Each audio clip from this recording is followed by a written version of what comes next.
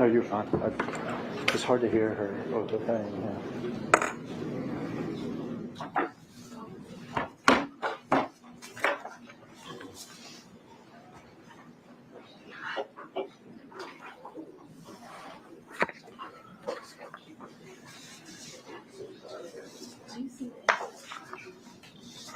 Wait 1 second.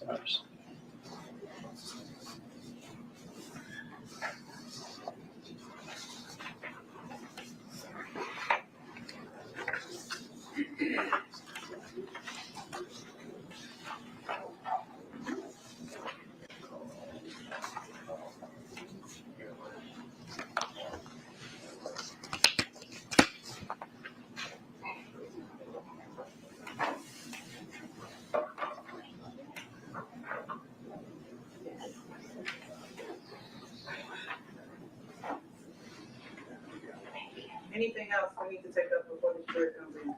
No, Your Honor. The next witness is Terrence Dabney, who is a case officer in the case, and both parties, I think, are going to use him as a witness with regard to various of the crime scenes and various of the videos and evidence. So I do expect him to be a rather lengthy witness. See you here back. You want to go ahead and call him? You can bring the jury in. That's fine.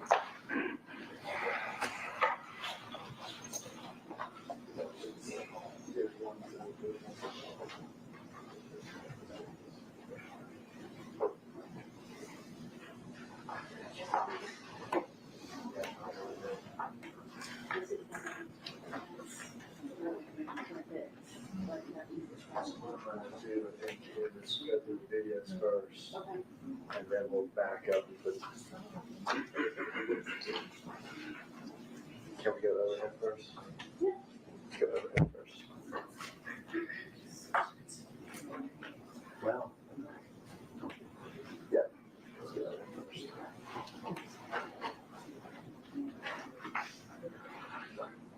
Would they just switch back and forth?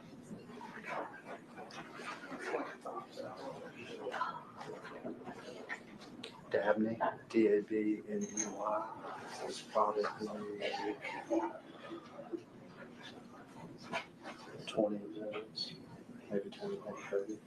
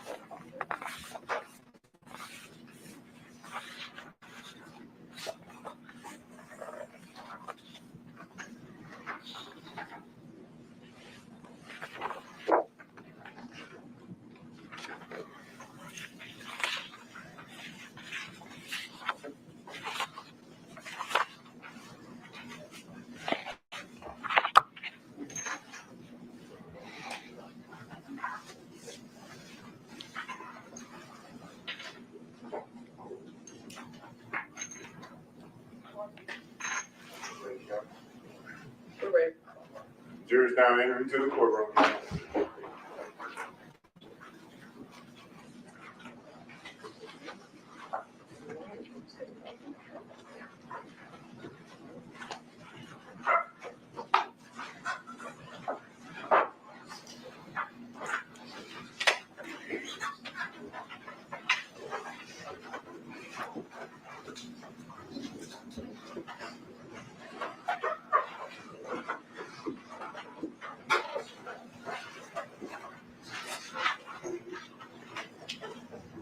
Good morning. Good morning. I hope everybody had a good night. State call your next witness. Terrence Dabney.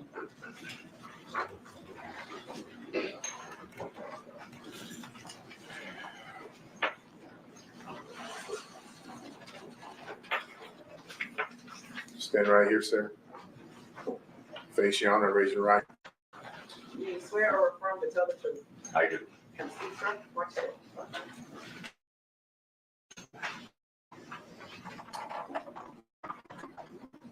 All right, tell us your name first. Terrence Dabney. And spell your first name for the court reporter. First name Terrence, T-R-E-N-C-E. Last name Dabney, D-A-B-N-E-Y. Looks like, or I know that you're doing good and bad at the same time. First, the bad, what happened with your arm? Okay. So you probably are going to be up there for a little while. All right. Going to run through some of the various crime scenes, some of the various aspects of the investigation. So try to get as comfortable as you can, even with your arm. But I know you're doing good now too, because you're retired. Is that right? That is correct. Retired from MPD. That is correct. How long were you with MPD? 26 years. So 26 years. I say you earned it.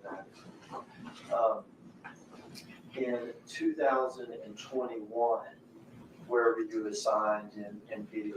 I was assigned to the homicide. All right, and what did you do in homicide back in 2021? I was an investigator in the homicide.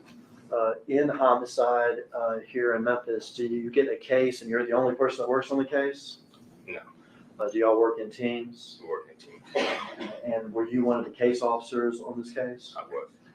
Would you assign and delegate people to do various things in the investigation? I do. Delegate people. You're actually from Memphis, aren't you? I am. What neighborhoods did you grow up in? I grew up in Claiborne Homes, Castaic. And Claiborne Homes is downtown Memphis. Correct. And in the Castelia neighborhood. Yes. And we've heard some testimony about the Castelia neighborhood. Mm-hmm. Did you know Dolf at all? No. Older, is that right? Older, much older. All right. November the 17th of 2021, did you have occasion to be brought in with regard to a homicide call? I was. Specifically to an address on Airways, Makita's Cookies. Great.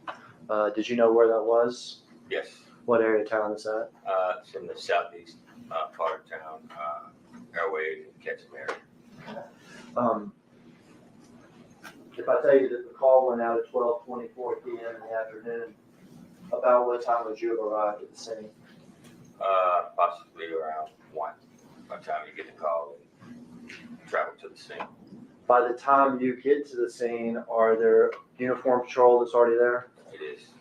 Are there medical personnel, things like that Yes. already there? Yes.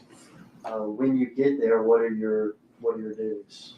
My duty is to gather the fact information from the boarding officers, delegate other investigators to do, canvass the area for video and just handle process the scene.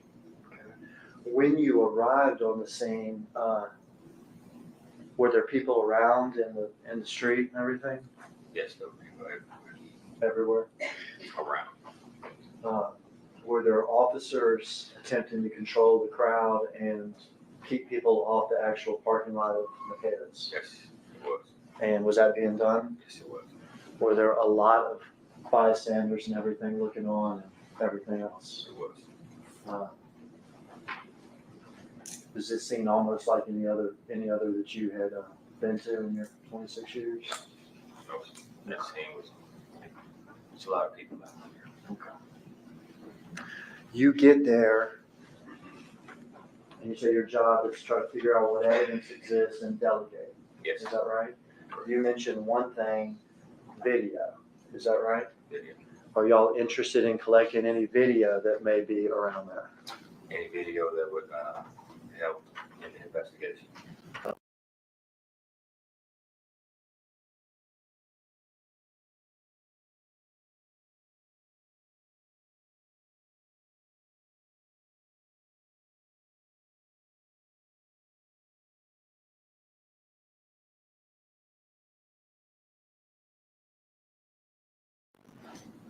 did you delegate a crime scene detective to collect physical evidence and document physical evidence? We did. We had collecting and processing. And did they also take pictures of the scene? They did. Would you have delegated or interacted with any of the witnesses who were on the scene? Yes. Witness victims. We have investigators to take them down to headquarters and take statements. Okay. And without getting into what these people, said, did y'all talk to Marcus Thornton, Dolph's brother? We did. Did y'all talk to the cashiers there at Mercatus? We did. Did y'all locate any other witnesses right there in the surrounding scene that had information? No. Video, crime scene, locate whatever witnesses we have. Correct. That address on Airways is Mercatus Cookies. You described the area of Memphis is in, that's in Memphis, correct? And is that also in Shelby County? It is. I'm going to start with the crime scene there. I'm going to pass you a series of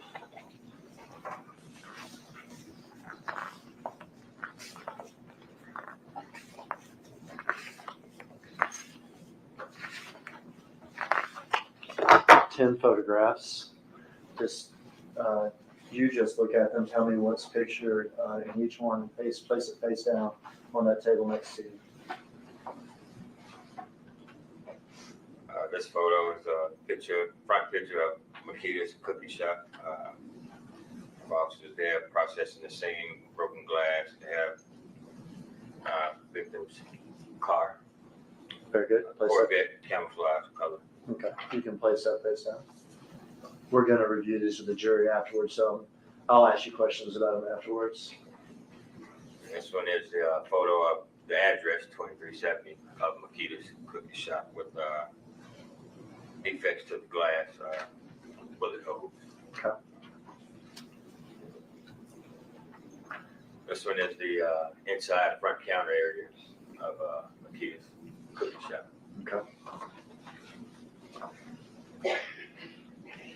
This one is another front view of the cookie shop, Makita's cookie shop.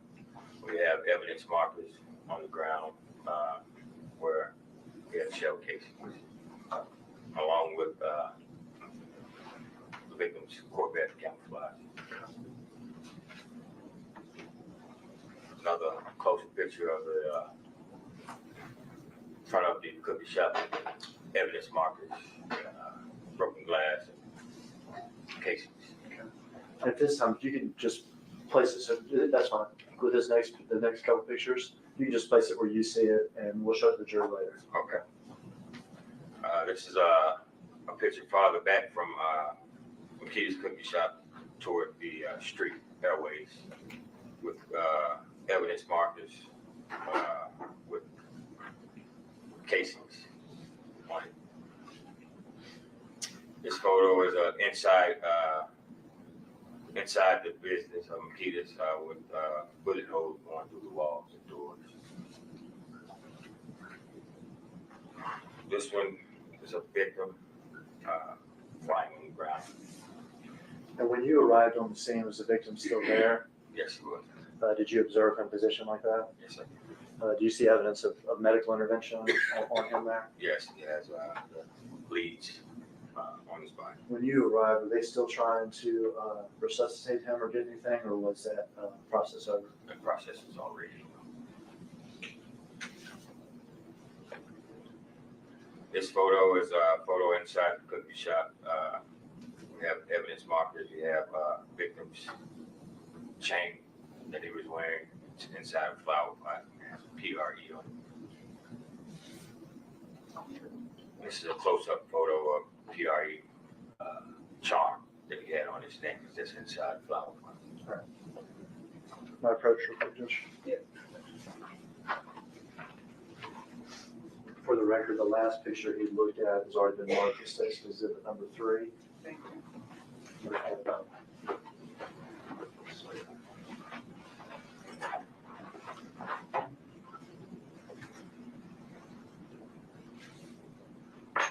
All right, this first photo is, has been described as the front of the accused cookies with the victim's car, a couple of officers in the scene. We'll mark this as exhibit number 28.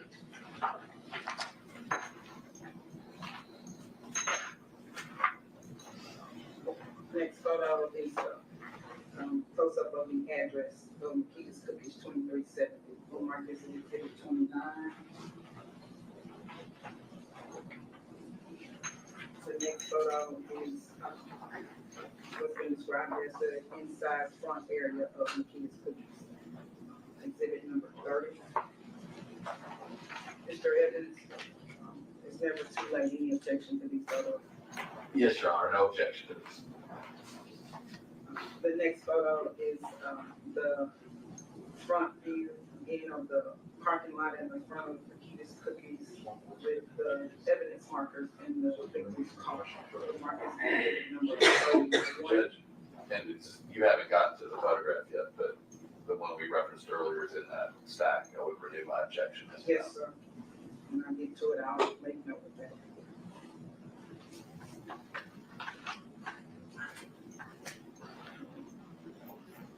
The next photo has been described as a closer picture of the front of Makita's Cookies with several evidence markers and glass and defects to the window. We'll mark this as exhibit number 32. The next picture is the front of the shop with the victim's car and evidence markers. It's a further view. It's a picture that's taken a little further out. We'll mark this as exhibit number 33. The next pic is the inside of the building with the picture of the restroom door with the bullet holes in the door. We'll mark this as exhibit number 34. The next picture is a picture of the victim, lying on the ground with markers of evidence of life-saving measures in front of the window. We'll mark this as exhibit number 35, and note for the record, there's been a previous motion for the court to exclude that picture under Rule 403, and the defendant still objects to that program. Mark that as exhibit number 35.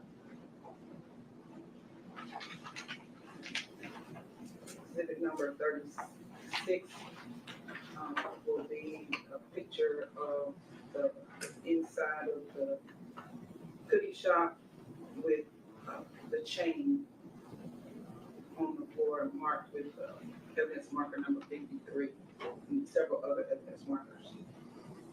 This is exhibit number 36.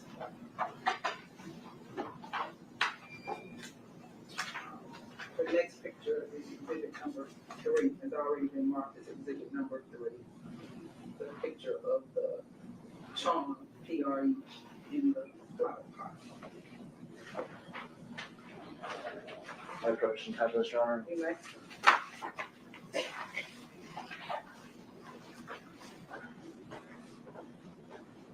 Mr. Dabney, we're gonna show these to the jury and ask you some questions as we go, okay? Yes. You need a pointer. Supposedly, this one right here works. We'll see.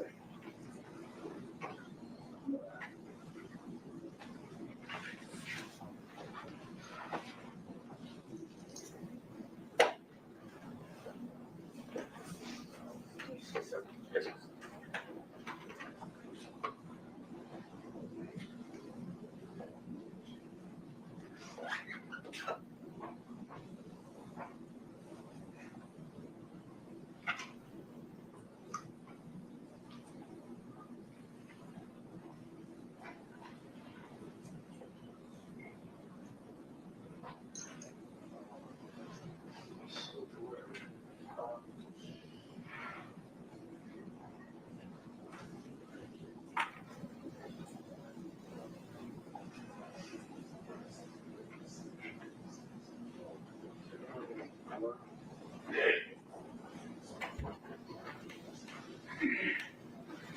so blurry on the overhead. Maybe we resume the lights.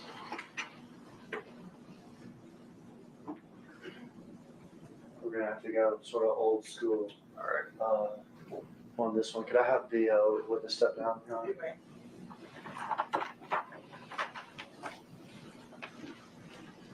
Hold this here. We'll start standing here, and I'm gonna ask you some questions about it, and then you can walk down and display it to everybody. After you testify, maybe we'll pass them as a statement over to the jury. Okay? Oh, it's hard for you to hold up, isn't it? But then, or am I? I'll swear. Okay. Tell me what we're looking at in this photograph here. This is the front of Makita's cookie shop here. You see the name there. You see officers in and out processing the scene. And that's Adolph Gordon's Corvette, the camouflage color. Okay. And if I'm interested in this area here in front of the store, in front of this glass window. Those were bullet casings in glass, broken glass on the ground. Okay. And in particular,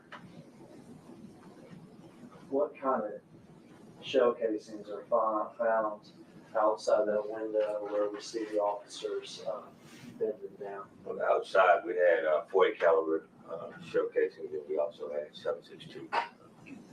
Okay. And let me ask you about that. Is that two entirely different calibers? Yes, Two entirely different sizes? yes. Is 40 caliber characteristic of a handgun? Characteristics of a handgun, it is. And then is a 7.62, is that characteristic of something else? Of a assault rifle. That's all right. Okay. And did you watch the video obtained from McKinnon's? I did. Is it clear that one suspect is firing at what you would call an assault rifle? It is. And is it clear that the other one's firing what you characterize as a handgun? As a handgun, yes. Mr. Harriman, Yes, ma'am. it never fails that something goes wrong with our tech. Is that your tech person that just came in? She is. Can you We'll see how we do help here. you I would prefer that we just Yes. see. so we can all see what's going on? Because I was gonna have to get over there, and Mr. Evans was gonna have to get over there, so.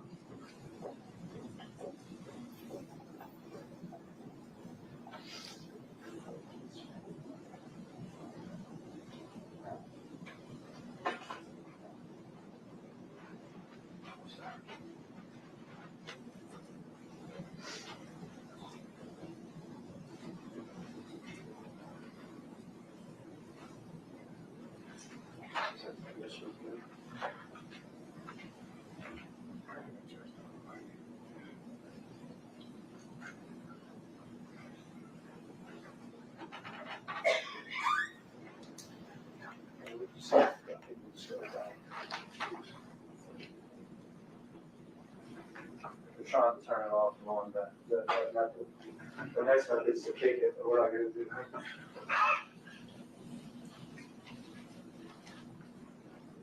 Technology is good, but we get used to it until it doesn't work. And then, yeah. Oh, that's good. Oh, that's real good. That's real good. What don't you do? Turn it off. The on and off thing worked. Is that picture you're just looking at, right? You have to see. That's much better. Don't go far. I was asking about this area right here, is that correct? Correct. And you said that we found two types of casings in that area? Two different types. We had 40 caliber casings, and we also had 7.62. Okay, 40 caliber is the handgun case and 7.62 is that assault rifle casing? It is. And this is the victim's car, is that right? It is. And this is where we walk in and out of the business? The entrance. And this is a little side area? It is. And later, we're gonna see the victim lying in this little side area, is that right? That's correct.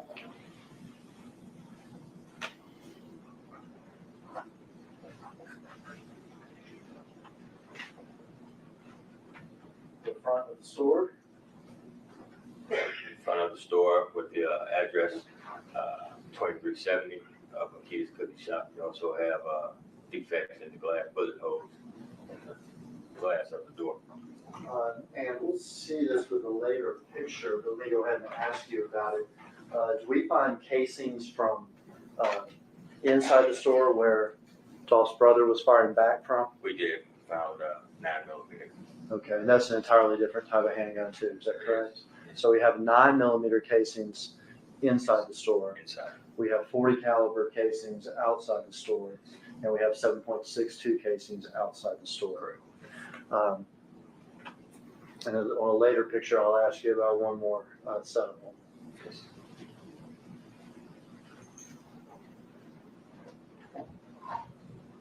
Counter area of the store.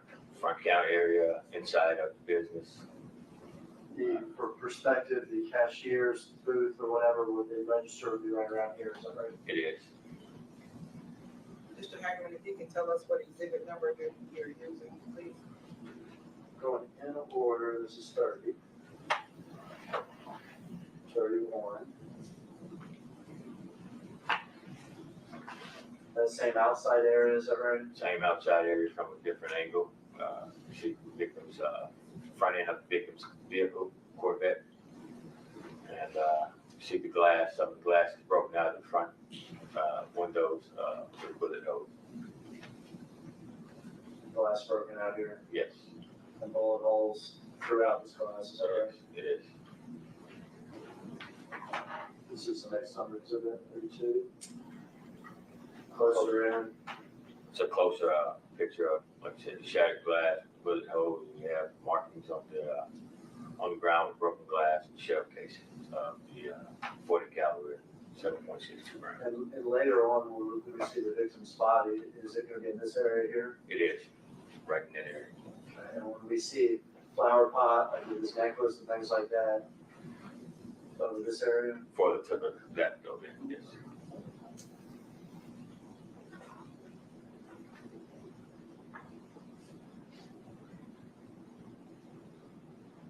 This view is a view that's farther back from the entrance of the business of Makita's. On that ground there, it's closer to the street of airways. On the ground, you have evidence markers with shell casings there. And we found 2.26 rounds. 223 maybe? 2.3, I mean. I'm sorry. So if we're gonna, I think now we've accounted for all the casings. Yes. So let's start from inside the store. There are 9mm casings from Dolph's brother, is that right? Inside the business. There are semi-automatic 7.62 casings from one of the shooters. Correct. There's 40 caliber casings from another of the shooters. Correct. And then there are these 2.23 casings, and is that a type of semi-automatic weapon Yes, it is. from Dolph's brother as he runs out? That's right. Yes. That's exhibit number 1. That's exhibit 33. Thank you. This is 34. What are these things? That's inside of the business. You have a door, entry door into the bathroom. It leads to the hallway that leads to the bathroom. It has bullet holes and shattered glass on the door. And perspective from inside the store, the register's over here. Correct, it is. We're about to see a picture of the victim's body, and it is going to be in the area of this little side area, is that right? Correct.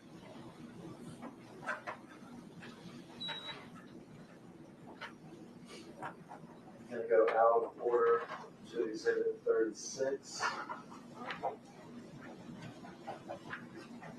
It's just that little side area. That's the little side area we referred to earlier. We have the flower pot there with his charm off of his necklace. It says PRE. His necklace is down toward the bottom of the photo. And then Your model is 53. and if we were to come this way down a little bit, would we see the victim's body? We would. Close up, already marked, says exhibit 3, the PRE charm or whatever. Yes.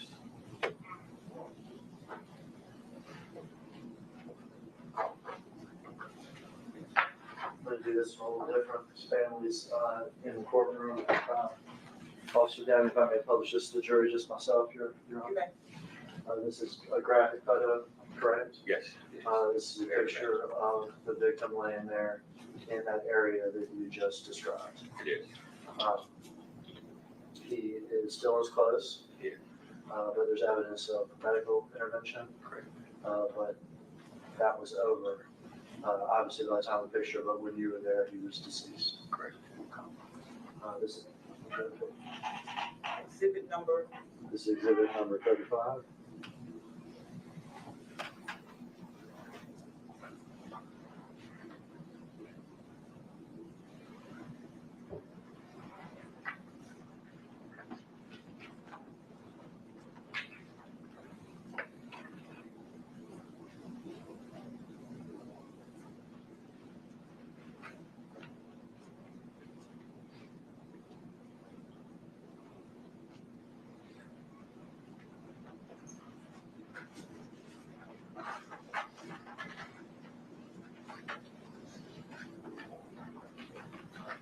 Y'all obtained the videos from out there, We did. and were you able to view those that day? We did. Let me show you a still shot from the video, ask you if you recognize it.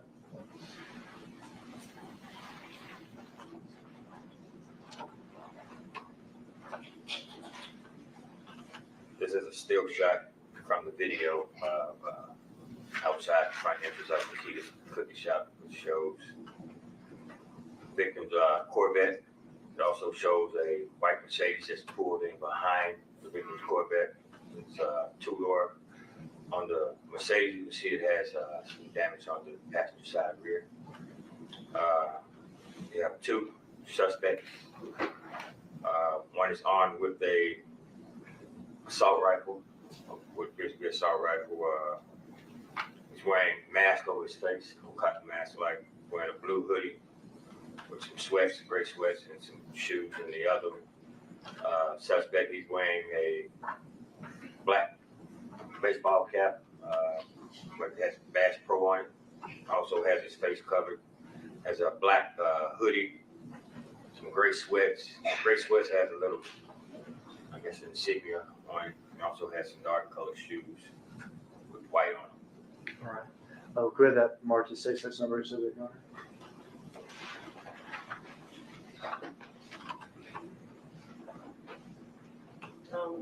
the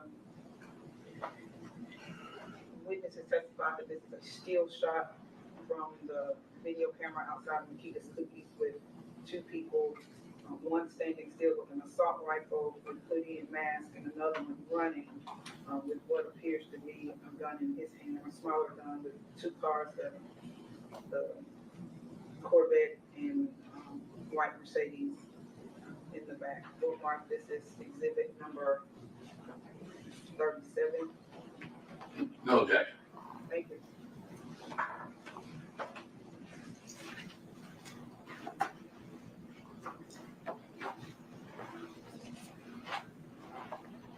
I could already tell that when I handed it to you, I just said still shot. You look at it like an investigator, telling me details that, I guess, attitude. Is that right? Yes. This is exhibit 37.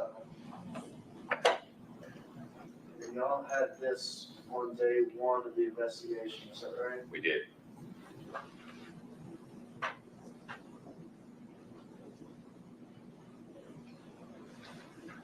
First thing you mentioned, I think, was one shooter with, is that an assault rifle? It is. And would that be consistent with the gun that shoots those 7.62 cases? Correct. This window, is that the one you saw busted out with the pictures that we just saw? It is. With the victim lying here? Yes. And this would this be that side area of the store? It is. From that first day, y'all would have this image of the suspect with the 7.62, is that right? It is.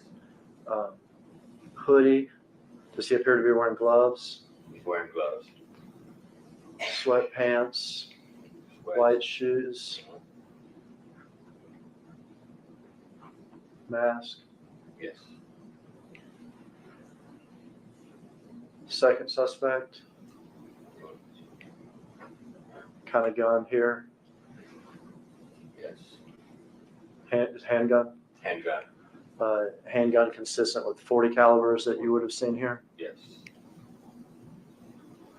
We're still operating with some blur, but gray sweatpants, is that correct? That's correct. Black shoes, white soles. Yes. Better in the picture than it is on the overhead. You said something about a little white insignia, is that like correct? a little insignia designer on the sweats on the side there. Let's see there. I'll put the cursor on it, covers it up. We'll pass this around in a second. Black hoodie, Black hoodie, mask, mask, gloves, gloves, Bass Pro hat. Bass Pro hat. Suspect vehicle, Yes. what kind of car is it? It's a Mercedes-Benz Color, white. and you see it better in the photo than on the overhead, but what'd you say about this back It area? has here? damage to the rear passenger side. And these details we just went through, why are those, were those important to you that first day? Yes. And why is that? So we can, be on the lookout for that type of vehicle with the damage that it has to it. Okay, because that made that vehicle distinctive. Yeah, stand out. Would it be fair to say that there's no still shot or camera angle which you can actually capture the suspect's entire faces? No. So from the first day, you did not have any type of facial identifications or anything of the two shooters. No, we do not. But you have clothing descriptions, Clothing description. gun descriptions, Gun description. and suspect vehicle. I meant to ask this earlier, but it makes sense now. So assault rifle like this can shoot 7.62 casings, is that right? A handgun like that can shoot 40 caliber casings. It can. If I've got casings that have been fired, and then I actually recover the guns, can I compare casings to guns to tell you, that 40 caliber casing came from that 40 caliber gun? Yes. We see that on TV sort of all the time. Is that right? Yes. Is that something you do, or is that something that's done by other people? It's done by other people. Is it first done routinely by a computer system and microscopes and stuff like that? Yeah, it's just entered into the system that way. Okay. And then later it can be sent to TBI or FBI or whoever to confirm that? Yes. Is that right? Okay. In this case, did y'all ever recover handguns? Did you ever recover the murder weapons in this case? No, we did not recover any. So you never had any guns recovered that matched these shell casings? That match those showcases.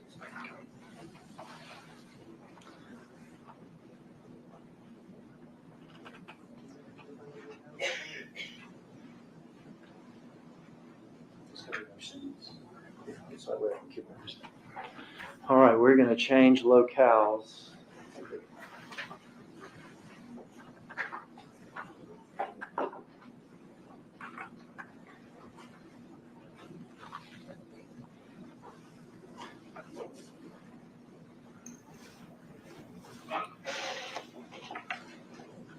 We're going to change locales here to an address, Haven Court, in what used to be the 2-lane apartments. Yes. Okay. How was it that y'all became interested in that location? We were on the lookout for white expedition. Okay. At some point in this investigation, without sort of saying what the tip was or anything like that, was y'all's attention called to a white expedition? It was. And did that cause y'all to go to what was called the 2-lane apartments? Yes. And what did y'all do when y'all got the 2-lane apartments? We watched video. Okay, did y'all take video from the 2-lane apartments? 2-lane apartments. Okay, and that's the address on Haven Court. Haven Court, yes. I think we do need to play the Haven Court video. We're going to get that video ready to play for you, Detective Dabney.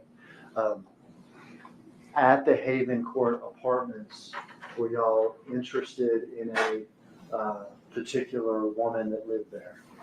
Yes, And was that Kiana Hopper? it was. And is she related to anybody involved in this case? Yes, it was discovered that she was related to someone. Was it discovered that she was Justin Johnson's cousin? Yes. All right, got the video ready now.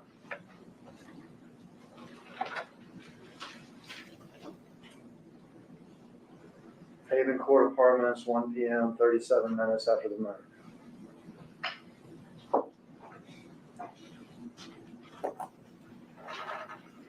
For the record, this is Exhibit 5 that's held open for all the video shot.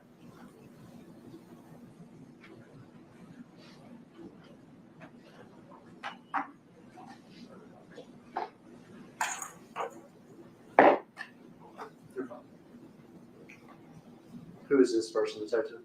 But that would be the cousin, The cousin? Kiana.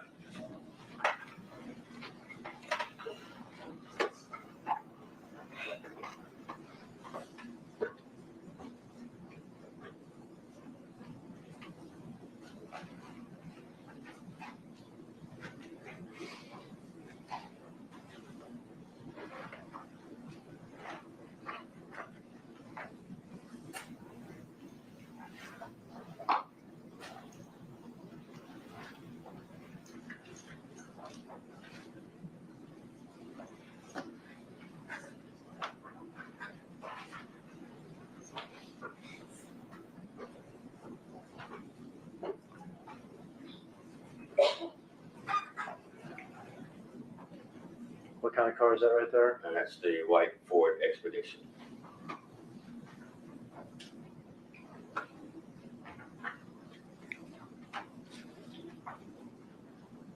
Kiana?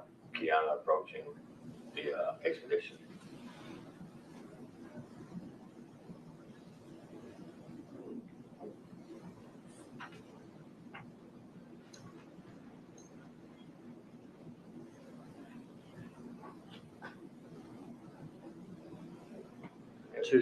Two men outside? Go ahead. Outside. Go ahead, detective. Were you interested in those two men? Yes, it was. Tell me why you're interested in those two men. And the clothing that they have on, you see the dark sweatshirt, the gray hoodie, the black hoodie with gray sweatpants, shoes, matching the description of the suspects that were at Makita's Cookies.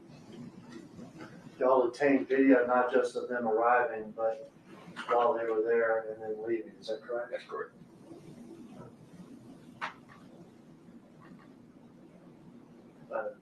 Before they leave, little videos. They arrived 37 minutes after the murder.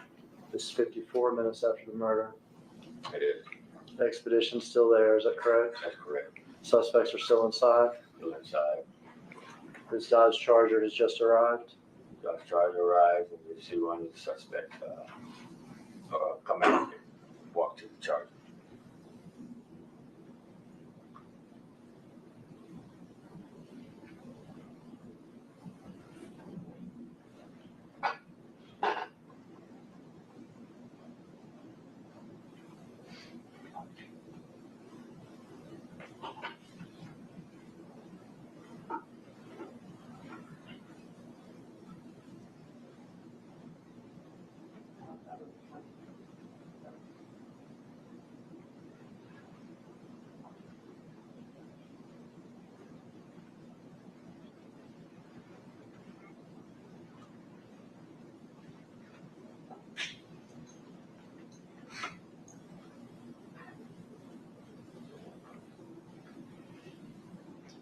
Yeah, you can see. Charger just sort of repositions, but this man came outside. Is that right? Yes. Came out, walked to the rear of the You're interested in this man? Yes. Sweatpants? Sweatpants, black shoes, white soles on. Coming into the car.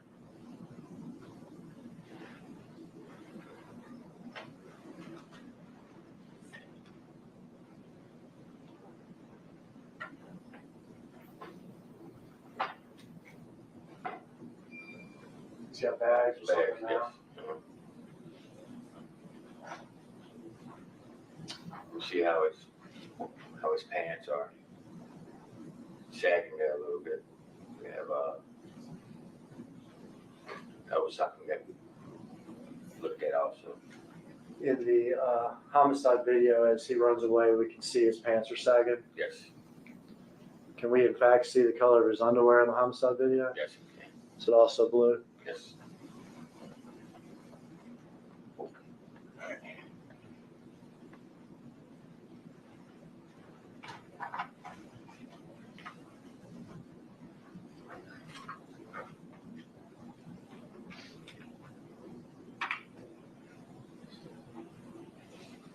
He gets into it and shuts the door.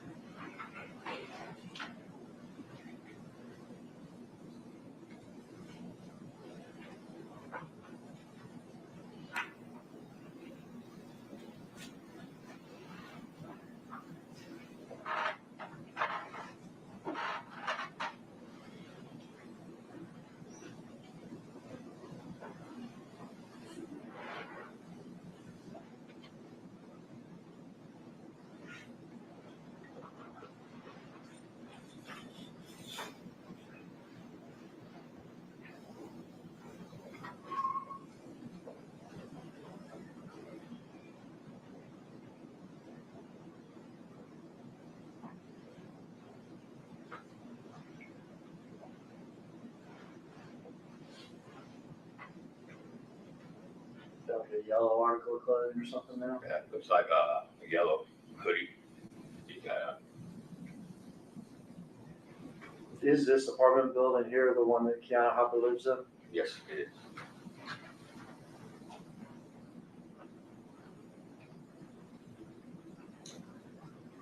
In a video of the movie. We're now 93 minutes after murder.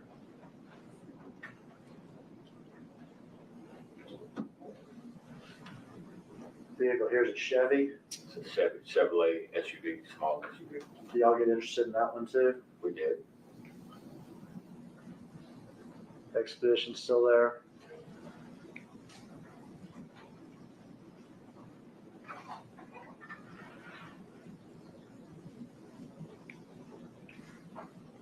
You had a yellow article of clothing when you left that Charger. Yes. It's what the one that he got out of the Charger.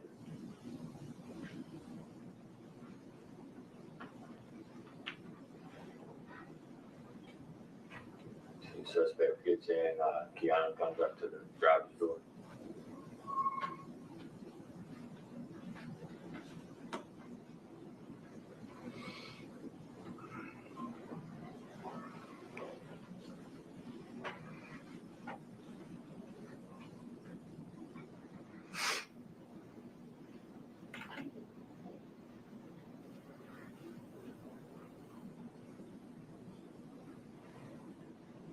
other suspect has walked off camera, is that right? He walked out of view to the right, of the video there.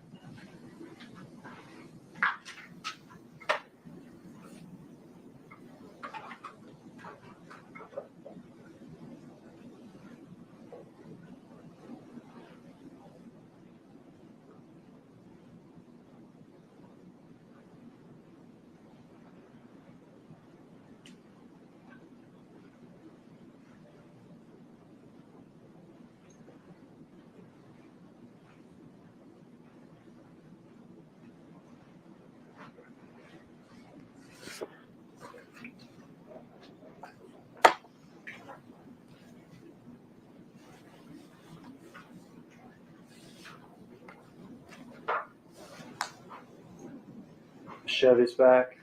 Correct.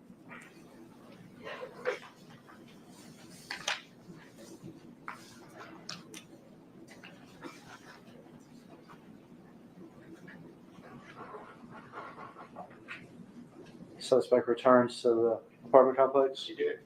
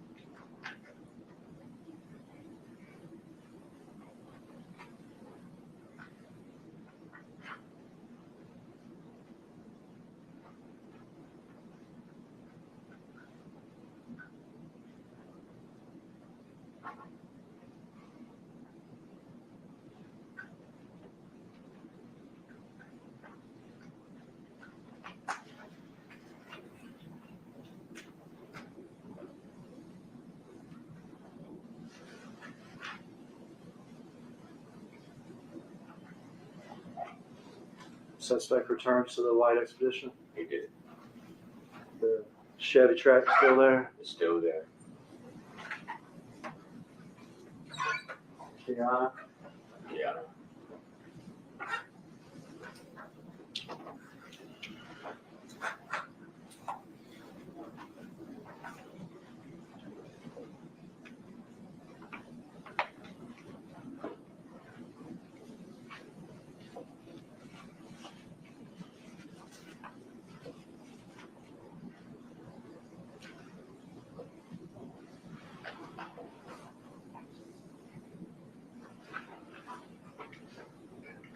He's leaving and he's shut legs.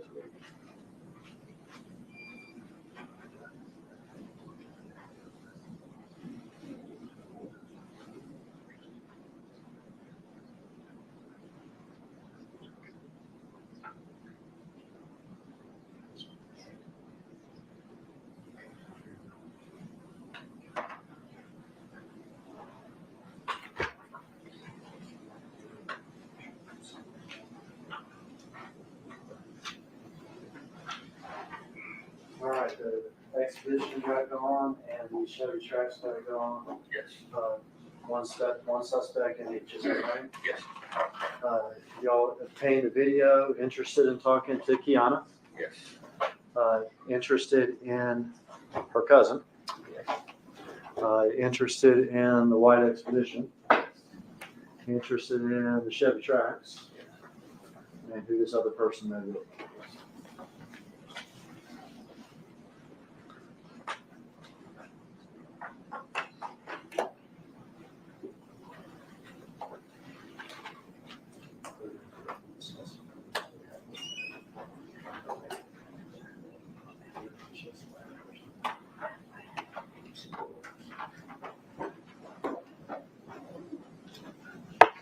We are going to move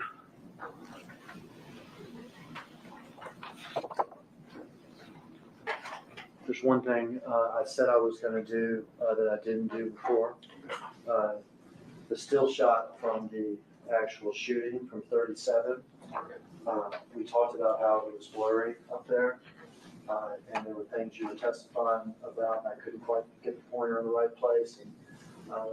And one of those was the fact you said there was a little insignia or something on the left thigh area of the sweatpants of the shooter who has the Bass Pro hat on. Is that right? Correct. If I could pass this around to the jury, Your Honor. It's hard to see on the other end. Okay.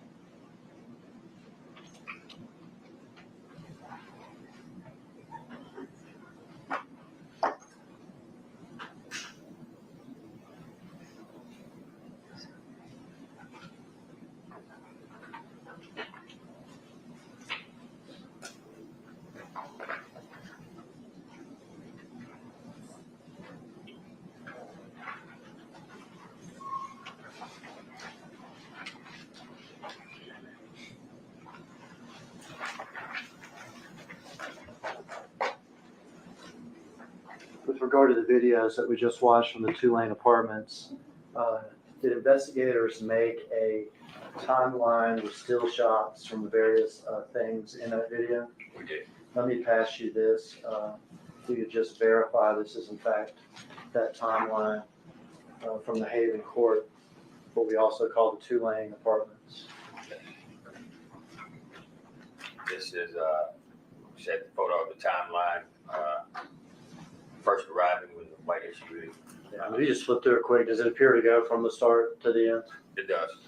Start to the end. Another one where Keanu had walked out and walked back to the expedition. Also shows the two suspects getting out of the expedition and walking toward the front of the apartment complex. This one shows them inside the apartment, going inside the apartment. Also shows the Charger pulling up. Shows one of the suspects walking out to the Charger and getting to the rear passenger side of the vehicle. Shows suspects retrieving plastic, 2 white bags, then get inside of the rear seat of the Charger. Once he exits the Charger here, he's getting out with the 2 bags and a yellow hoodie in his hand and walk back toward the apartment complex. This one shows 2 suspects exiting the apartment complex with one with the yellow hoodie, one with the black hoodie, carrying bags, and Keanu is also with them. They walked up to one of the suspects walked and got into the white expedition, the other got and walked over to the Chevy track. You know, we pose that as a collective exhibit. You can paperclip it or something, it's in order, so we could, Okay. could keep it like that.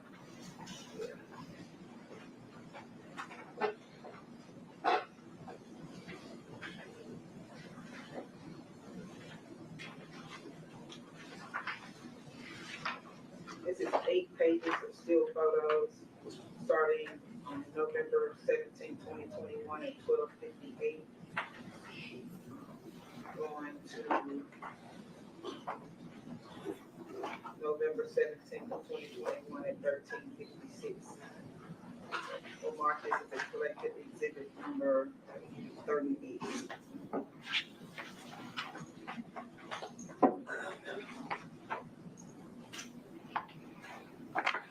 All right, we're interested in Kiana's cousin, we're interested in a white expedition, we're interested in Chevy Trax. But is there other stuff going on in the investigation too? Yes, Does tip come in with regard to a white Mercedes? it did. And does it call your attention to a particular place? Yes, it did. A small street in Orange Mound, Yes, Bradley Street, is that correct? correct.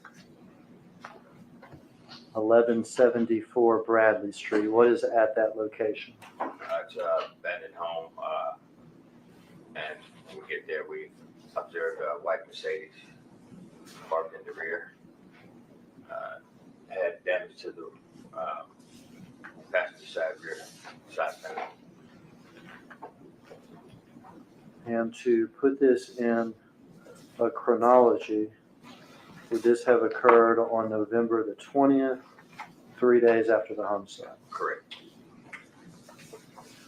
And it would be fair, would it be fair to say that 3 days after the homicide, behind that abandoned house on Bradley, y'all found the murder? We did.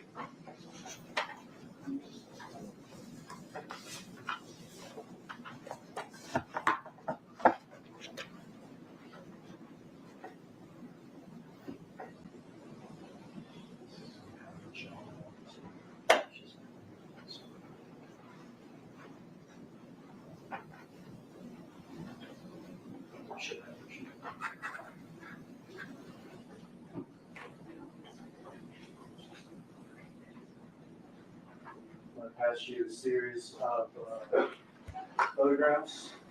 A couple of them, as you turn them over, a couple of them have been introduced already into evidence. So just read that number. Otherwise, just put them all face down on the table.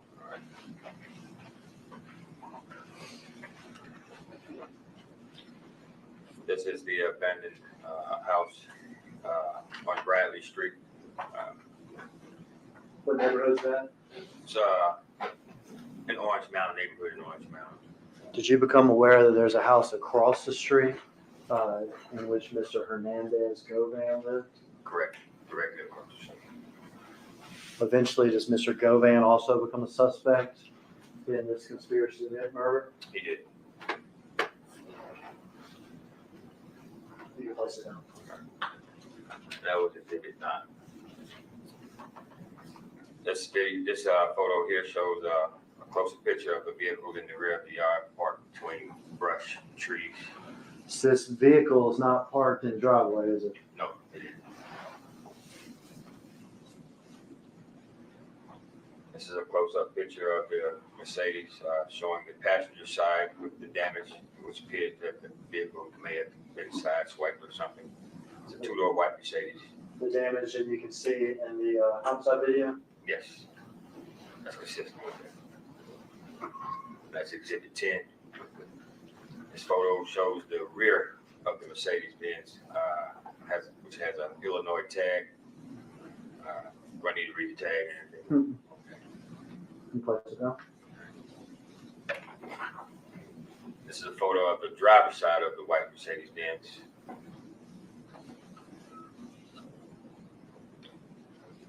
And this is a photo of taken from outside of the Mercedes being on the passenger side that shows the inside of the rear seats with a Mississippi DeSoto County tag on the rear seat. It has like another license plate on the inside of it. Yes, Maybe even a couple, we'll see. yes. This is a photo of the passenger side of the white Mercedes Benz, which is being processed in crime scene tunnel. Okay, so y'all take that car from the scene to the crime scene tunnel? We did. And it also shows the damage to the rear passenger side, which is consistent with the suspect vehicle and video at the keys. And this is a rear shot of the white Mercedes, the trunk area after being processed. Another photo of the Mississippi tag, close-up picture that was in the rear seat of the white Mercedes-Benz. And these are photos of 2 Illinois tags, license plates that were located inside of the white Mercedes-Benz. 2 more license plates. 2 inside more the license car. plates, yes, Illinois.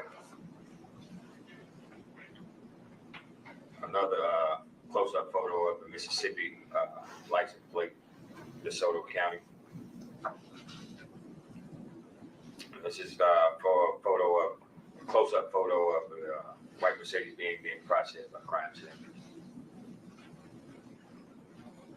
This is the driver's side door of the white Mercedes after being processed. Has the letter A written on it. The letters that we're going to see written on it, like A, B, and C, is that something else crime scene people do? That is. This is the photo of the driver's side rear side panel, which is indicated by the letter B. It's written in yellow after being processed. This is the passenger side door, and after being processed with the letter D written on it. And this is another close-up picture of the white Mercedes after being processed with the letter E written on it. And this is the a photo of the white Mercedes being on the passenger side after being processed. I wonder if we'd offer those in evidence as state's next number exhibits. No objection.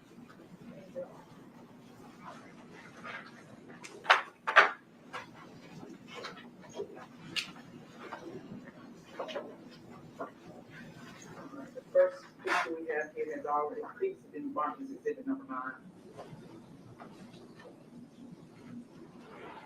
The next picture is a picture of the rear of the Mercedes-Benz parked in a yard, kind of a wooded area. We'll mark this as exhibit number 10, maybe 39.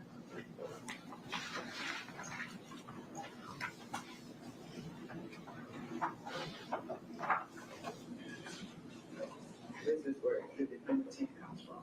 The next photo has been previously marked as exhibit number 10. The next photo we have here is the rear of close-up of the Mercedes with the Illinois tag. We'll mark this as exhibit number 40.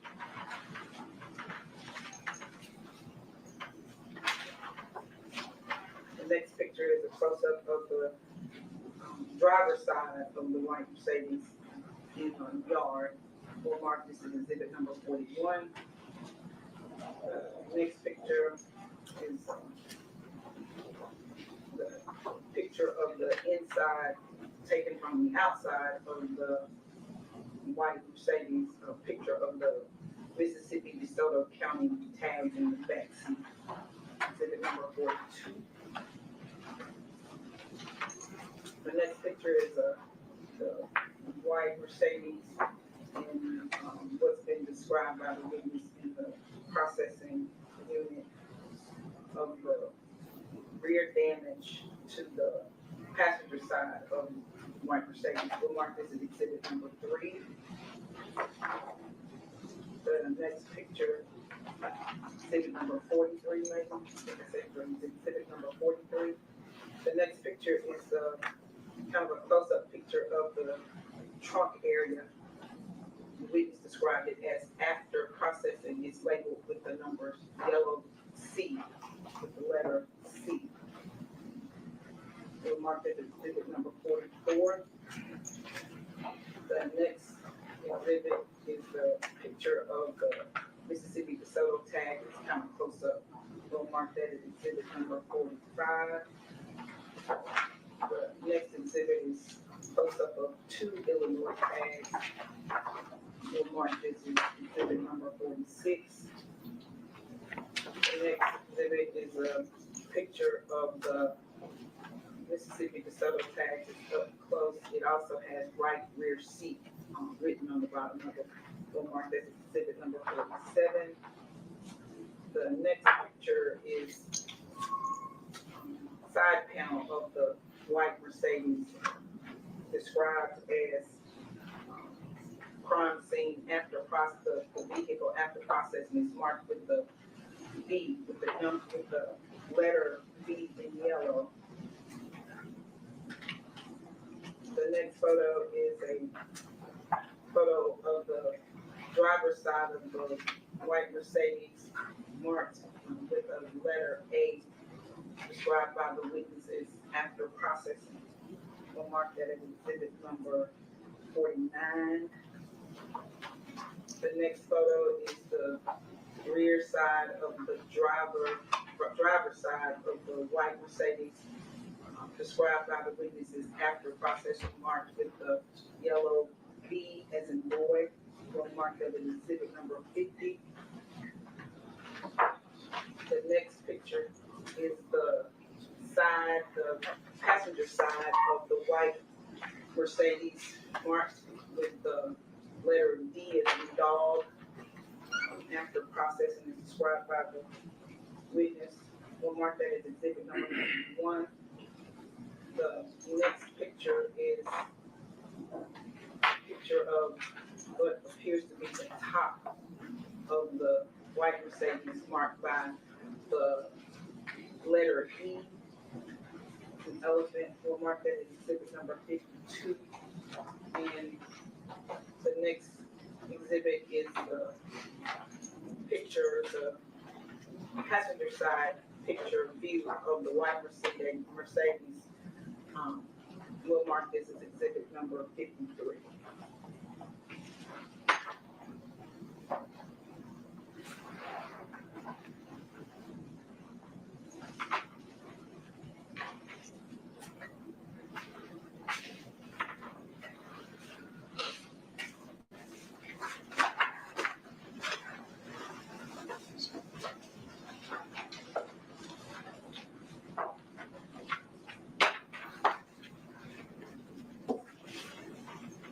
This stays exhibit 9.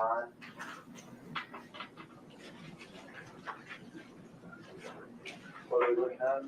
Looking at the front of the house, also on the left side there, you can see back in the wooded area, the tree line. That's where they parked the. That's where we located the white Mercedes-Benz. That's on Bradley. I can see some homicide Texas walking back here. Yes, that's the area parking. Car sitting back here somewhere. Yes, House on Bradley. that's on Bradley. A vacant abandoned house, is that correct? That's a vacant. Yes, it is. We go across the street. I got Hernandez Govan's house. Correct. Is that correct? Directly across. I know that y'all are big on video. I've seen y'all, pull it from Michaelis, and I've seen you pull it from Tulane. Did y'all canvass this area, this neighborhood, for any possible video? We had investigators who came to the area for video, and none was found. No video on Bradley Street. No video located.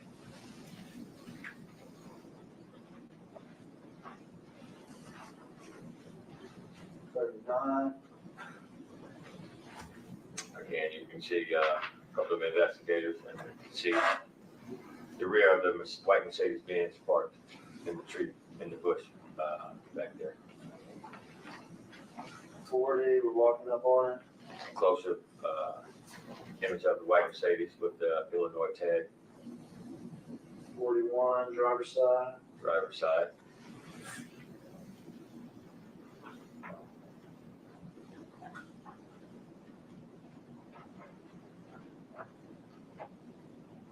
We're looking inside of it. It has like a license plate inside of it. Correct. It has a Mississippi, DeSoto County license plate on the passenger rear seat.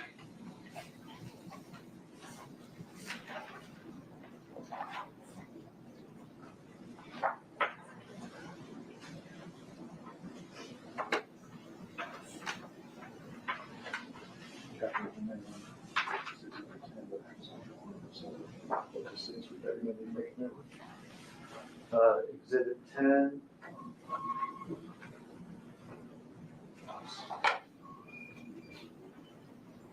That's the passenger side view of the Mercedes-Benz. You can also see the damage there going down the passenger side of the vehicle, especially on the rear side panel.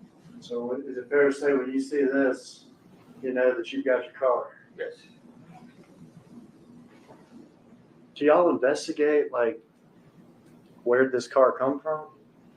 Yes, we would check the VIN, or license plate. Did y'all in fact find that the car was taken in a carjacking in Memphis a few weeks before this crime? We did. Did y'all in fact find that a suspect in that carjacking was Treon Ingram. Correct. And I'll say it here, that Justin Johnson was not a suspect in that carjacking. No. But car taken in Memphis a few weeks before, suspect Treon Ingram. Trey, I think.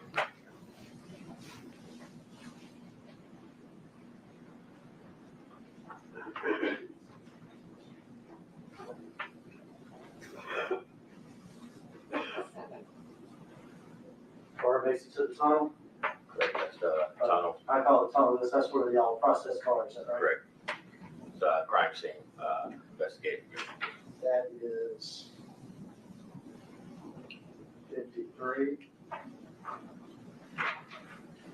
43. In the tunnel, now we can see that damage real good. Yes. Damage to the passenger side, rear side now.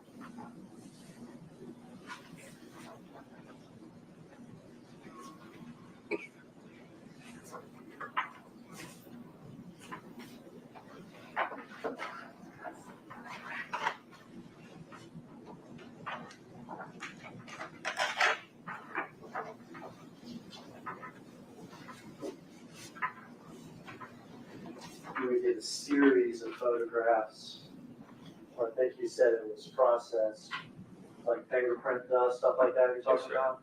Yes. And you said there were letters, that's like an A. Yes. Here we have back of the car B, closer up on that. I'm going, for the record. 48, 44, C, 51, D, 52, E.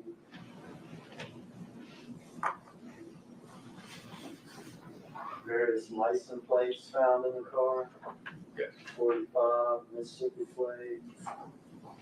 46, a couple of Illinois plates. 47, a close-up of that Mississippi plate. Now, processing the car, that's something the crime scene does, is that correct? It is. And they try to lift what fingerprints they have from the car, is that correct? That's correct. And then they try to compare those prints to any sort of known individuals that may be in the system or whatever it is that they have fingerprints for. It is. Is that correct? That's correct. And when you were you apprised that they were able to lift some prints from the car? Correct. That they were able to identify? Yes. All right. In particular, I want to ask you about these, okay? Okay. This is from the 2014 Mercedes. Prints lifted from the right rear quarter panel marked D. So we saw a picture of that, the back of the car, Yes. outside. Outside. Were found to be the fingerprint impression belonging to Cornelius Smith. Yes. Does that become a name you're interested in? Come to name we're interested. Because we got his prints on the outside back of this car. Yes. Prints lifted from the outside left door marked A. I think that's the driver's side door. We saw a picture of it. Belonged to Kiston Garner. Kiston Garden. Does that become a name that you're interested in? It does. More prints, this one from the trunk lid marked C, also belong to Kiston Gardner, is that correct? That's correct. And then we have some prints lifted from one of those tags, the Mississippi tag Yes. that we saw 2 pictures of. They also belong to Kiston Gardner. Yes. And then prints lifted from the rear quarter panel marked B and the outside left door marked A, and from a brochure, a bank brochure that was found in the car, all belong to Treon Ingram. Treon. Correct. A name that you're interested in? Yes. All right, so at this point, we have found the murder car. Yes. We have found prints from that car that belonged to Cornelius Smith, It is correct. to Kiston Garner. Correct. and to Treon Ingram. Correct. Do we also process or attempt to process the car for any DNA or blood or like fluid evidence? That's some crime scene officers would attempt to. Crime scene attempts to do that. Yes. And then if they're able to find anything or think they may have found something, would they send that then to TBI or anything like that? Yes, they would send it off to TBI. Are you aware that they found they were unable to find any DNA or blood or fluid or whatever evidence from inside the car? No, we wouldn't able to find it. From anybody? Did you become aware in the course of the investigation that the car may have been cleaned? Yes, during the course of that investigation.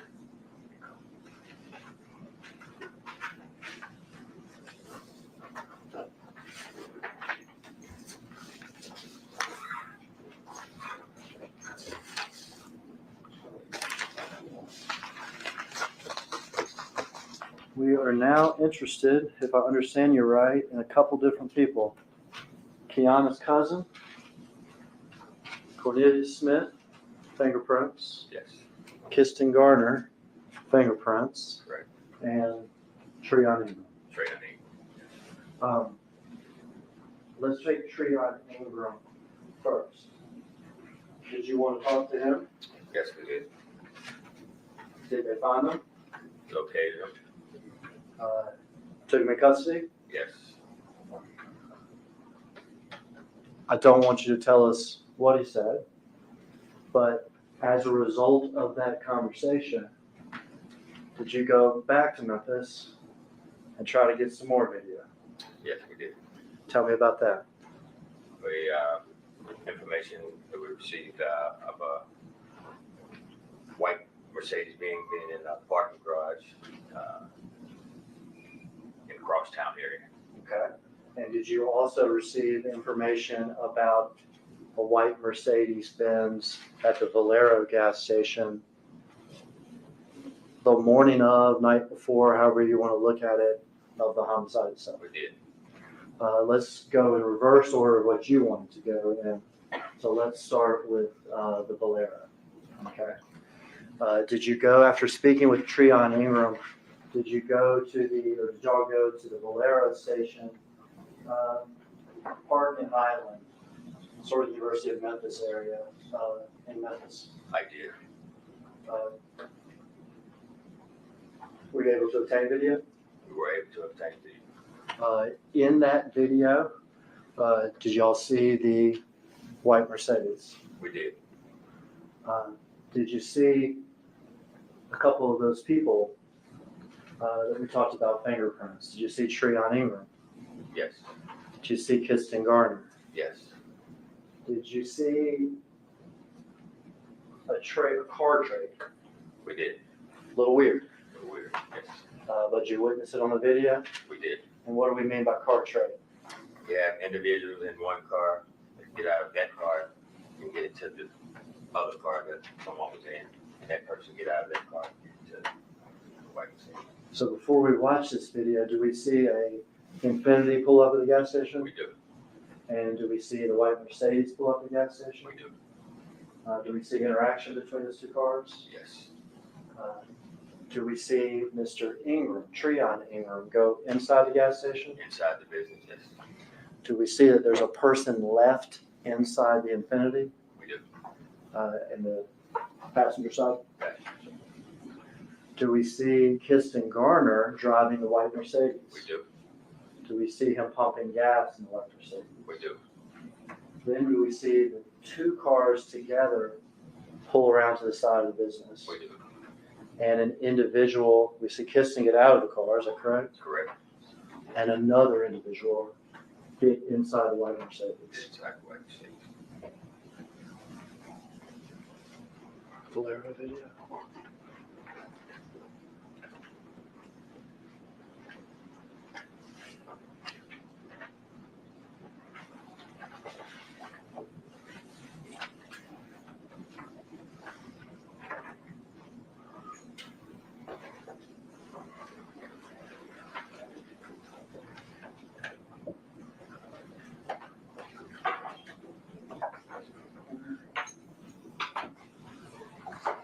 Start outside.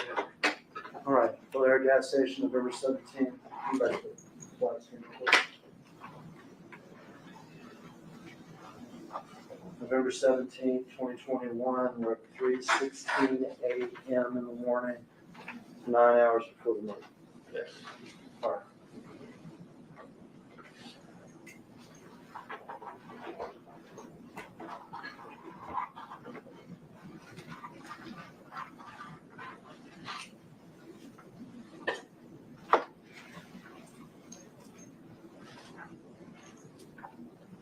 This car arrives, Yes. and then what is that?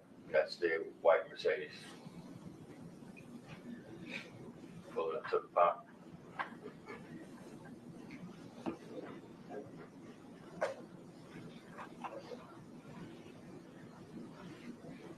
These two cars are the cars that are together? Yes, they pulled in together.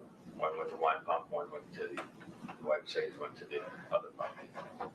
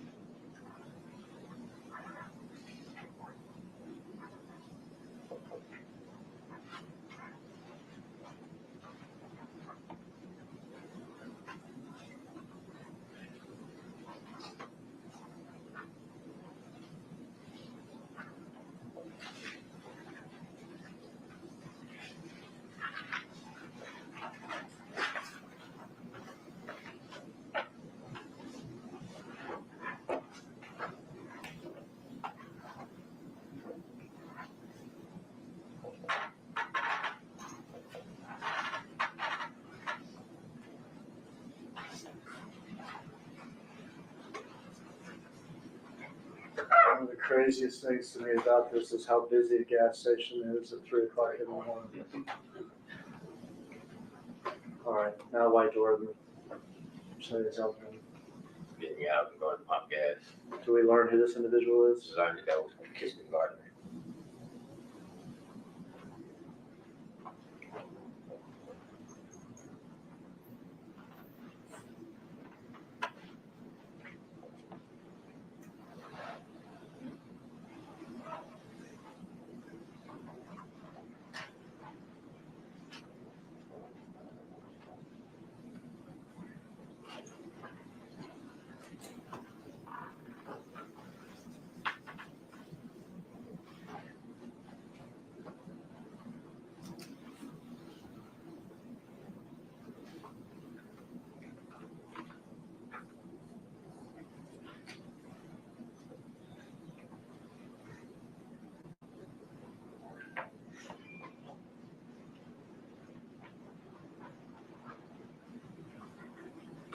These guys are coming back to the Infinity. Right. Only one of them got out of the Infinity, though. Right.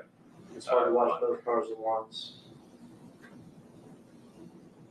Driver gets back in driver's side. What's he doing? He's speaking to someone at the passenger in the car. Okay, so there's somebody in this passenger side of this Infinity. Yes.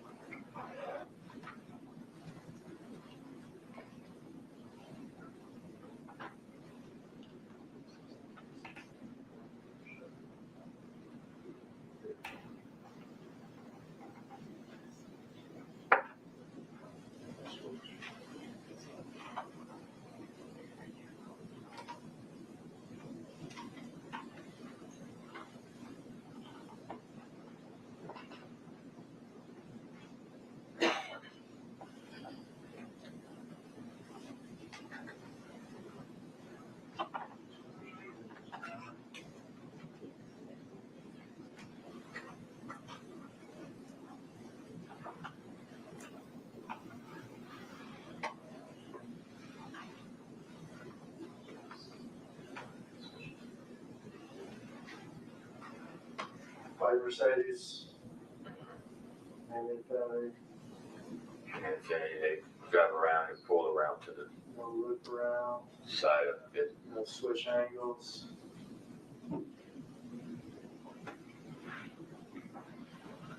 White Mercedes. Yes.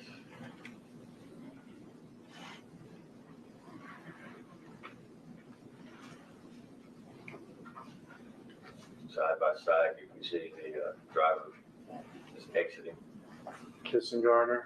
Gardner. Walks around to the passenger side.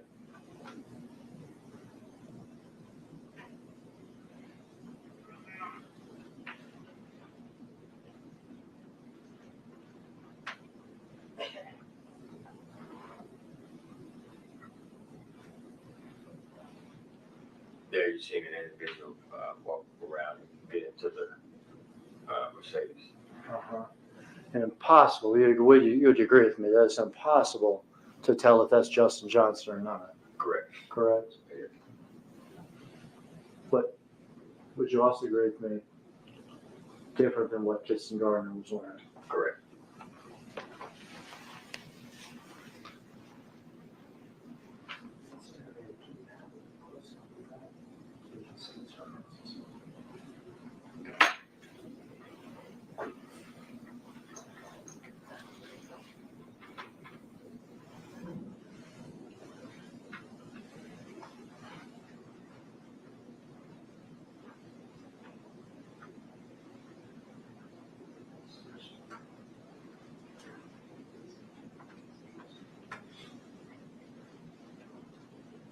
And there you can see both cars leave the area.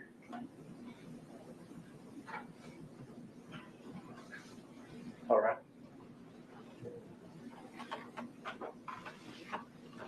And we also got video from inside, is that correct? That's correct. And we were watching, the passenger in that Infiniti never got out, is that correct? That we saw at the pump. No, never got out. Only the driver. You see him getting ready to enter the business. And Give me a second, gentlemen. there. Yes, And do you know who that person is, kind of with the fatter face? that would be Trayon Ingram. That's Treon Ingram. Trayon. We can stop it there.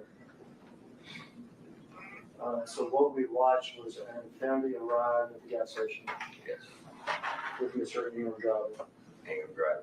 and Mr. Ingram exiting and going inside the store. Yes, That there was a front seat passenger of the Infiniti who we did not get to see on camera at the pump.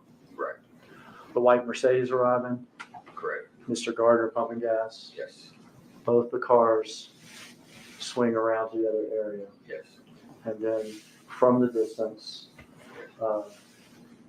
video of the driver of the Mercedes getting out and a different person getting in. different person with different clothes. Yes.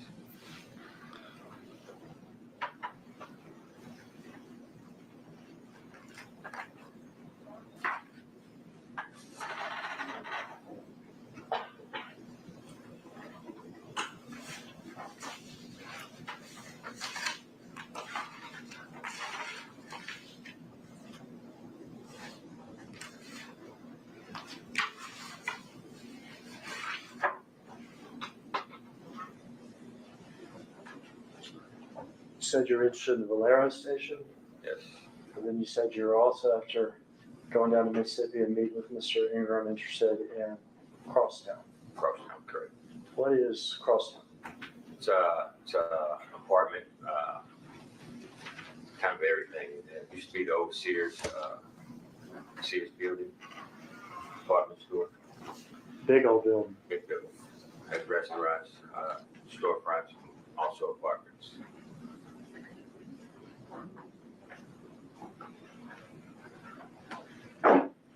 Did Kiana have a cousin that lived at the Crosstown Apartments? Yes, she did. I guess at the time, one that was living at the Crosstown Apartments. Yeah. And what was his name? His name was Justin Johnson. Justin Johnson. Did y'all obtain video from the crosstown apartments? Yes, we did. Video from the day before the homicide, 11/16, Yes. the morning of the homicide, Yes. and then the evening after the homicide. Yes. In those videos, will we see Justin Johnson? Yes, we will. Will we see him wearing clothing like the shooter? We did. Bass Pro hat, Bass Pro hat, hoodie, hoodie, sweatpants, sweatpants, emblem, emblem, shoes. white bottom. Will we see him arriving at Crosstown in the white Mercedes We do. with the body damage? With the damage on. Yes. Will we see him leaving less than an hour before the homicide in that outfit, in the white Mercedes with the body damage? We do. Now, y'all had also been interested in a white expedition. Yes, sir.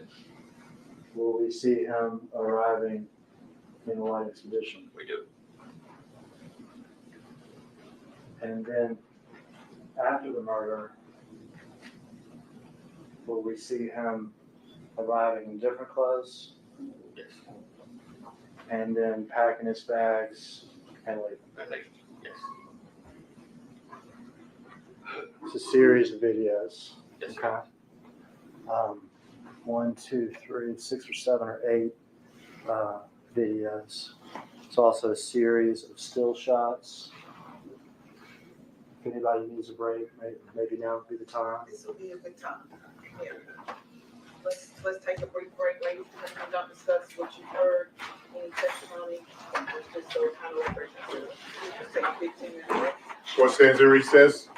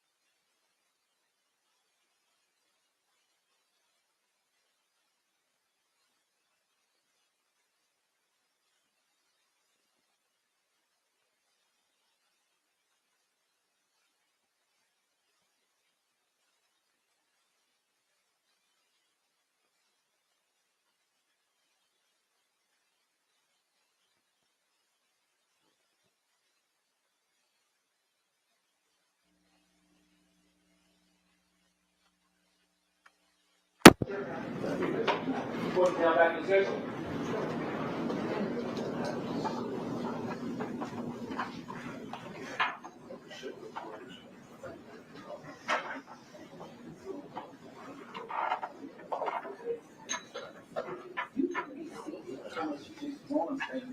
We don't have to sign.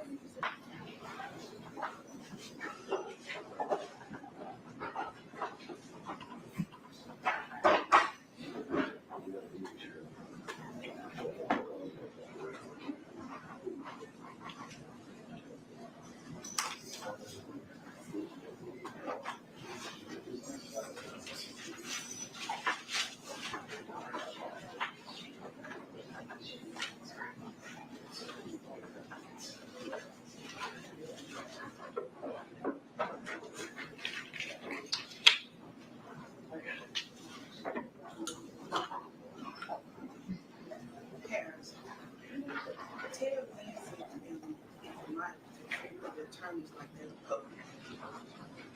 They put in making these attorneys, they make them attorneys.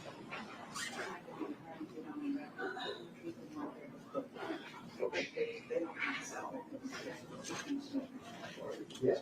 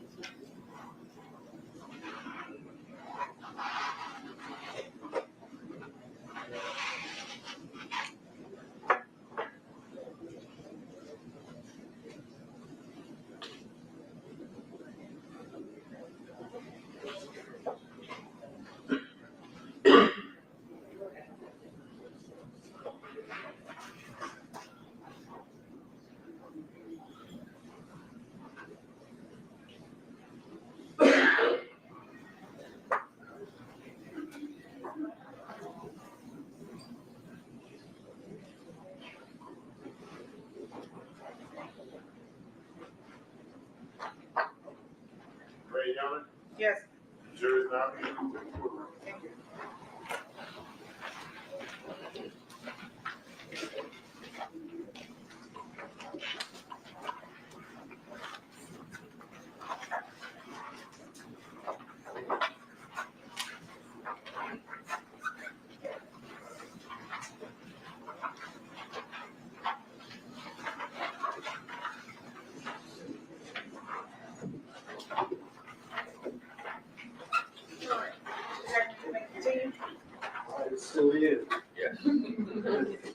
some more videos. You were telling us about Crosstown, is that right? That's correct. Said there's some apartments there. Yes. Said that Kiona had a cousin named Justin Johnson who lives there, is that correct? That's correct. All right. Y'all collected videos. We did. Let's start with the first video. Let's stop over the light screen for me. November 16th, 2021. This is the day before the murder, is that correct? That's correct. 7:15 p.m. So if we're counting down 17 hours and 8 minutes before the murder.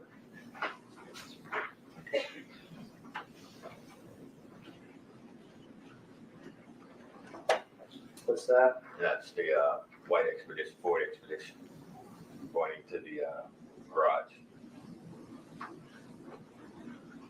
And if you're not familiar with the building, this is a little confusing here. You can pause it. So that white expedition was going into a parking garage, is that right? Yes. That parking garage is this structure right here. That's correct. I have a parking lot in between. There's a little parking lot here Yes. where cars can also park in, but the actual garage, what we saw the white expedition coming into, was over here. It is. Is that right? That's right. Then there's this little walkway thing Walk that right around. twists around and then comes into the building. Yes. Okay. And we see somebody here, gray sweatpants, black hoodie. And continue to watch.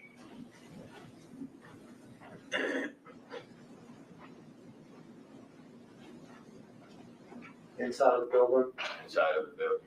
walking into the door there, Yes. white expedition arrives, and then this man comes into the building. Correct. Dark hoodie, gray sweat, black shoes, white bottom. He walked here, and then this camera picked him up. There's a bank of elevators back here. Yes. There's apartments on the top floors of the buildings. It is. Still way back here at the elevators. Yes.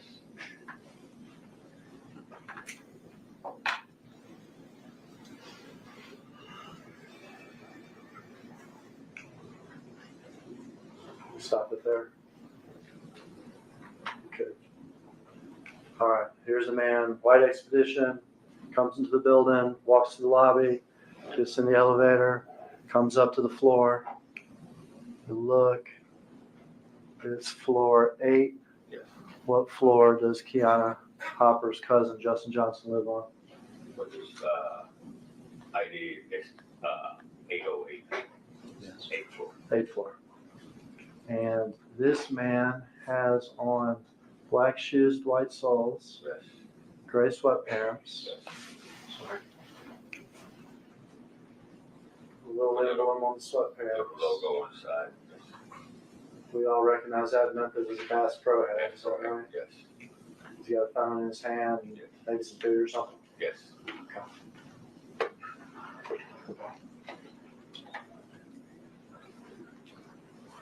All right.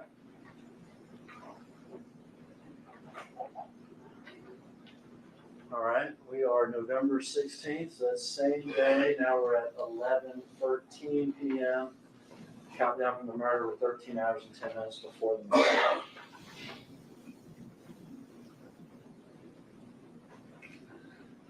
It's going to be him coming again, white expedition. White expedition.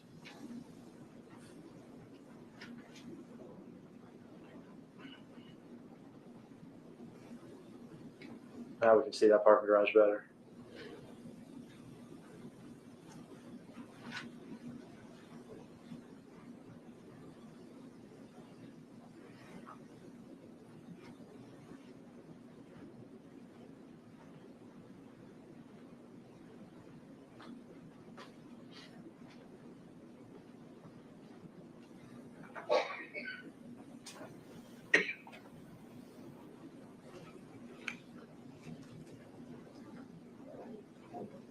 Just like last time, coming in the front, Yes. gonna walk to the elevators.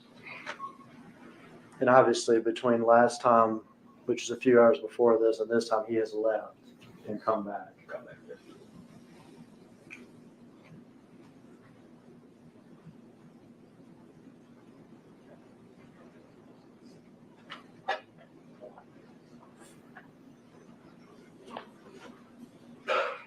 had stopped ours.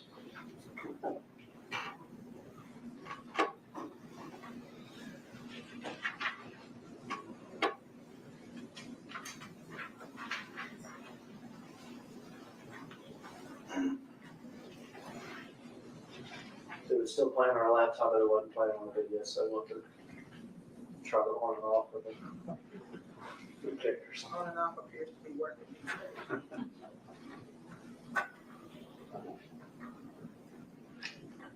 I think it is at 111.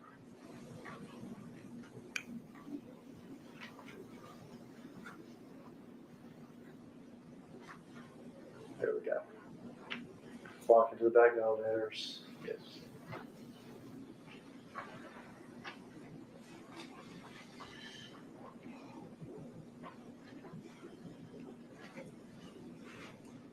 Sweatpants, shoes, basketball hat, sweatshirt. Yes.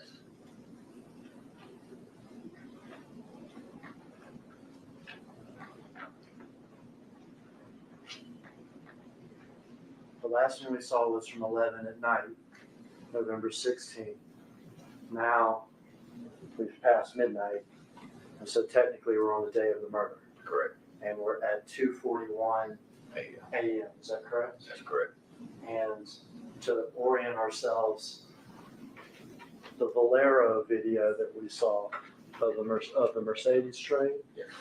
is going to be after this video. Is that right? That's correct. So 2:41 at Crosstown, Valero video after the 3 o'clock hour. Correct.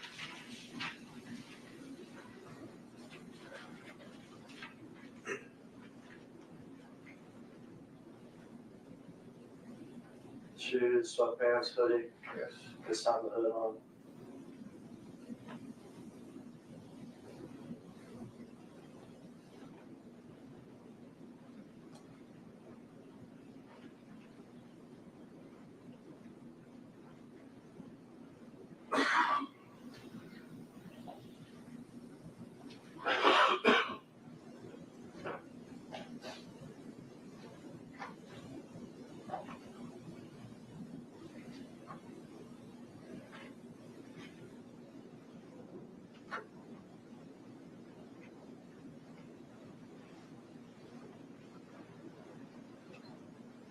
Comes out of the elevator.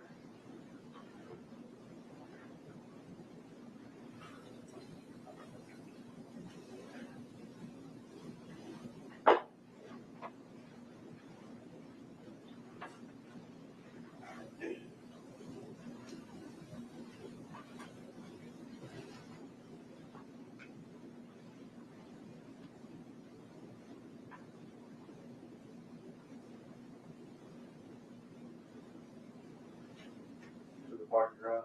To the parking garage.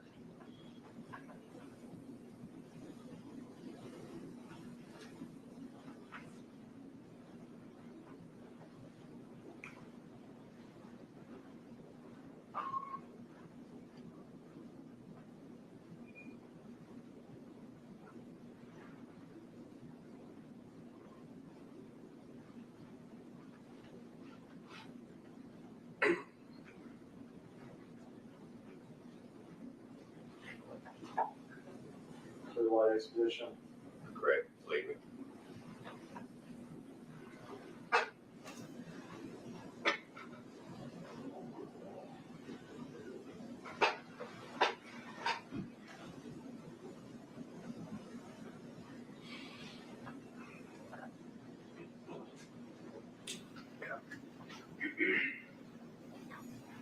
So it's leaving the building at 2:41. Whatever happens at Valero happens in about 30 minutes or something. And now to the next video. We are November 17th. Well, now we're at 4:48. So leaving the building at 2:41.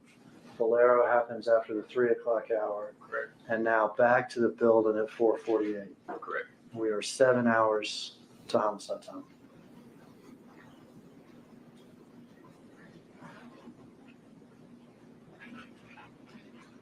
Back to the building, what? And the white Mercedes with the damage. Can you back it up a little bit, Sabe? That one before it was perfect. There you go. We know that car, don't we? That's the car that we located. That's also the car video at the keys cookies with the damage. Okay. Passenger side rear side panel. Okay.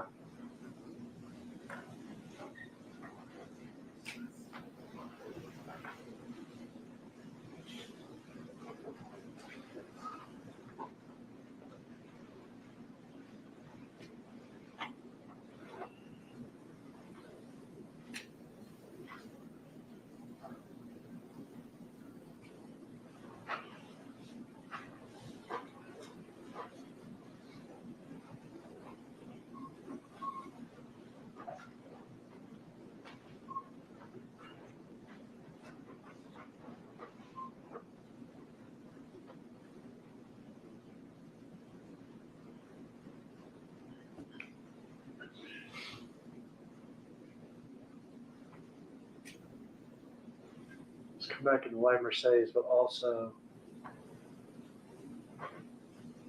we'll see closer.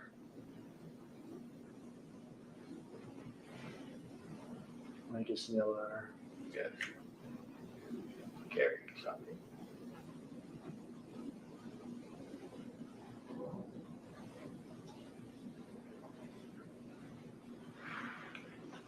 It's actually Karen's daughter, is that right? Yes. And if we back it up just for a second.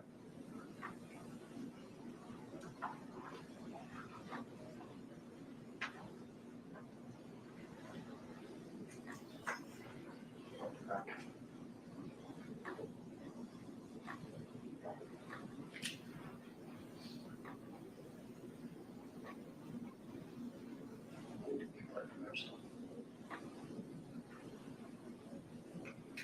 There you go. Something. We've got the sweatpants and the shoes and the sweatshirt, Yes. and now he's carrying his daughter. Carry his daughter.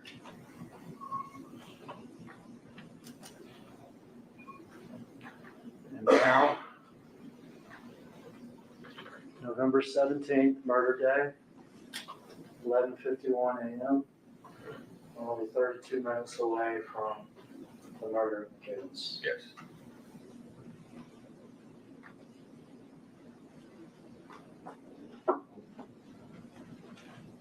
Let me stop for a second. These people aren't from Memphis. Would it be fair to say it takes 10 minutes to get from the Crosstown building to McCabe's Cookies? Possibly 10, 15 minutes. 10 to 15.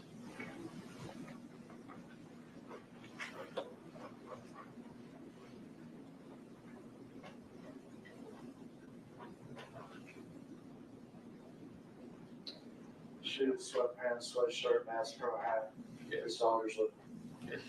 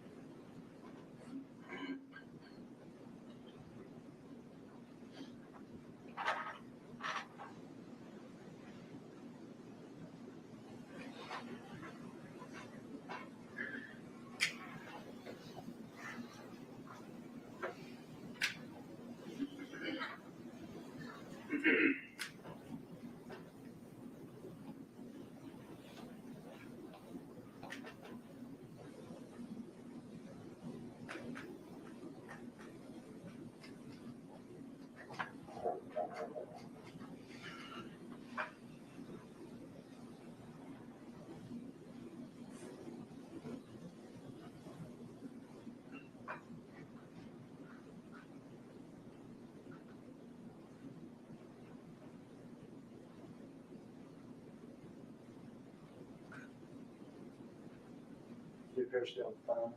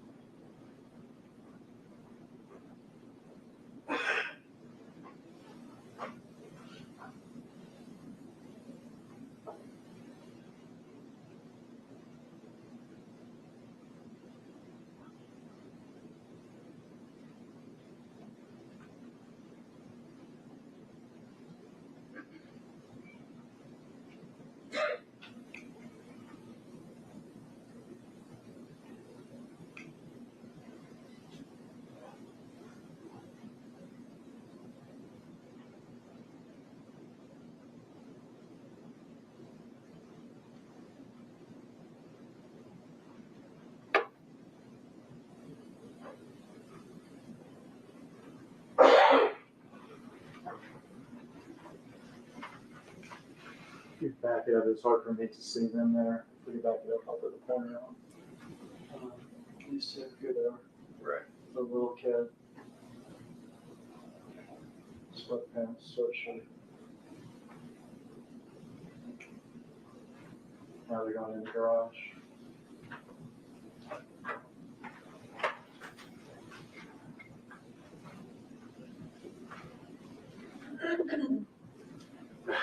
And they're even in the white Mercedes.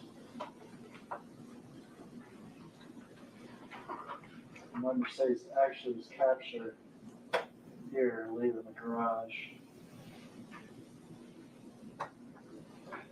Starts first this way, but then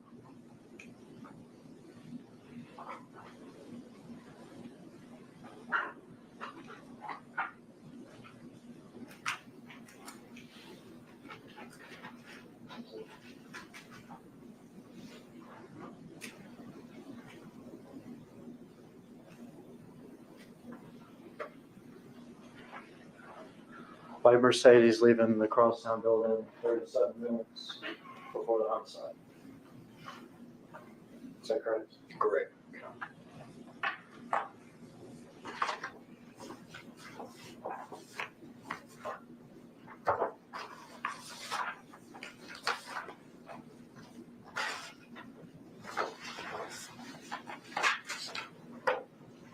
From these videos, y'all developed a couple of, or more than a couple, still shots, is that correct? Yes.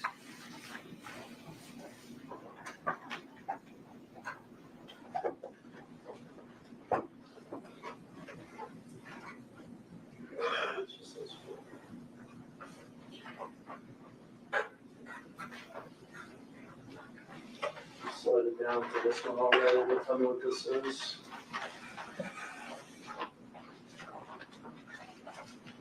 This is a photo of Mercedes-Benz with the damage to the battery. Thank you. I would enter that into evidence that states next on the exhibit. No objection. This is a picture of the white Mercedes-Benz with the damage to the rear passenger side. We'll mark this as exhibit number 54.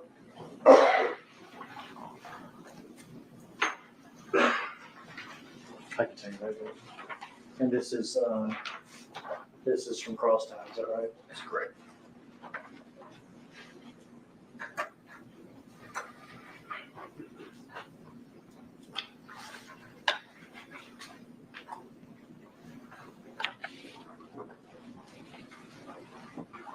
What is this? This is a still image of the crosstown video of the white Ford Expedition. We offer that in evidence that states next on the exhibit. No objection. This is a picture of the back of a white Ford Expedition. We'll mark this as exhibit number 55.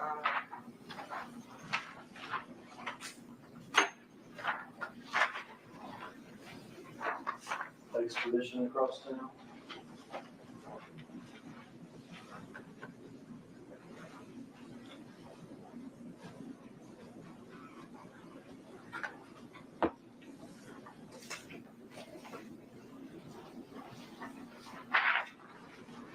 Next picture. This is a photo of Justin Johnson on the elevators in the crosstown concourse. He has the Bass Pro hat on, the black hoodie with sweats with the logo, the black shoes, the white soles. And also see a distinctive tattoo on his hand. And does he in fact have those tattoos on his hands? Yes. We offer that in evidence that states next on the exhibit. No objection. Thank you. This is a picture of Justin Johnson on an elevator with a cup and bag in his hand with black hoodie, gray sweatpants, black shoes with white on the top with some sort of tattoo on it. We'll mark this exhibit number 56.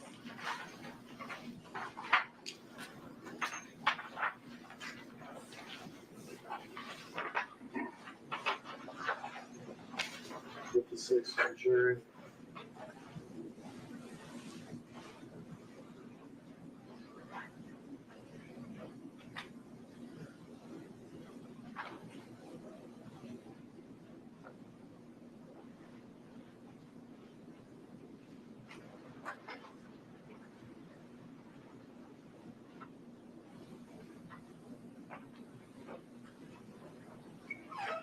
I know I asked you, but this is in fact a tattoo that he has to his hand, saying Justin Johnson. Yes.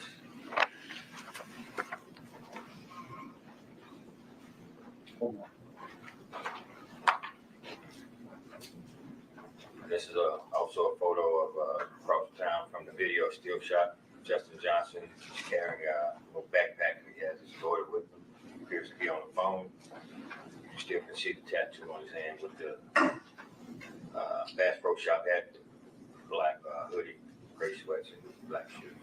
And this is when he's leaving about 37 minutes before the murder. Yes. Like somebody said.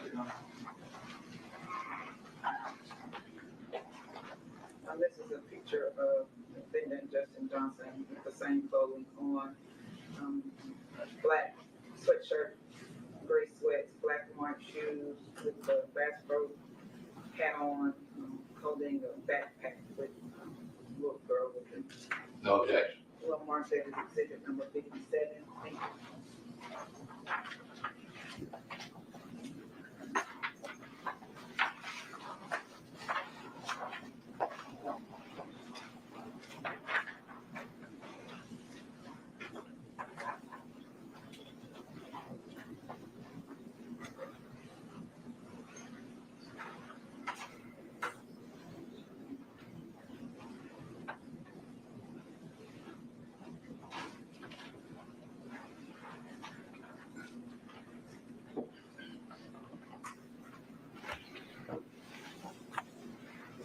Almost done with you up there. All right. Okay. You had mentioned something earlier that I wanted people to see, not so much on that screen where it's blurry, but better in the still shots. Okay.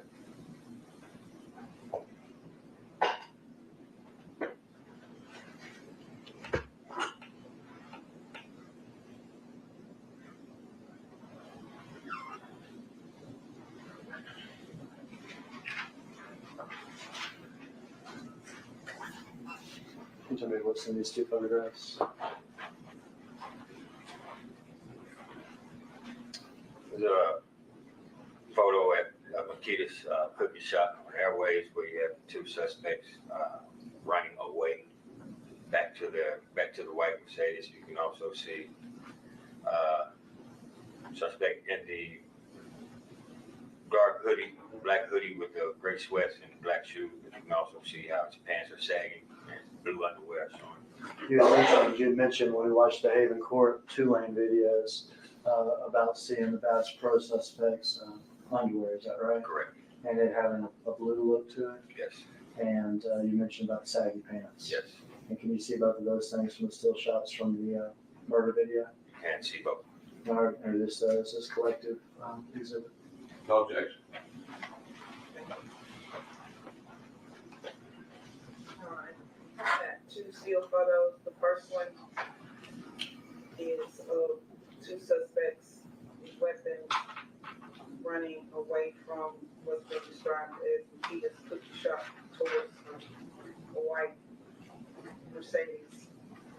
One of the suspects' pants is sagging. The second photo is more apparent photo of the pants sagging with the blue underwear. Same two suspects running away. We'll mark that as a collected exhibit 58.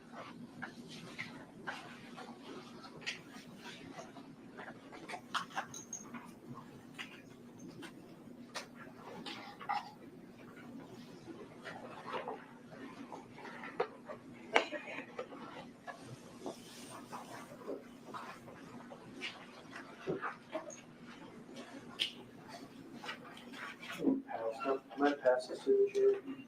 No. Yes.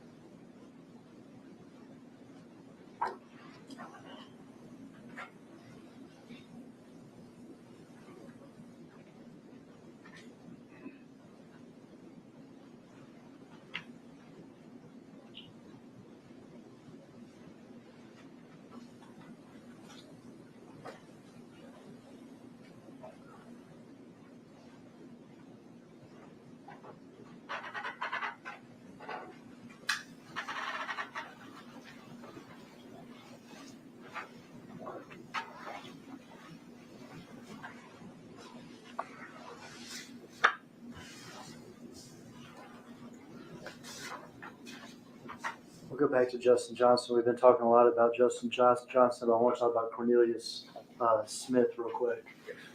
His fingerprints were found on that white Mercedes. It worked. Did y'all become interested in Mr. Smith? We did. And did y'all talk to people around Mr. Smith, including his girlfriend? We did. Did you locate any pictures of Mr. Smith in which he was wearing We did. clothing that the assault rifle shooter was wearing at the time of the murder? We did. Let me pass you this. You'll have this. I'm just gonna. Let me pass you this.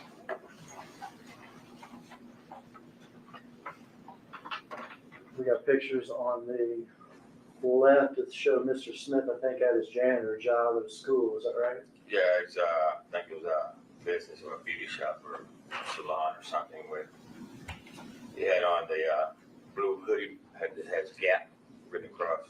Blue Gap hoodie, and then to the right are pictures, still shots from the shooting video, Correct. and with the assault rifle, and you can see that same Gap hoodie. Same Gap hoodie. All right, we mark that as state's next numbered exhibit. No objection.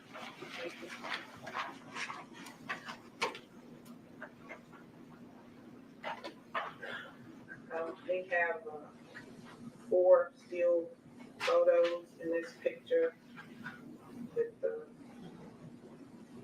suspect wearing a mask and all 4. 3 of them are forward facing, 1 of them is of his back.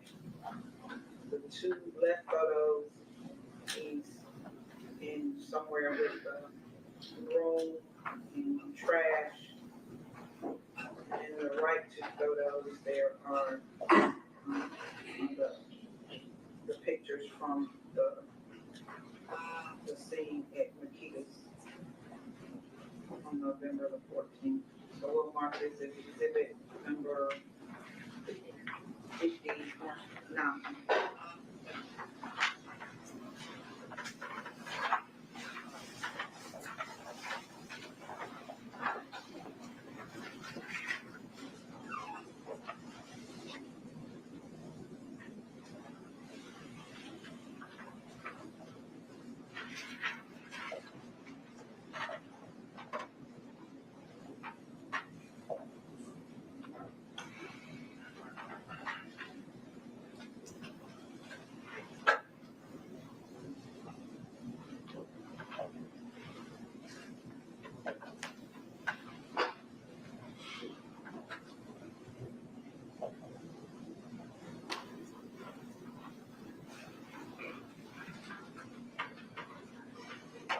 Cornelius's fingerprints on the car.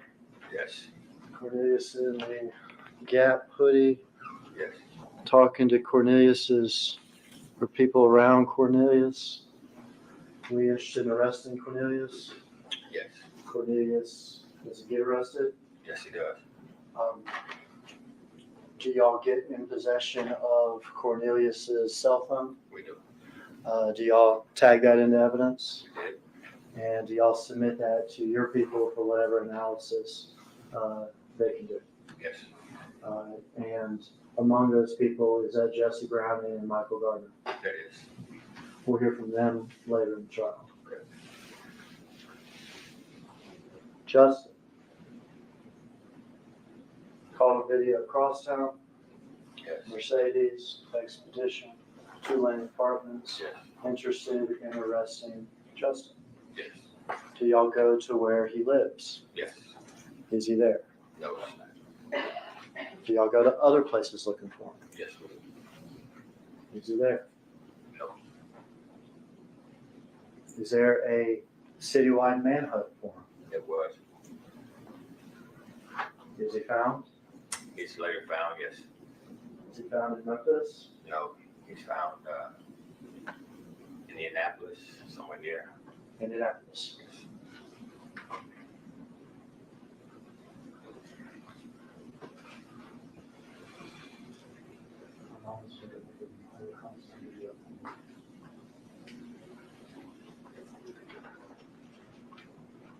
Y'all also interested in Justin Johnson's phone?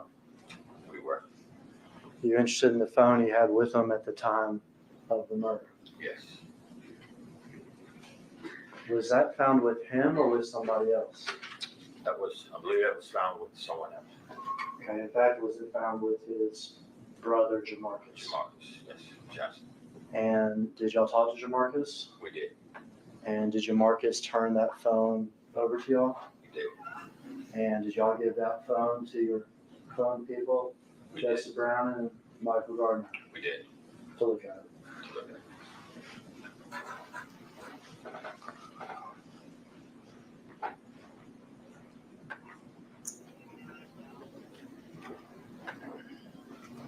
I forgot to ask you about one Crosstown video.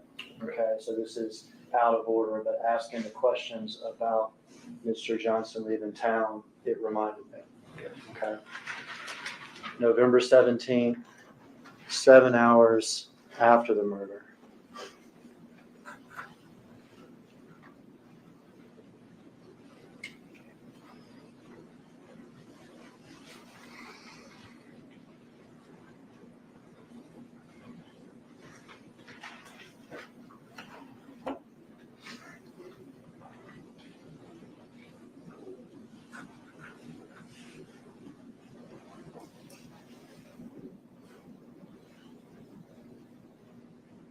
Outside's almost impossible to see because we're so far away, but individual's going to arrive in an entirely different car.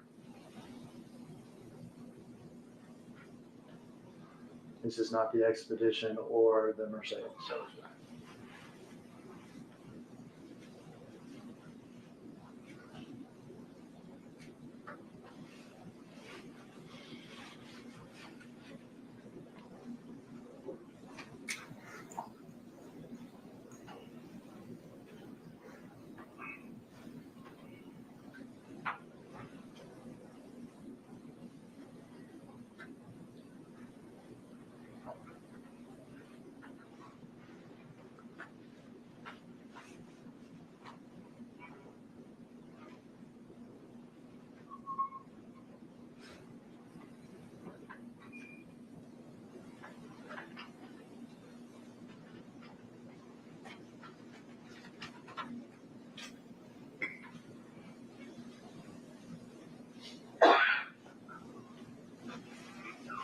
This is that middle ground between the parking garage and the building. And with the lights and stuff, the blur and everything, things become clearer when you walk in the building.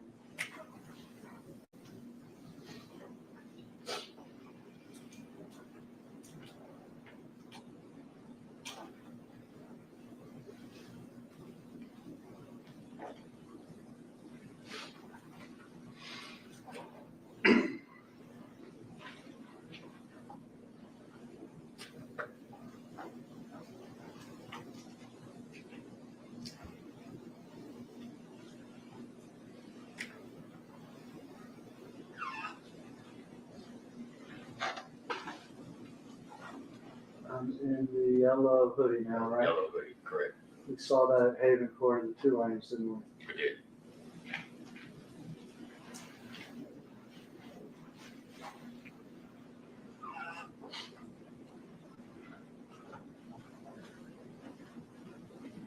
I don't know if you could tell from that video or if it will show, but no longer in the shoes, is that correct? And some slides. Yes.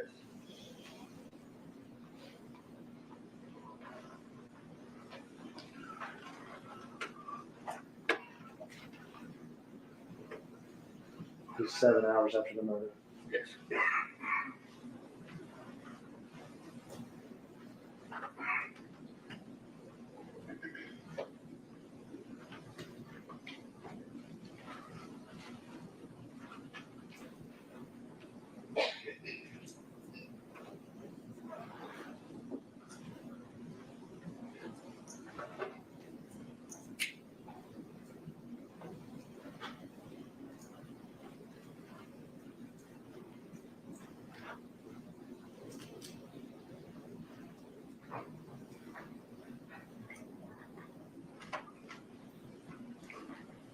And now we're at 8 p.m., approximately 8 hours after the murder.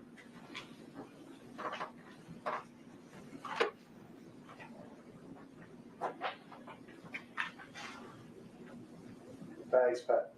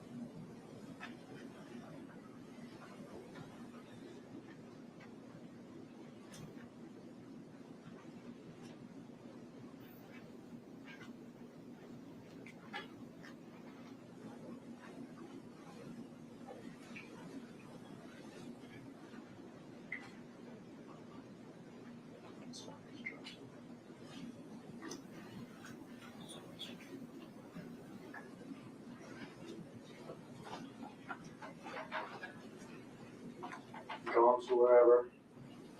Yes, Next time we see him in person, is arrested in Indianapolis. in Indianapolis, yes. He has social media though too, is that correct? That's correct. And did you and Detective Browning subpoena and obtain some of his social media? It was, His Instagram, his Facebook? yes. And after the murder, until the time that he's in custody in Indianapolis, are y'all able to obtain images that he posts to social media? They were obtained, yes, from his phone, And Detective Browning yes. may be the expert on this stuff. Yes, he is. All right, we'll see those later with Detective Brown. Yes.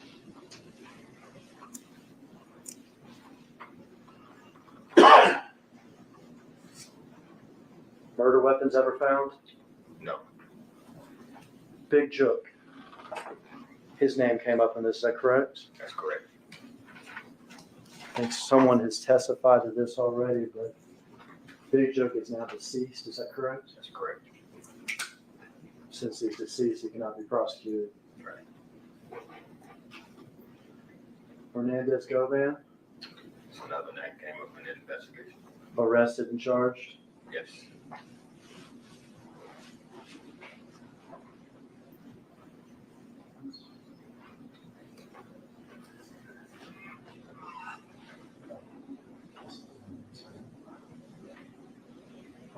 That's all my questions, Judge. All right. Ladies and gentlemen, it's lunchtime. The clarification will be with us after lunch. Enjoy your lunch, leave all your notes here, don't talk about this case. Refresh yourself, I'll see you back at 1:45. Okay? Court stands in recess to 1:45.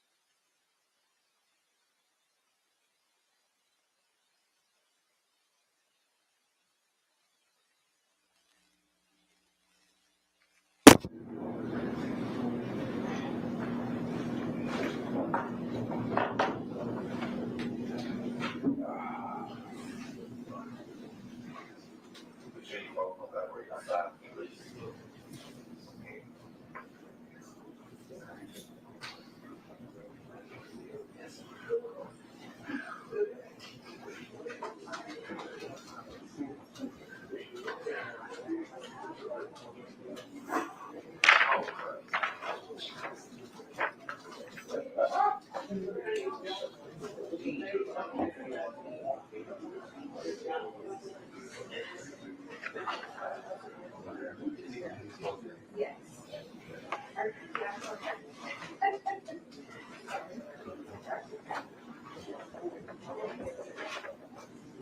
that it? Is that it?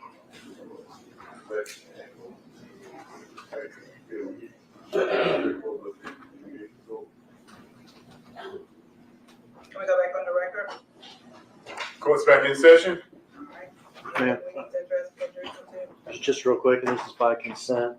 Both of the parties noticed that on the bottom of Exhibit 57, there's some notes that weren't intended for jury view. Okay. So the proposal is to wipe these notes off at the bottom of 50, did I say 57? You said On the 57. bottom of 57. Okay, so has that been done, or you going to get ready to do it? Mr. Evans is going to do that for us. Okay. He's better at the whiteout than I am.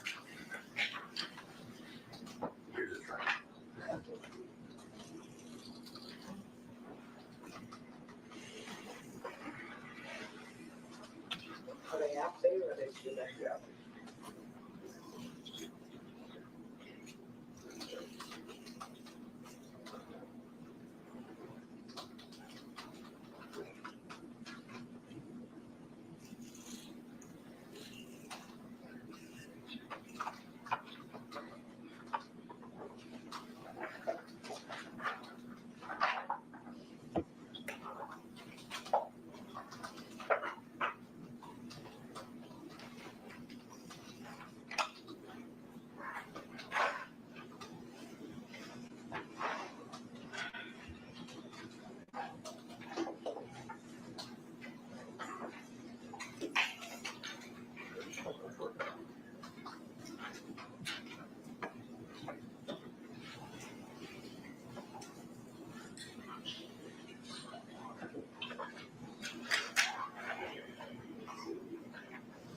Satisfactory?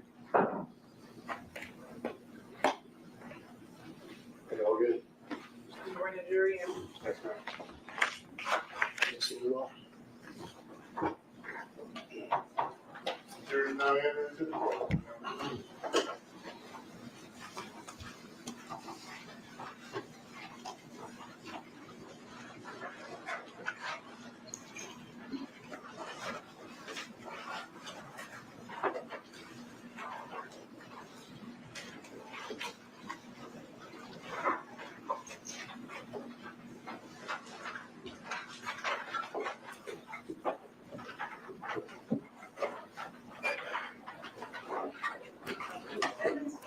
Thank you, Doug.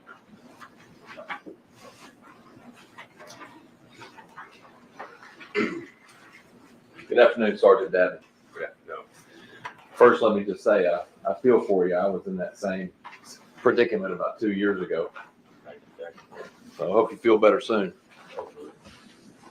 So I want to go over some of the things you testified to when you were in direct with the state, okay? Yes, sir.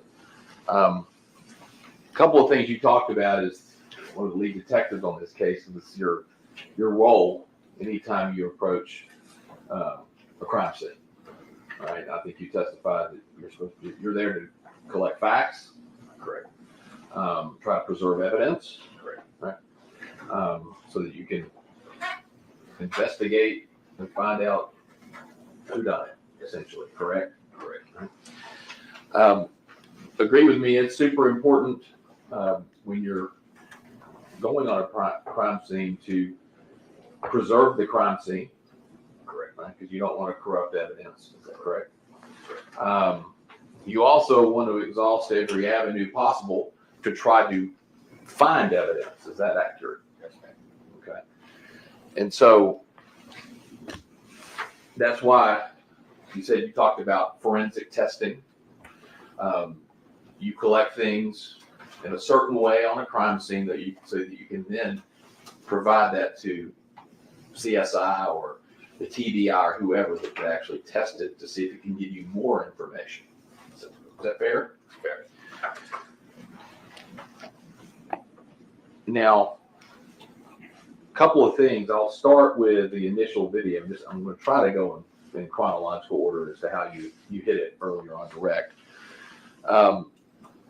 you talked about the handgun and the rifle, style, assault rifle style weapon in the video.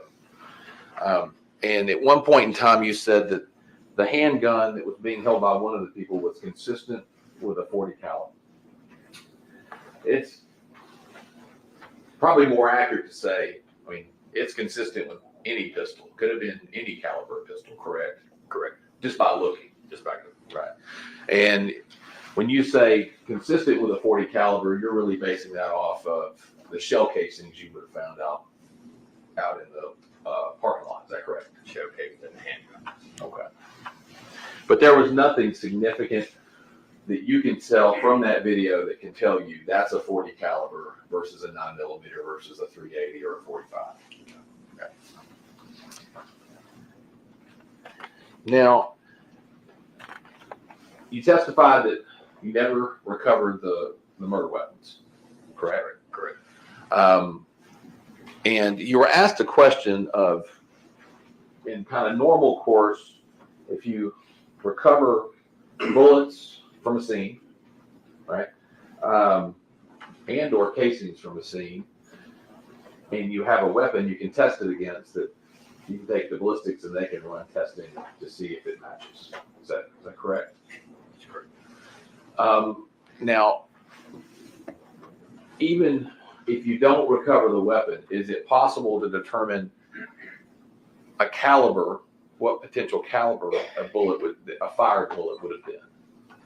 So, you pull a fired bullet from the wall at Makita Cookie or from some other place where those bullets went. Is there a way to test that and go, is this a .40 caliber? Is this a 7.62? Is this a 9? Or I'm sure it is. That would be the crime scene and collected and whoever they send it off to test it. okay. And just to be clear, at Makita Cookie, y'all recovered several bullets and bullet fragments from various locations at Makita Cookie. Is that correct? Correct. As far as you know, was any testing done of those bullets and or bullet fragments to determine whether they were .40 caliber or 7.62 rounds? Are you saying the bullets or the casing? The bullets. Bullets? No, I'm not. Okay. And you also received back into evidence from the medical examiner several bullets and bullet fragments. Is that correct? That's correct. And to your knowledge, at any point in time, did anyone try to test those? Not to put them to a firearm because you didn't have the particular firearm, but to determine what caliber of bullets were recovered from Mr. Ford. Should possibly, yes. The crime scene or whoever took custody of those bullets. Okay. You're saying it's possible, but are you aware of any testing? Okay.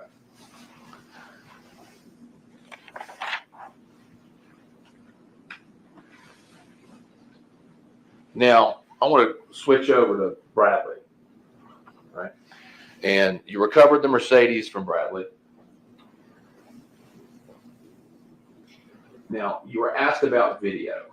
And you had, because you had video from Makita Cookie, correct? Yes. And you had video from Crosstown, Yes. and you had video from Valero. Yes. And I believe Mr. Hagerman asked you, did you canvass the Bradley neighborhood for any video? Officers camped. We had other investigators that camped in the area. And you also, I think, testified that you knew that Hernandez Govan lived across the street Yes. from Bradley. Yes. And you and I think other officers at some point in time interviewed Cornelius Smith. Is that right? Let me ask you this. Did you go to Mr. Govan's house to see about whether he had camera footage? Other investigators walked up and down. I don't know if he went to his house, but usually walk down and see if they see any cameras affixed to a house outside the house. Okay. And when you say canvas, they've knocked too, right? Yes. Right. So do you have cameras? And at some point in time, you became aware of Mr. Govan as a potential suspect in the case. Yes. Right? So that as Mr. Hagerman's word, you became very interested in him Yes. as time went on. Do you recall there being anyone of the officers in the case, you as one of the lead detectives in the case, reporting to you that there were cameras directly across the street from Bradley, where the white Mercedes would have been, facing the Bradley property, the abandoned house where the Mercedes was?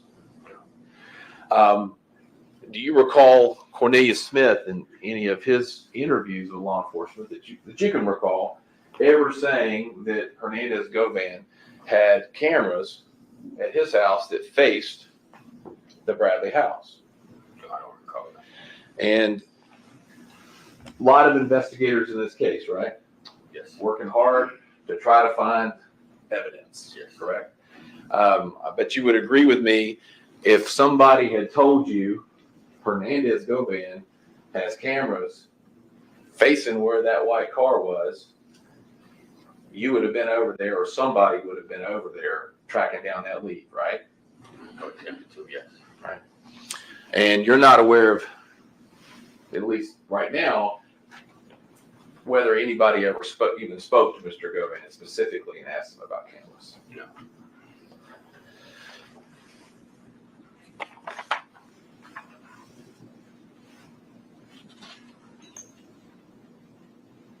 So you said you processed the Mercedes. So there's or others, it was processed. Processing. And there's a level of processing that occurs while the car's still on Bradley. Is that correct? Or do y'all just hook it up and tow it? Hook it up to it. Okay. Process it at another location. Okay.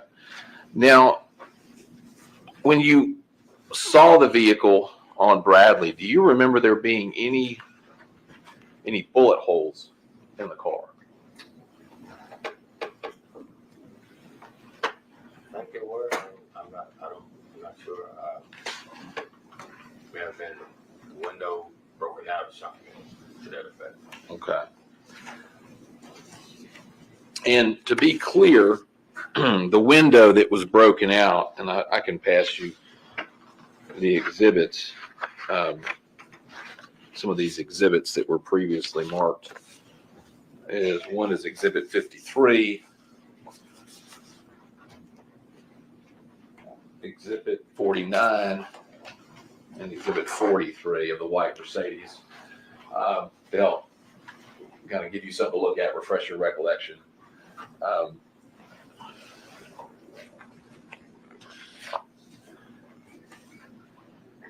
In those photographs, does it appear that the passenger side window is not there? Yes. All right. Was there broken glass anywhere around the car or in the car that you recall? Not that I recall. Okay. Now, and I've got one other image here. It's exhibit number 10. It's also of the white Mercedes.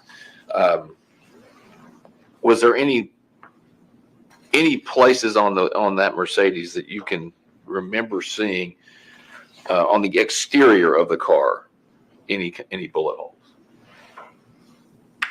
Not from the picture.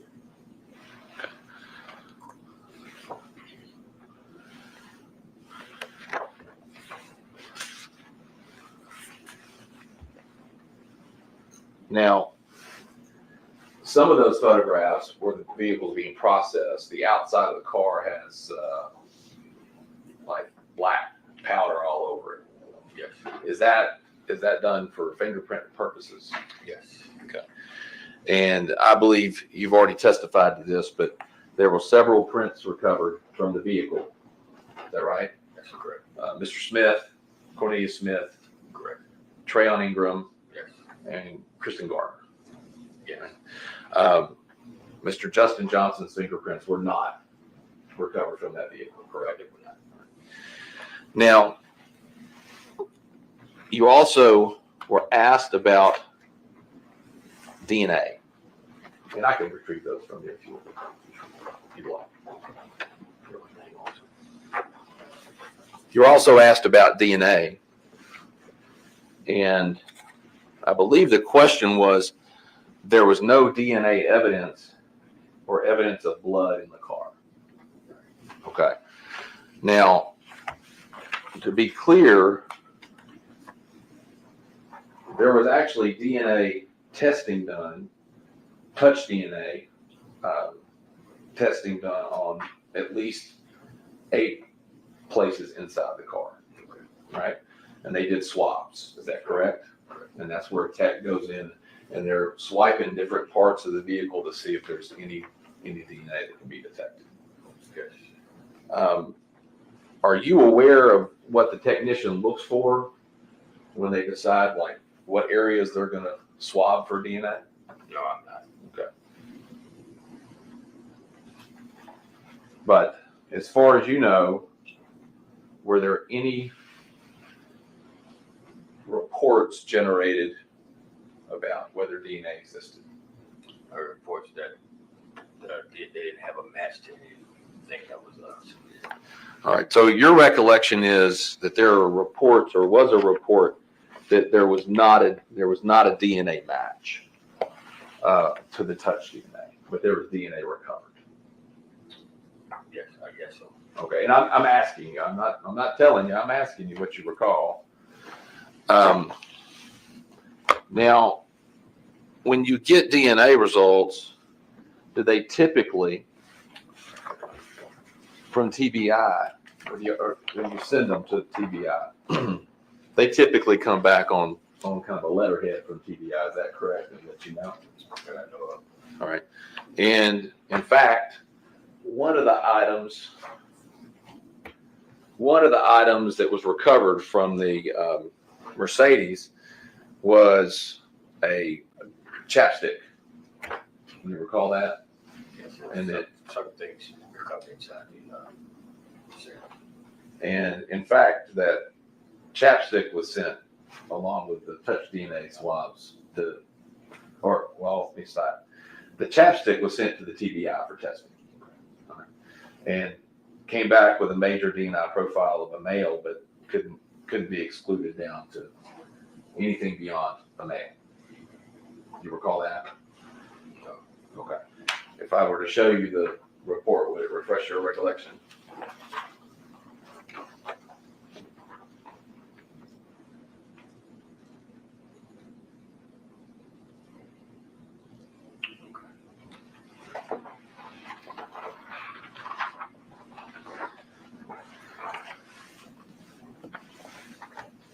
Now, do you have any specific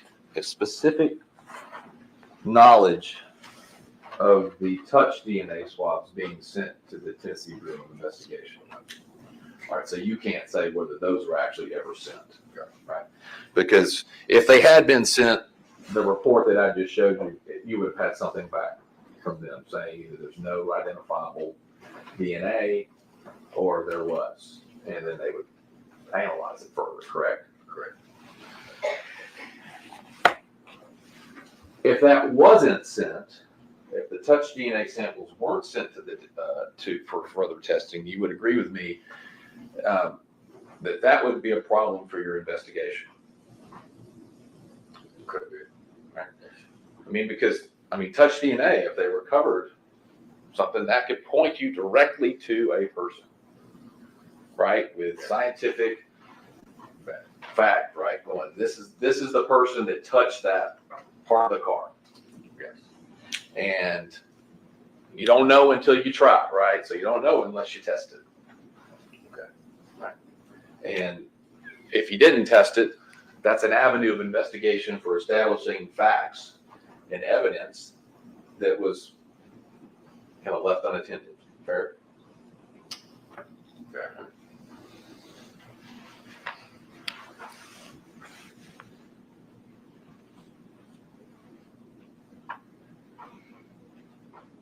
Now,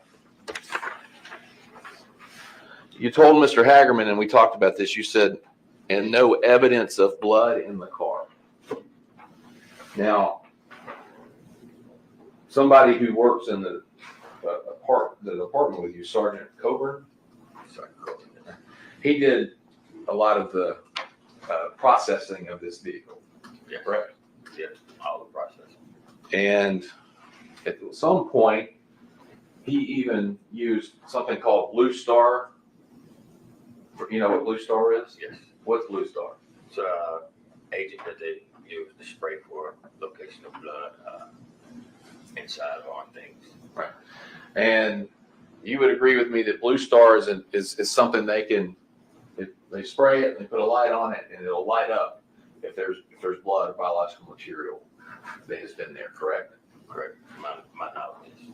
And they can even use Blue Star on places where people think they have wiped down or cleaned, and it will still show. Right, that's that horrible thing that they do in the hotel rooms, right? Where they spray. Hear that? Freak everybody out. Yeah. So now, Sergeant Coburn used Blue Star inside the Mercedes, and if you recall, inside of the driver's door, above the armrest, the Blue Star reacted with a very bright chemiluminescence, I think is the way he says it here, which is a hard word to say. And he took swabs of that as well, right? So from what you know of Blue Star, is Blue Star something that if you shine it and it lights up, that's typically an indication of blood or some biological material that's been in that area. That's what I've been told. Probably not an expert. Sure. And Sergeant Coburn, obviously, who processes for these things, if he swabbed it twice, it definitely showed it to be of some evidentiary importance to him to determine, is this biological or not? Would you agree with that? I would. And as you sit here today, are you aware of the results of any testing that came back on the swabs for the Blue Star? I don't remember those. Okay. Like we talked about earlier, if you had tested that and it had come back, it could have potentially had DNA evidence on it, right? I'm assuming yes. And that would have been very important as one of those evidentiary facts that you would have used in your investigation. Correct.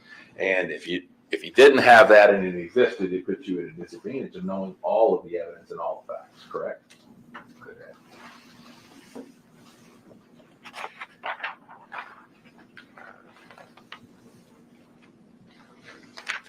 So let's go to the Valero video. So the Valero video, you see several different vehicles arrive at Valero. Person I think you identified as Kristen Gardner is pumping gas from the white Mercedes. Correct, right? And then he drives that white Mercedes off up to the top of the screen. And then I think you said you see somebody, you can't tell who it is, but you see an individual get out of another vehicle, Kristen Gardner get out of the white Mercedes, and someone gets inside the white Mercedes. Correct. That you said was not wearing the same clothes that Kristen Gardner was wearing just moments earlier. Correct. Or maybe even seconds earlier. It's very quick. Right. But right after that exchange is made, doesn't another car pull up in front of the white Mercedes and sit for some period of time? It does. Right? And to be fair, you would agree with me, you can't see what's going on with the white Mercedes, who's in the white Mercedes, whether someone got out of and back into the white Mercedes, correct? Correct.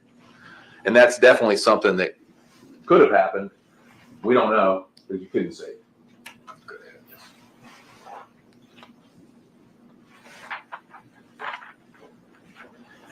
So then we get to Crosstown. And so those Crosstown videos, I believe you made the statement that you would see Mr. Johnson arriving in the Mercedes in Crosstown. Someone, yes. Or someone wearing, well, let me ask you this, and you make my point, right? So you don't know who was in the Mercedes. Right? Because in fairness, the video you saw and that the jury saw is the video. Like, you can't see who's driving the Mercedes. Right? Correct. And then you see the Mercedes enter, and there are times when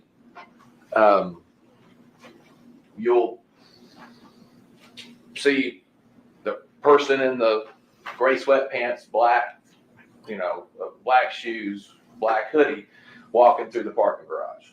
Right? And you don't see the car that person gets in of or out of. Right? Now,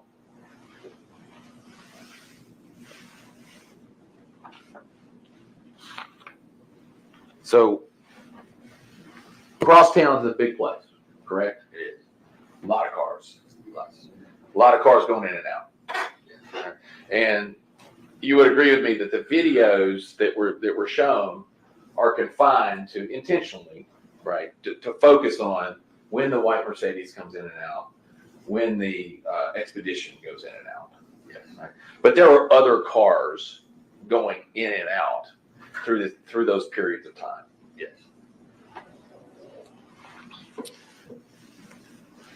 And you would agree with me that during those periods of time where the white Mercedes, it shows the white Mercedes in the video come in, you can't see the driver, you can't see the person in the gray sweatpants and the black hoodie, what they get in and out of. You can't say that person was ever in that white Mercedes, correct? No, you can't. It's just the area that the Mercedes parked at is the same area where that person came from.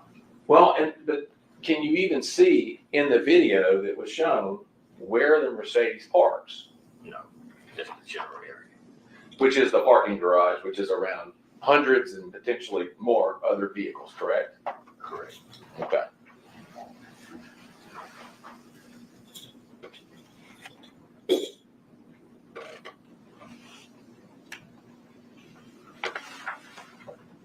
Now, there is a point in time in your testimony when we start looking at the videos inside Crosstown, specifically inside the elevator, where you specifically identify that person to be Mr. Johnson based on the tattoo, I think.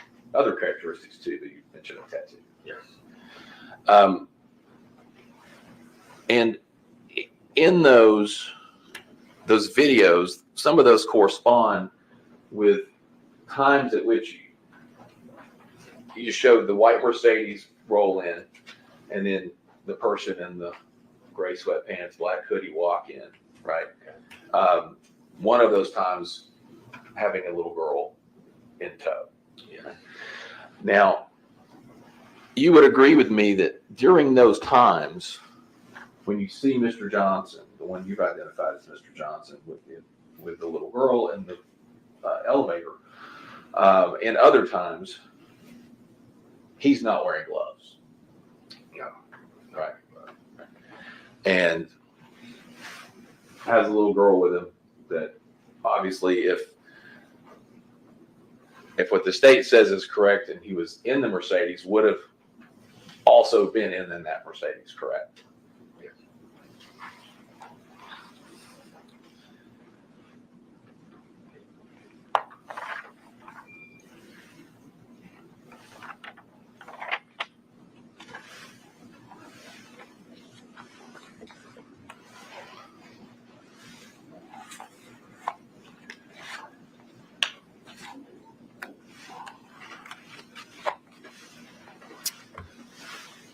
Today you testified about going back to the Makita video, and specifically you mentioned that when the video was playing and then there were some still shots put in,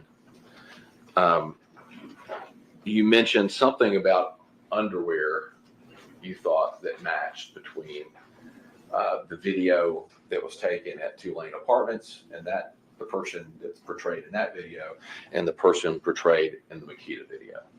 Correct. Specifically the gray sweatpants, black hoodie, right? Yes. Now, there was a timeline that you also said you recognized of the Tulane apartment video. You recall seeing that? Yes. Had various pictures, and it even had like notable things from each picture, right?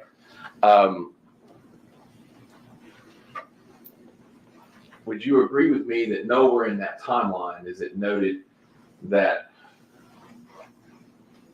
these underwear are the same color as the underwear in the Makita Cookie video? Yeah. Is there a reason for that? Why that wouldn't be in there? Seems like Just something that I mentally put in my head when I saw the video there, and I saw the video there. Okay, same clothing, just like the clothing I had on, And this, what was marked as, I mean, and again, you saw this. You're pulling that from the same video that the jury saw in evidence, correct? Yes, correct. And the still shots, which were marked as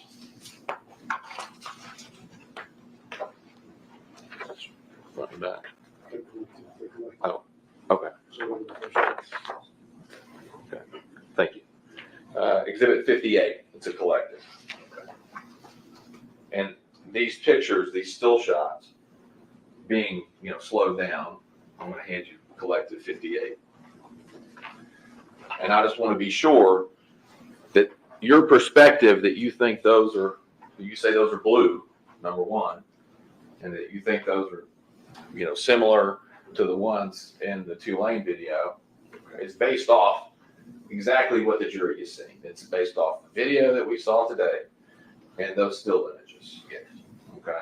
And in fact, you're saying did you base it off seeing still images before, or are those still images something you just saw for the first time today after you kind of put that together in your head? No, something I saw. You'd seen them, investigating the case. Yes. Okay. But again, you're saying based on same. Yes. And it's your testimony that those are the same color as the Tulane video? What I visualized, what I saw. But you saw. Okay. All right. Thank you.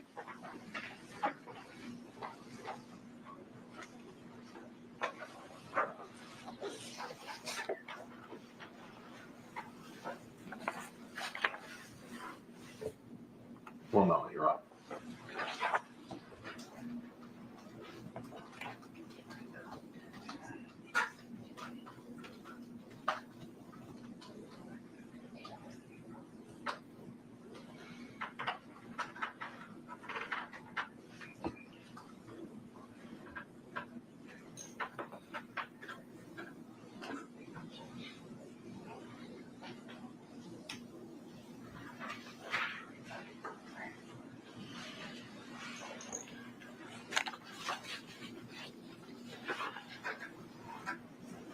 You were asked about how long it would take to get from Crosstown to Makita Cookie. I think you said 10, 15 minutes.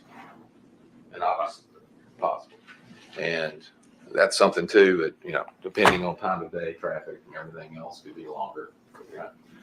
Could be closer to 10 or around, could be 20. Correct. Thereabouts. How far away from Makita Cookie is the Bradley Street address where the car was recovered from? I would say about 2 miles. Give or take. When you were investigating this case, did you become familiar with an address on Wild Rose Drive? Would have been Yes. Cornelius Smith's Yes. father's residence? Correct. How far would you say that was from Makita Cookie? Maybe 5-minute drive. Maybe not, probably not that much. So Got a little, maybe even a little less. correct. Okay.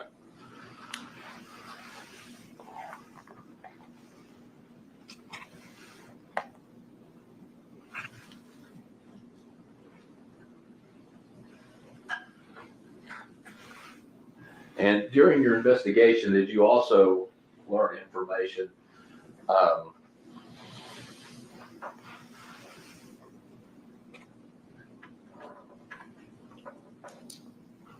Oh, strike that.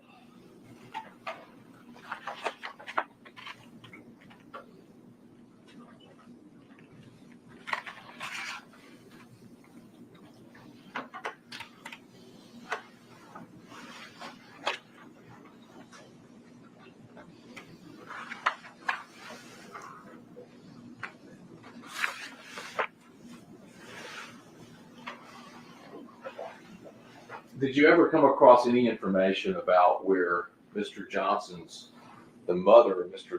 Johnson's daughter lived? Yeah, we got an address, possible, location.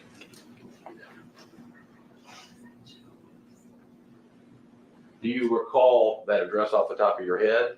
No, I don't. Did you ever do any kind of, did you drive there ever? We drove to an apartment, she's supposed to be living. Okay. How far would you say that apartment was from Makita Cookie? It's a good distance.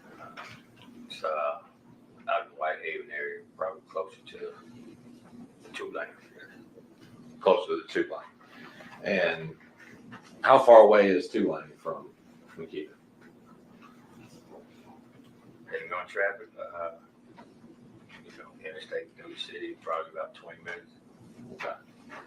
And so, Mr. Johnson's, the mother of his daughter, the one in the video, and presumably in the video in the elevator, was 20 minutes from Makita Cookie. How, and if you don't know the answer to this, but how far would you say that would be from Crosstown, to get from Crosstown to that apartment address out in Whitehaven? Maybe 15, 20 minutes or less. Okay. One moment. That's my questions. Thank you, sir. Just super quick, and something I probably should have explained at the start, some of Mr. Evans' questions. You're retired now, is that correct? That's correct. And this investigation went on after you retired, Correct. correct? Correct. And so this case sort of has 2 case officers. It does. You for the original, Yes. and then Jesse Browning after that. Yes, correct. Okay, so there's some things that happened in this investigation, maybe even testing in this investigation or whatever, decisions that were made would be after you were off the case. Correct. All right, and retired. Yes. The second thing, are you aware that Blue Star, what Mr. Evans is talking about, also reacts with bleach and cleaning products? I'm not aware. Okay, and you have not been trained on that substance or anything at all? I have not. Okay. That's all my questions for Mr. Evans. Any recalls? No. Thank you, officer. Thank you.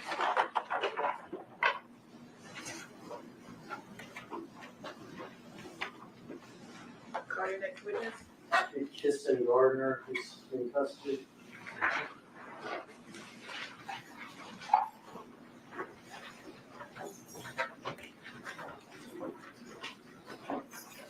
I'm sorry.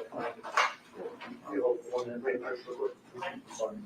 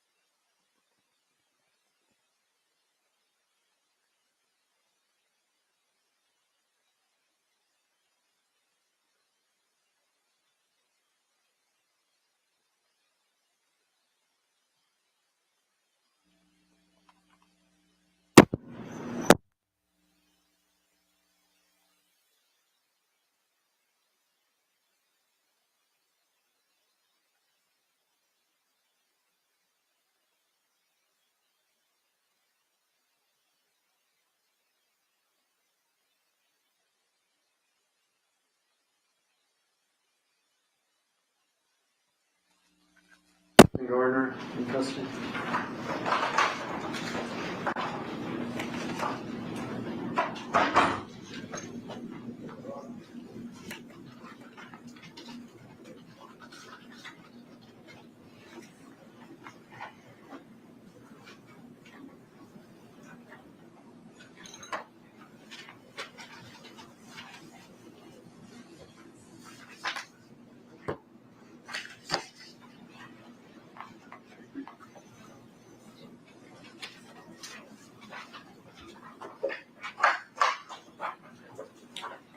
Step up here, sir. Face the judge, raise your right hand, sir. Do you swear or affirm to tell the truth? Yes, ma'am. Have a seat. You may take your next.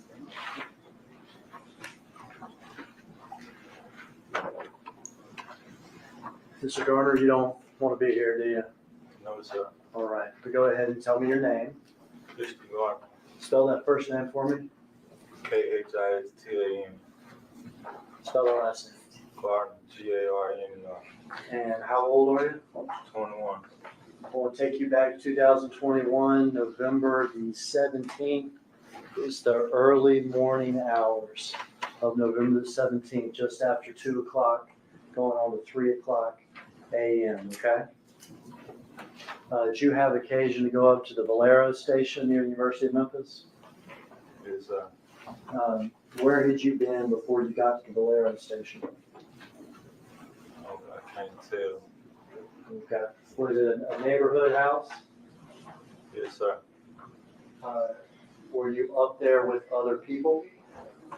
Yes, sir. Were you up there with an individual by the name of Treon Ingram? Yes, sir. Do you know Treon Ingram? Yes, sir. Was he somebody you hung out with? Yes, sir. Did you see an individual up at that neighborhood house who you know is straight drop or drop? I can't tell. I Okay. just know when we came to the house, that's who Treon said they were. Objection, hearsay. Sustain.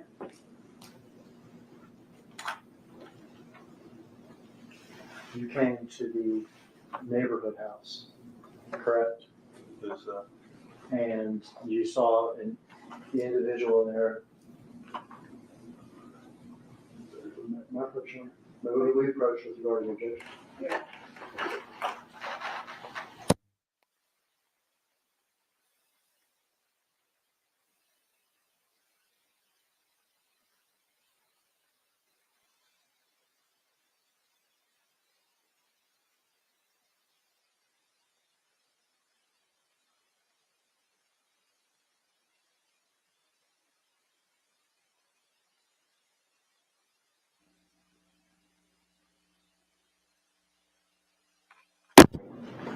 Okay, and were y'all in a vehicle? Yes, sir. What kind of vehicle were y'all in? Mercedes-Benz. Okay. And let me show you a picture. I think you've seen this before. What's that a picture of? Mercedes-Benz was in. All right, is that the picture that we're going to be talking about? Yes, sir. Is that the car we're going to be talking about? Yes, sir. To your knowledge, was that car a stolen car? No, sir. Okay. Do you know where that car came from? No, sir. All right. Are there other people at this neighborhood house? Yes, sir. Who are the other people at this neighborhood house? Straight up. Straight drop? Yes, sir. What'd y'all do at this neighborhood house? Nothing really. Okay, were y'all hanging out? No, sir. Did Straight Drop come in a car, a different car? Yeah, truck. A truck? Let me show you this picture that you've seen before. Yes, sir. Is that the truck Straight Drop came in? Yes, sir. And is that a white Ford Expedition? Yes, sir. There come a point when y'all left the house? Yes, sir. When y'all left the house, who was driving the white Mercedes? I was. When y'all left the house, did the Infiniti leave the house too? Yes, sir. Who was driving the Infiniti? Ryan, Did he have a passenger with him in the Infiniti? yeah, straight truck. Straight drop? When y'all got to the gas station, what happened? We got some gas. They talked for a minute, then we pulled off. They pulled back around, then straight truck got in the Benz we was in. And I got in the Infiniti. Straight drop got in the white Benz, Yes, sir. and did you leave in the Infiniti? Yes, sir. Got a picture from the gas station. See if you recognize this picture. Yes, sir. Who's in that picture? Yeah, that's me. All right. Is that you next to the white Mercedes at the gas station that night? Yeah.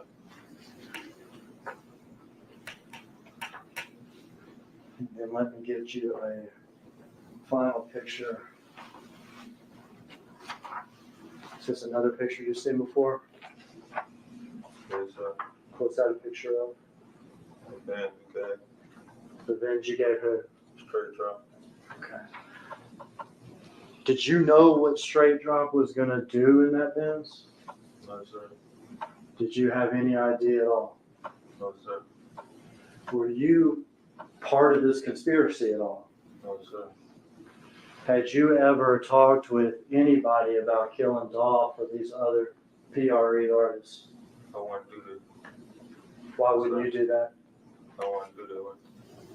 That's my family. You say that's your family, what you mean? This party. That's my family. I want to do this. Yeah, when you say it's not your family though, what do you mean? When you talk about family, who are you talking about? Young Dolf. Young Dolph? Yes, sir. Okay, so you did not see Young Dolph as some sort of rival or anything like that? No, sir. You wouldn't have been involved in anything like that? No, sir. I'd like to introduce those exhibits into evidence at this time, Your Honor. Judge, I need to give them a quick look. My approach.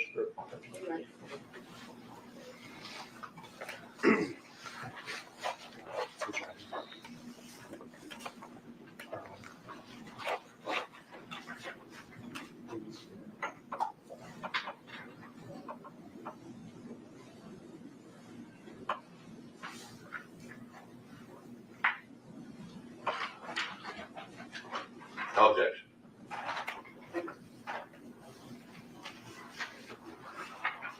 These are actually in order as Mr. Gardner identified them, Your Honor. I'm not going to shoot, but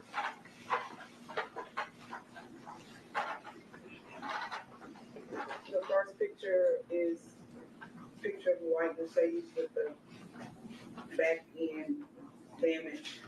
The picture has Kirsten Garner's name on the bottom, labeled 11/29/21 at 4:01 p.m. It also has written on it in red, the Benz we gave drop at Valero. We'll mark this as exhibit number 60.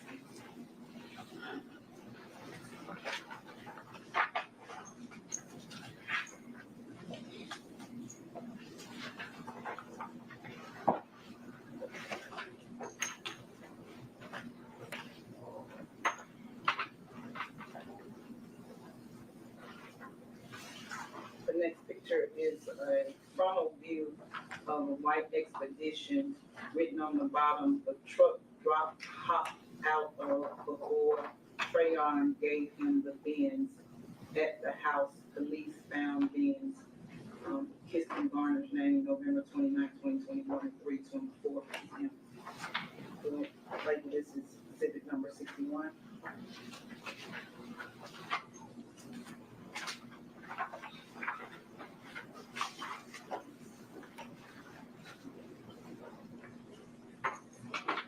The next picture is a picture of the white Benz at the gas pump, somebody standing next to the gas pump. The statement under the picture is, "This is me pumping the gas, drove to store following Trayon KT." The initials under the bottom, Trayon and KT. Christian Garner at the bottom, November 29, 2021, 3:27 p.m. We'll mark that as exhibit number 62.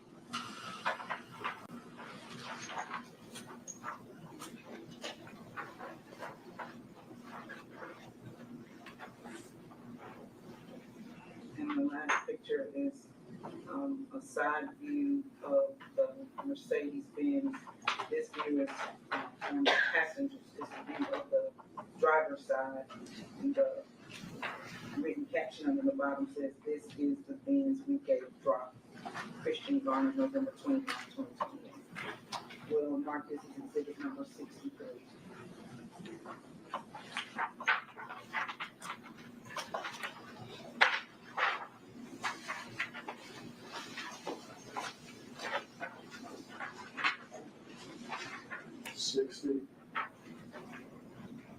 The bins we get dropped at Bolero, 1129.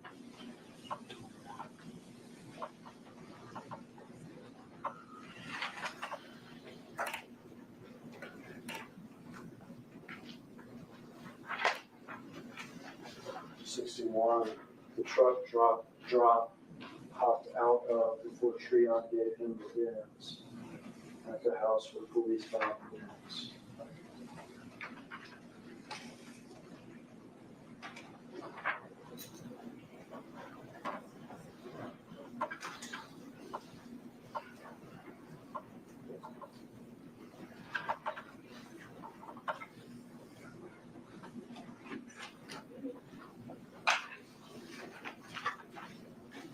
This is me pumping, next exhibit, this is me pumping the gas, drove to store following Trina.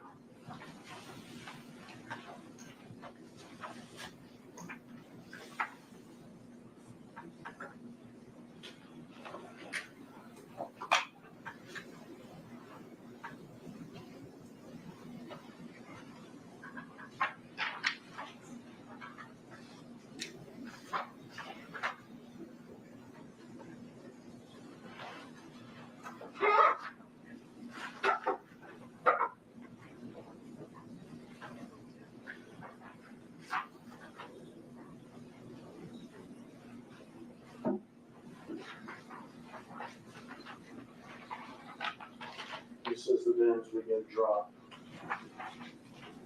Next on the exhibit.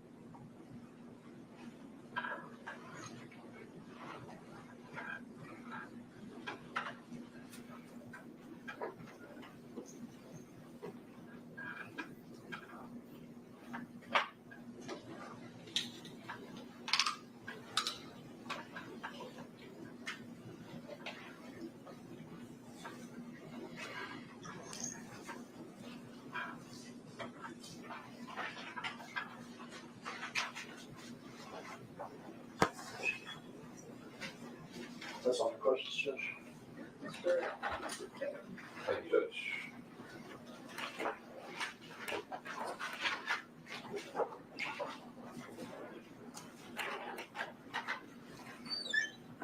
Good afternoon, Mr. Garner.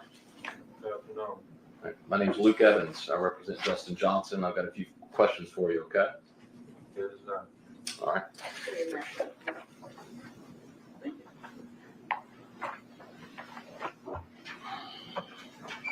So I'm not going to ask you what Treon said, but when you were first asked whether or not you knew whether or not you knew who Treon traded the Mercedes-Benz for, you didn't say Justin Johnson or straight drop. Yes, sir. It was straight drop cabbage. Okay. And you started to answer by saying, Treon told me. Yeah, when we was at the house. Or when we went to the store, I seen him. I was in the car with him. I seen him at the store. So you didn't see him at the house? No, Treon just told us that's who this was when he got in the Infinity, the Treon. Okay. So you're saying that Treon, you were there, though, no question. No question. So how many times have you been interviewed by law enforcement before today? Too many times. 2 minutes. In relation to this investigation, that narrows it down any for you. Is it still too many times? Or are you just saying one time's too many? One time, two many. Fair enough. So you've at least been interviewed twice, right? Yes, sir. And then you even got spoken to right before you came on the stand. God state, correct? And the first time you talked to law enforcement was on November 23rd, 2021 about this. Do you remember that? Yes, sir. And you told this jury today you had no idea that Mercedes-Benz was stolen. No, sir. Now that just isn't true. And you know it's not true, right? I wouldn't been in it if it was stolen. Okay. What's Trayon do for a living? I can't tell you. I mean, did he have a job that you knew of where he could afford a Benz? Yes, sir. He did. What'd he do? Work at a garbage truck place. Okay. What? I mean, you weren't with Trayon when he carjacked it a couple of weeks before. I mean, you and him were tight, right? Yes, sir. If I would have been there, I would have said, you know, I wasn't. You weren't there? No, sir. And you just, I mean, how long you known Trayon? My whole life. You've known him your whole life. Yes, sir. He works at a garbage company, Yes, sir. right? He's driving a Benz. How long had he had the Benz? I can't tell you. I mean, you hung out with him almost every day, didn't you? No, sir. You aren't trying to pick me up when I need a ride. Did you need a ride the night you say you went over and traded the Benz? Yes, sir. Where were you going? Off Redwood in the mile. And Trayon was just taking you. Yes, sir. Well, what did you think when he was going to trade his nice bought and paid for Mercedes-Benz for an Infiniti Q40? This is big. That's what I thought. Let me ask you this, Kristen. For Trayon and you riding around in this Benz that you thought he bought and paid for, didn't carjack to get it. What did you think when he was riding around with two pistols and a Draco in the back? Texas. It's Memphis. Because that's what he had, right? A Draco style assault rifle. I can't tell. I just know he had some type of weapon. Well, you called it a Draco when you interviewed with law enforcement, Yeah, it should be. right? So that's what it was. And some pistols, right? It was a lot more than me. It was plenty guns in the car. And that's what you and Trayon were riding around with. Yes, sir. Let me ask you this. November 16th, 2021, were you a felon? No, sir. What about Trayon? I can't tell. You don't know? No, sir.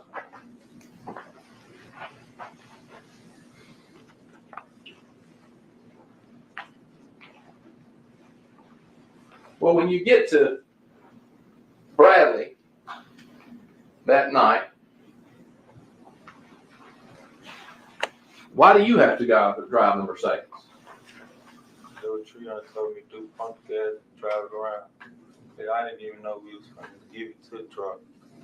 I just know when we came around, I got done pumping gas, we all pulled off, came back around through the store again, and we gave it to him. I didn't know why, I didn't know what he did it for, I just know he gave it to him.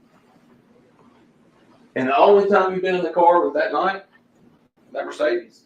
No, sir. You been in it before? How many times? Twice, 3 times. Just wanted to get the ride when I called tree on. What about, did you ever have to get anything out of the trunk for him? Or did you just get in the front seats and, into the passenger seat, in and out? Yeah, my wallet. You had to get your wallet out of the trunk? Yeah, no, it wasn't in the trunk. It was in the car. Okay. What about the trunk? Did you ever go in the trunk? No, sir. Never went in the trunk? No, sir. Never touched the trunk? No, sir.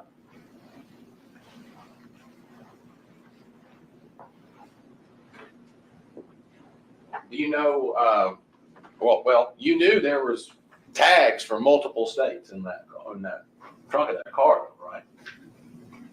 No, sir. You got any change of tags that night? No, sir. Okay. I have no idea what the tag was trying to. I didn't even know nothing about this. One thing I did was get in the car and go places that I wanted him to take me.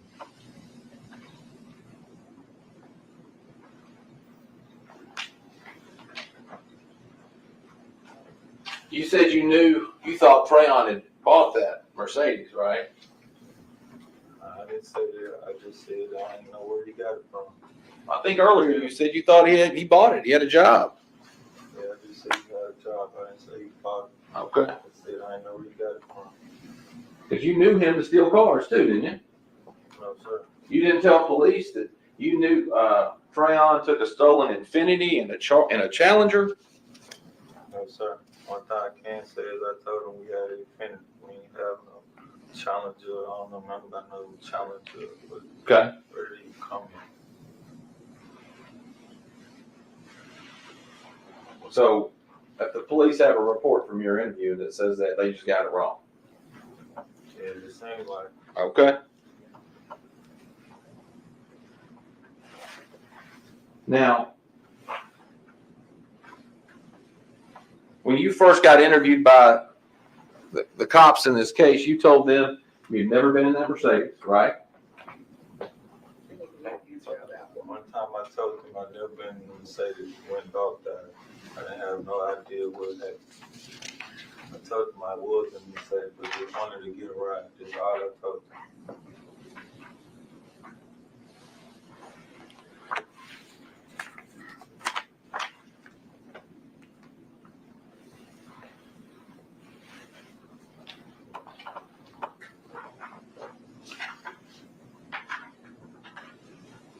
All right.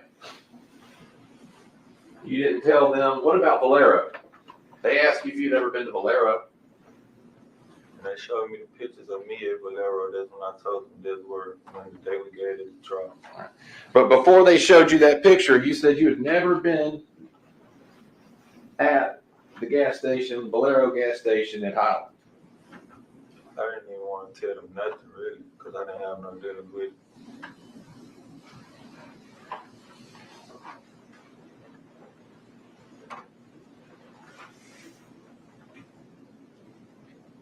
You even were shown a picture of yourself pumping gas and said you didn't know who that person was, right? Yes, sir.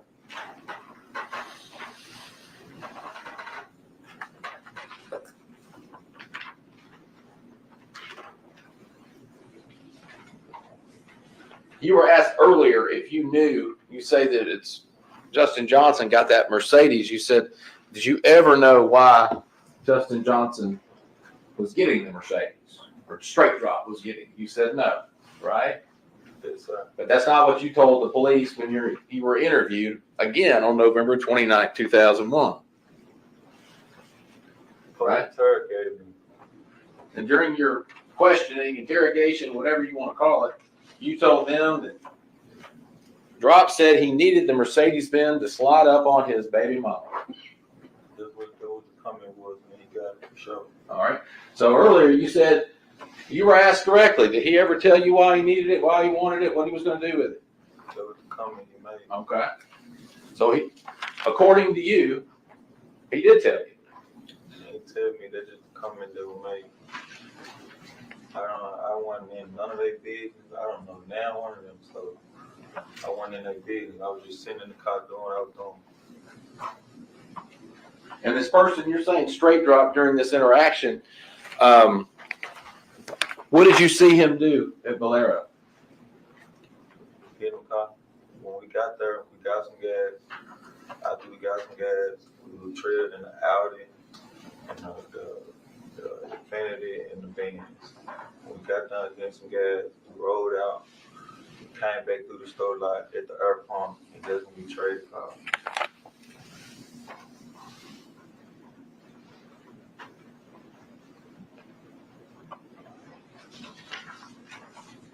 Now, after you heard Dolf got killed, You called Treyon, right? No, sir. You didn't? I was with Tree on the day Dolph actually dropped me off. And we asked him, did he have anything to do with Dolph being dead? Because if he did, we're not going to be around. It's something. Well, you told detectives that you had a conversation with Treyon after the homicide and stated that you called him. No, sir. That's not true? I was with him on the day of, he dropped me off in Raleigh and then finished. All right. And you told Treyon, according to what you told them at the time, that people were trying to put your name in as one of the shooters in Dolph's murder. Yeah, that was for sure. When was this conversation? The day after. The Day day after? after me recognizing that Dolph was dead, and the day after that, we recognized that the car we were just in that had something to do with Dolph. And you already knew the day after he's killed, that people are putting your name in it. It's my family. Like, they know what car we were just in. Like, Who's your family? When you say your family, Dolph people, like Dolph, like they're my family. can you explain that to me a little bit more? Are they your blood relatives? Yes, sir. How are y'all related? Cousins. Okay. And you're saying the family would have known that you were driving around in that white Mercedes? Yes, sir. How would they have known that? Because we was calling them, letting them know when we got the van. You called Dolph's family. You know, we called people that were related. Who'd you call? I can't tell. What do you mean you can't tell? You don't know? They're not in it. Who'd you call? Can't tell. Treon did all the calling. I thought you just said you called them. They're your family. But yeah, Treon did all the calling. But why is he calling Dolph's family? He trying to get it. He trying to get the car going. Why would Dolph's family know how to get the car going? It ain't just Dolph family. There was plenty of people that we were trying to get the car to. Well, you just said it was Dolph's family. Who you were calling. That's who we're talking about, Mr. Garner. Yeah. Yeah. So you stole a car. Well, and back again. You said earlier you didn't even know the car was stolen.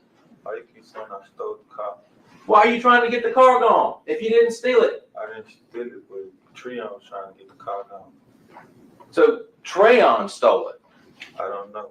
What do you mean you don't know? Why is he trying to get rid of the car? If he bought it. I can't tell you, and I didn't say he bought it. I didn't know where he got it from.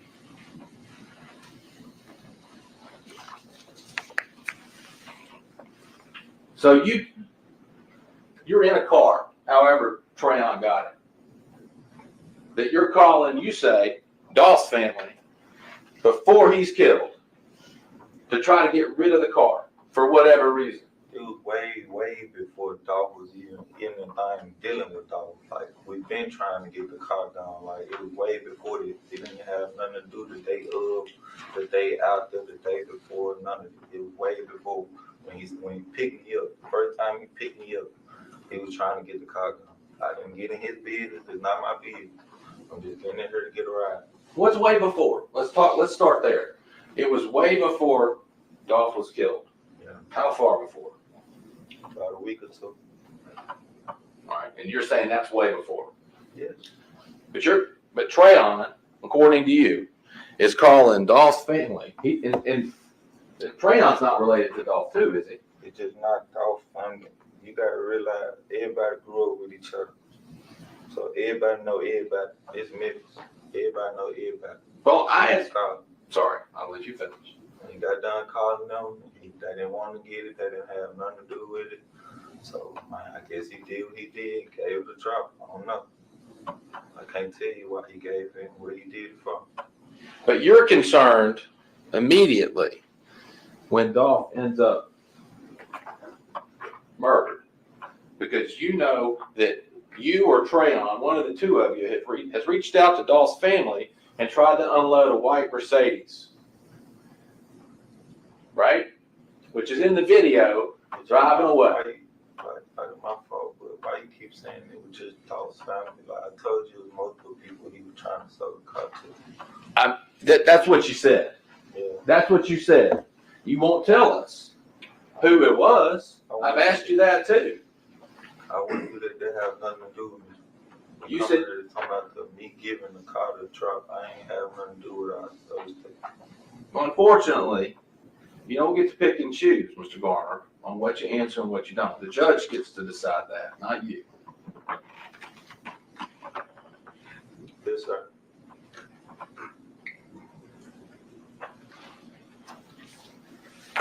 And you're concerned, and the day after, because maybe not the only people, but you've interacted, as you said, a lot of people, some of which were your family, which you've identified as Dolph's family, with that car, and your name is in it, right? Same car that's got, as luck would have it, a Draco in it and two pistols. At least, you said a bunch, but at least 2 pistols, right? There's a lot of witnesses. And you're immediately concerned, right? Because you think, oh no. Now, when the dog died, and I seen them Mercedes on the news, of course, man, who not finna call them if I'm in this car and they just did shit like, I ain't finna act like I didn't. I called.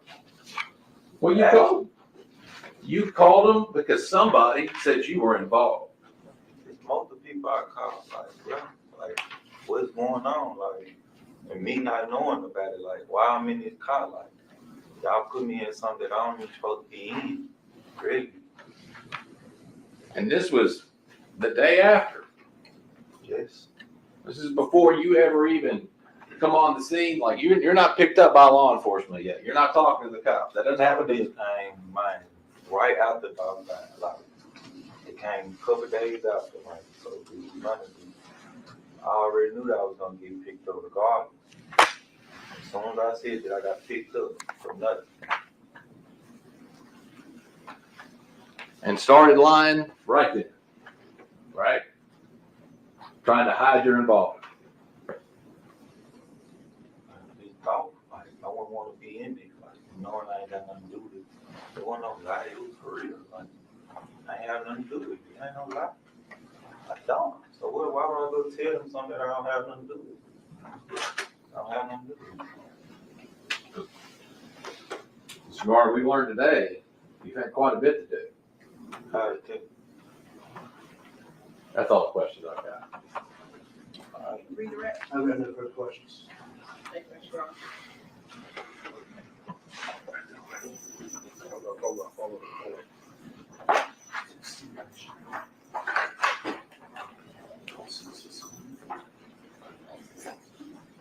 Are you next witness? Wait 1 second, I already got a stipulation that we'd like to go ahead and read to the record.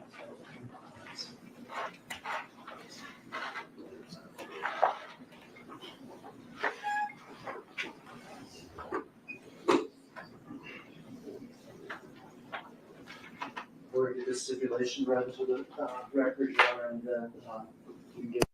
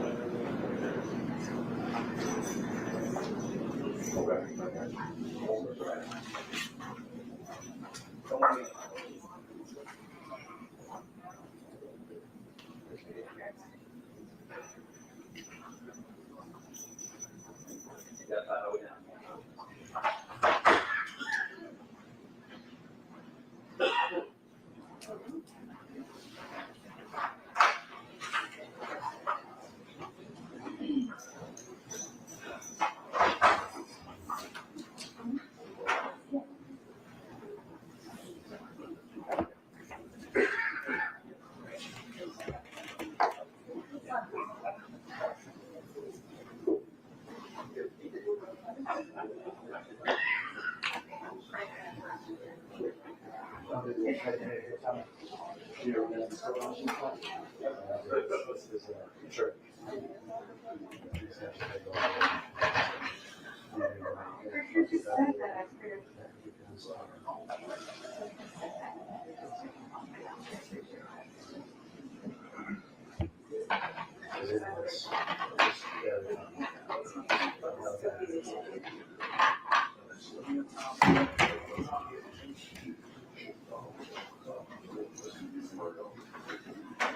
Mr. Hagerman, you want to remind the camera guys of this? They asked if you remind the still shot cameras. Cameraman knows. You got it? They're not going to. Yeah, right. Jury's now entering into the courtroom, Your Honor.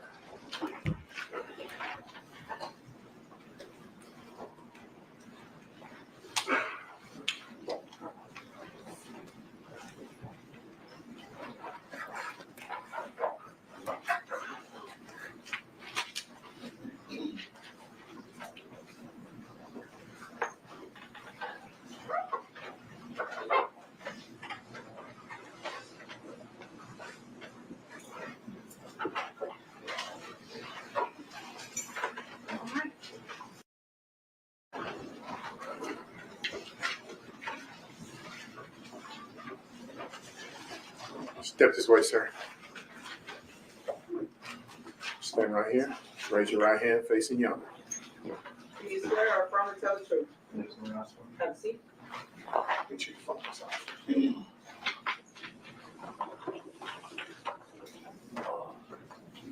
All right, can you tell me your name, please? Jamarcus Johnson. All right, I'm gonna have you look out toward me and speak up so I can hear you, okay? Jamarcus Johnson. And, can you spell the first and last name for the record? JERMARCUS.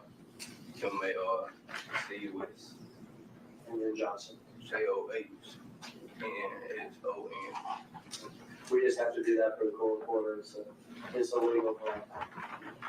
Now, Mr. Johnson, you, are actually charged in this case, is that correct? Yes, sir. You are charged with taking possession of some of your brother's property after the Dolf killing, and for aiding him to communicate with another man by the name of Cornelius Smith after the Dolf killing. Okay? You have an attorney for that case, is that correct? Yes, sir. And he's actually in the courtroom today. Yes, sir. You have pled guilty to being an accessory after the fact, several counts of that offense for taking control over the car your brother was driving afterwards, for taking control over a phone that your brother had afterwards, and for helping him by using the phone communicate with Cornelius Smith. Is that right? And you've entered a guilty plea to those offenses, but you have not been sentenced yet. Is that correct? Yes, sir. Meaning that a judge has not had a hearing and told you what your sentence is going to be. Is that correct? Yes, sir. Have I told you that it's a very good idea for you to tell the truth, and that the truth could help you at whatever sentencing you have one day? Yes, sir. Now, this building and this system is new to you, isn't it? Had you ever I need you to say yes or no. Yes, ma'am. She's recording. Okay, Thank you. Have you ever been arrested before this case? No, sir. Ever been to 201 public for court cases and stuff like this before this case? This was the first time, Yes, sir. and it's the only time. All right. Yes, sir. I want to ask you about your brother, Justin Johnson, okay? Do you see him in the courtroom? Yes, sir. Can you point him out and tell me what he's wearing? Wearing a gray sweater. Okay, is he seated here behind these two attorneys? Mm-hmm. Could the record reflect he's identified as brother Justin Johnson? Record so reflects he's identified the defendant in court today. Now, how old are you, Jamarcus? 27. And how old is your brother? I think he's 25. 25? Okay. Is he your full brother? We got the same dad, different mom. Same dad, different mother, so half brother or whatever. As y'all grew up, did y'all actually grow up together in the same house every day? No, sir. You've described sort of how often you would see your brother Justin. I liken it to something like me and my cousins or something. Does that sound about right? Yes, sir. So you grew up in a different household than your brother. Yes, sir. Is that correct? Yes, sir. But you would see your brother from time to time? Is that, Yes, sir. would you see him at family stuff? Or Younger, yeah. when you were younger? Okay. Like cousins or something? Okay. I want to take you back to 2021, okay? November of 2021. Now, did you even know who Dolph was? A rapper, yeah. A rapper, okay. So you knew Dolph was a rapper, Yes, sir. okay. Did you have anything to do with some sort of plan on the front end to kill Dolph? No, sir. Is that anything that you would ever be involved in? No, sir. Any sort of plan to kill other PRE, even though that you know what PRE is? Yes, sir. Okay. Any plan to kill the other PRE artists or anything like that? No, sir. Okay. In 2021, about how often would you talk or communicate with your brother Justin? Like every other week. Like every other week? Yes, sir. In 2021, about how many times do you think you saw him that whole year? Like 2 or 3 times. Okay. So in all of 2021, you would have seen him 2 or 3 times. Yes, sir. Does that sound about right? And you would have talked to him maybe once a week or every 2 weeks. Is that correct? Yes, sir. All right. And again, just because the court reporter, like when you nod your head, I know I know it, but we got the court reporter, okay? All right. So it'd be fair to say that y'all were not close.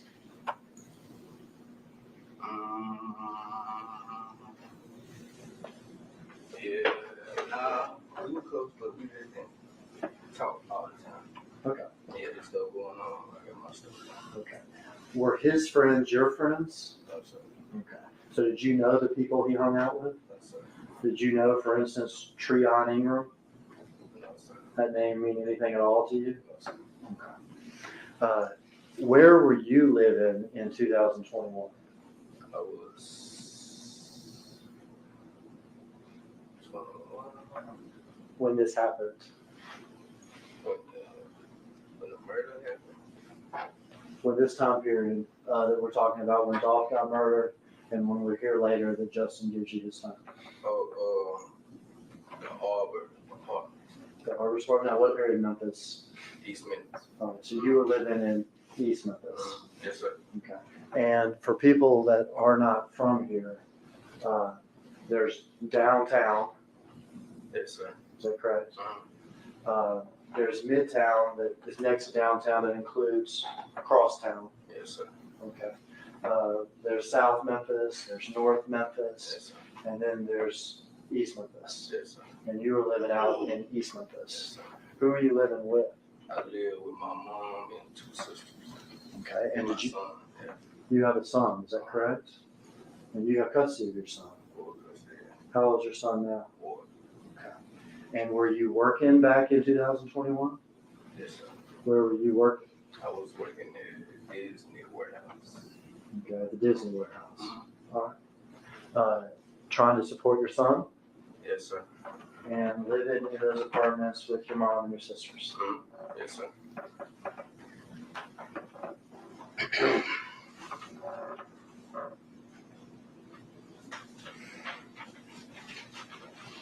Did there come a time after Dolph was killed that your brother Justin got in contact with you? Yes, sir. What was it about? About bringing me a rental car. About bringing you a rental car. Mm-hmm. Now, had you asked him for a car or anything? No. Okay, so this is, do you know what out of the blue means? Would this be something sort of out of the blue? No, he knew I didn't have a car. Okay, your brother would have known you didn't have a car. Yeah, he knew I didn't have a car. And was not having a car hard for you? Yes, sir. Who had to drive you to the warehouse? I had to get rides from different people. You had to get rides. Okay. So your brother, is this after Dolph was killed? Yes, sir. Okay. Calls you about giving you a car. Yes, sir. Does this sound good to you? Yes, sir. All right. What happens after the phone call? I was getting out from work. On the way home, and he was like, he was gonna call and bring me the car so I can get back and forth and work. You know, I'll be needing the car stuff. Okay. And did he in fact do that? Yes, sir. Where did he, And like an hour later to the office. like an hour later? At your apartment complex? Okay. What kind of car did he arrive in? It was a white Chrysler. Do you know what a Chrysler 200 or 300 looks like? I think it was a 300. Okay. Oh, they look similar, 200, 300, right? I was just asking, does it look like one of those things? Yes, sir. Is he driving that car? Yes, sir. Does he have anybody with him? There was some people in the truck. What kind of truck is it? I really don't know. What color was the truck? It was white. A white truck? You say truck, you mean like a pickup truck, or do you mean like a big SUV? It was a big SUV. Big SUV? Okay. Do you know who the people were in the white SUV with him were? No, sir. Okay, what happens when he gets there? Tell me you outside. Okay. Go outside, get in the car. You get in the car with him? Alright. Quiet. He had 2 phones. Okay. Okay, so I guess he was just putting numbers in the phones and stuff. He was in what? They was like switching the numbers, putting numbers in the phone, another phone. Okay, so he has 2 phones in front of you, and it looks like he's taking numbers from one and putting it in the other? Yeah. Okay, now had y'all talked about a phone or anything before? Well, he was bringing you a car, you're in the car, he's got 2 phones. Before this conversation about bringing you a car and stuff, when was the last time you had talked to him? Probably like 2 or 3 weeks before it. Okay. All right, so you meet him in the car, he's got the 2 phones and he's going back and forth with the numbers. Are you asking what he's doing or what's going on? He was just quiet. Okay. And what are you doing? I was on my phone. Okay. So you're sitting there next to him, you're on your phone, he's doing his number stuff. What happens? He tell me he was gonna give me the phone for like social media stuff. Like that he's gonna give you one of his 2 phones. Okay. And you said for social media stuff? Yeah, posting pictures and checking your email and stuff. Does your brother have social media? Got Instagram, yeah. Okay. In fact, you know your brother, does he go by other names too? Other than his real name, Uh-huh. Straight Drop. Okay. Straight drop and sometimes just drop. Yeah, this is real name. Okay. And when you say give it to you for his social media, what do you mean by that? kind of like, I don't know, I guess he was just busy. He just needed me to keep up with like the people that was email for like Okay, so, producers, stuff like that. all right, so let me back up. He gives you his phone. Because it's the idea that people may be calling or texting or messaging him.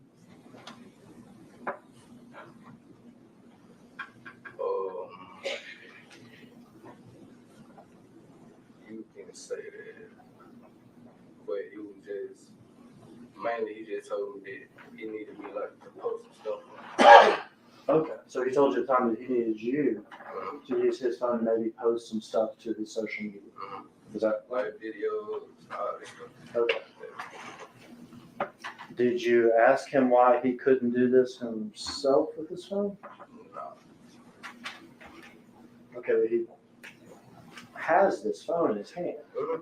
And he's gonna give it to you, and you already have a phone. You don't need a phone. No. The car sounds good. And he wants you to have his phone and maybe post stuff to social media. Yes, sir. Okay. You don't ask him why. Does he provide any explanation? Other than just for the social media stuff.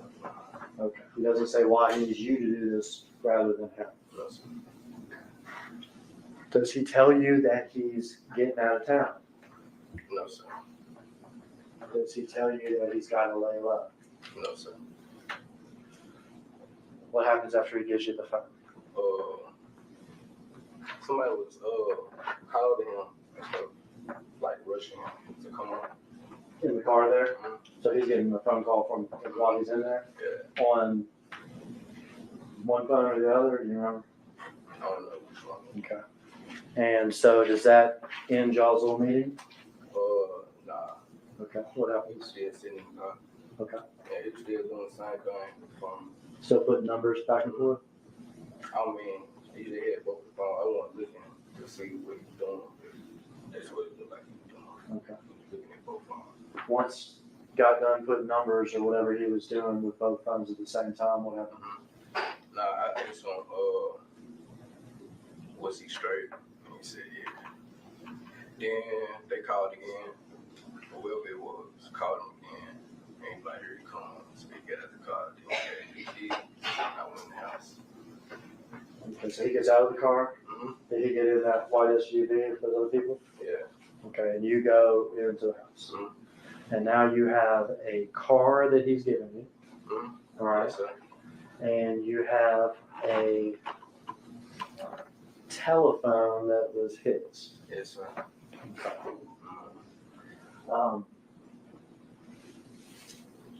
After you get possession of this phone, do people start trying to contact him on this phone? Yes, sir. All right, but you have the phone. Yes, sir. What happens when somebody contacts him on the phone that you have? I'll text him and tell them that they called or text. Okay, so if somebody calls him or texts him and you then text him or call him and say, so-and-so just texted or called you, is that right? Yes, sir. Were there ever times that somebody would call that phone and then you and your phone would call another phone and put them together so that they could talk? Yes, sir. Okay, so you could aid in those sort of, sometimes we call it three-way or whatever, conversations between him and other people. Yes, sir. Among those sort of three-way conversations, did he ever talk to somebody identified as C? The name in the phone was C Girl. Okay. And the voice, was it a male or a woman? The one time that I did really do sound like Sounded like it did. At the time, did you know who C was? no, sir. Do you now know that to be Cornelius? Yes, sir. Were you able to hear a conversation going on between Justin on one end of the line and Cornelius, since you are sort of three-way there?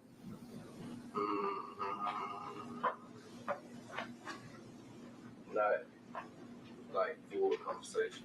Not the full conversation. Were you able to hear some of the conversation? Just a little bit. I want really just listen. Okay. You've been asked before whether or not you heard some of the conversation, correct? And have you described part of the conversation having to do with money? Yes, sir.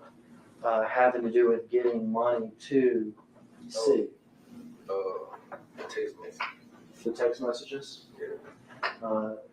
And what was it about? It was like, he just kept saying like, "What's up, bro? What's up, bro? What's up, bro?" And stuff like that.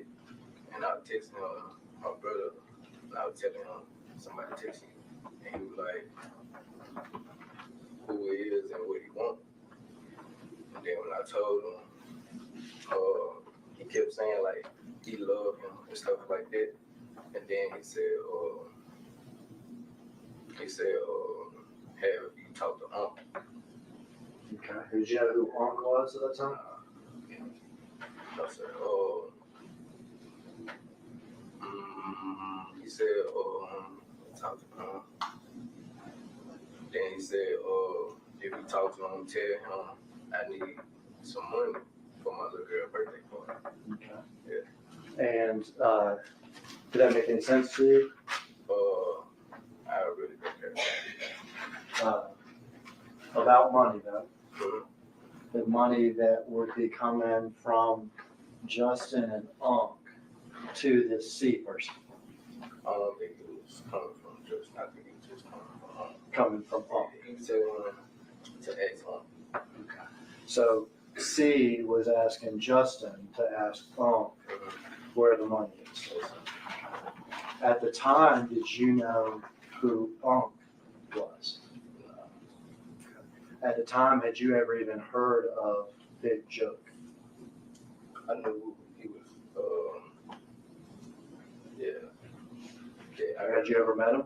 No, You ever talked to him? no, sir. Okay, but you knew his name? Yeah. From the rap game and everything else? Mhm.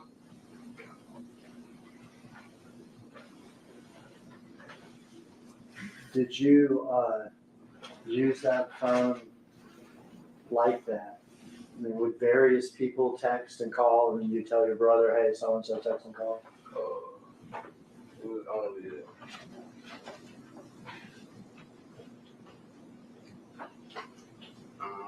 was a couple people. Yeah. Couple people? Okay. During the course of doing this, did your brother ever tell you where he was? Talking about after he left from, okay, no, He never told you where he was? no, sir. At some point, the police come to you, is that right? Yes, sir. They come to your apartment, Yes, sir. and they want something you got. Is that right? Yes, sir. They want that phone, Yes, sir. your brother's phone. Yes, sir. And did you give him that phone? Yes, sir. And did you agree with to go back to the station with them and, be interviewed by the police? Did you do that? They took me there. They took you there, okay. Yeah. They took you there. You turned over the phone and told them about Justin giving it to you. Yes, sir.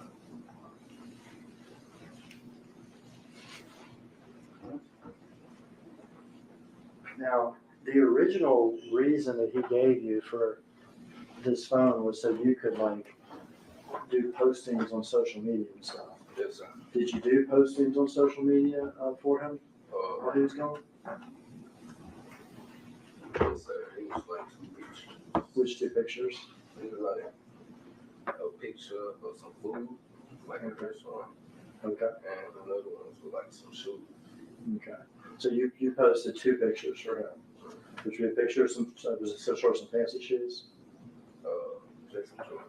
some Jordans, and a picture of some food. And did he ask you to post those pictures? Yes, sir. Okay. Did you also follow his social media? Like, did you see the stuff he posted on social media? Yes, sir. Was he still posting stuff on his social media? Not just you?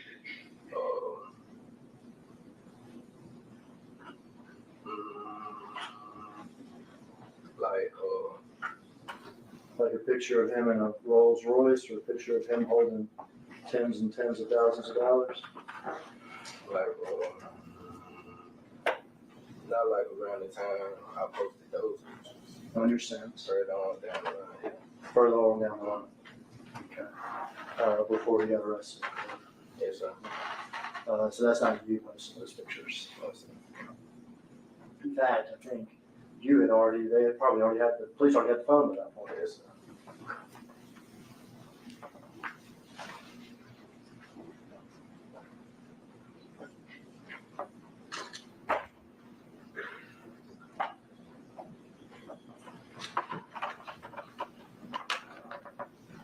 Pass you exhibit 57 and 56.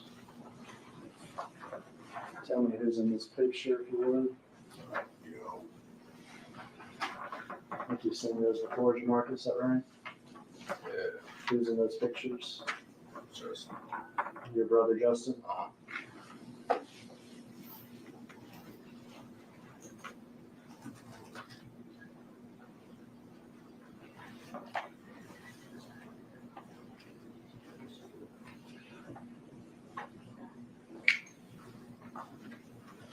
I could have those exhibits returned.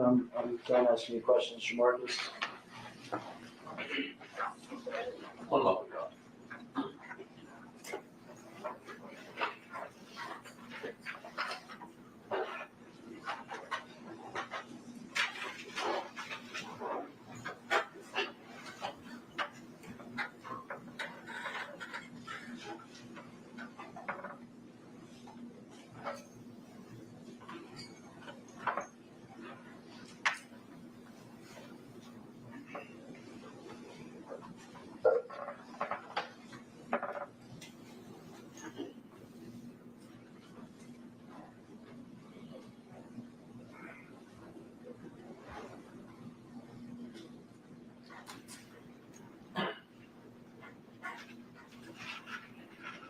Good afternoon, Marcus. If you don't mind, I'll call you Marcus since we have more than one Mr. Johnson in the class.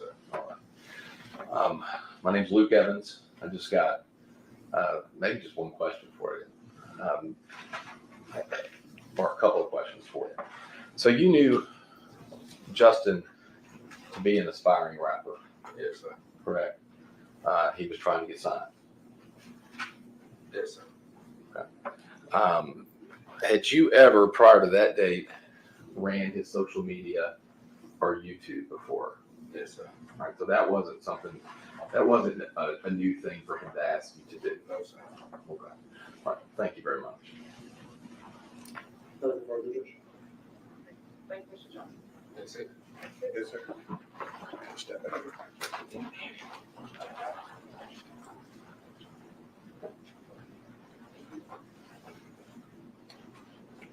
With the approach, Judge, I think we have.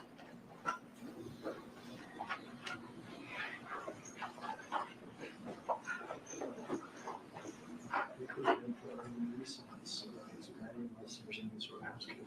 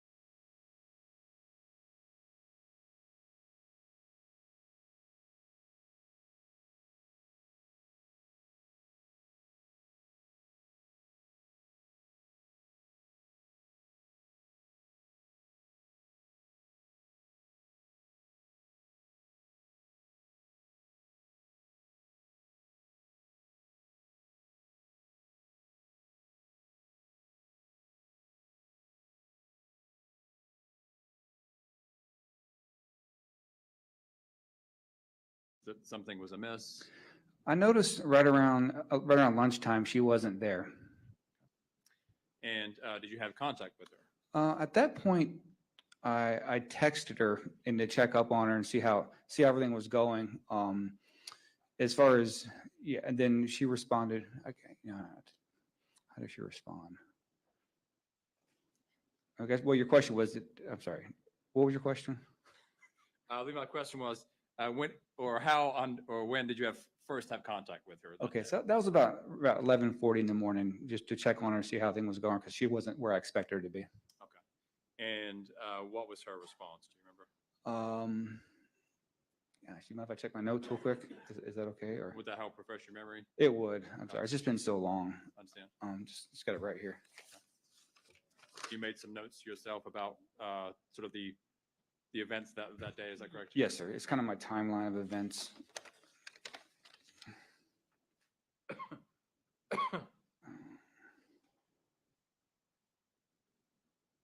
Oh, okay. So at that time, I just texted her, make sure she was okay, and then, yeah, then I don't know exactly how it played out. I guess she was fine at that point, and then I just tasked her with an assignment at that time.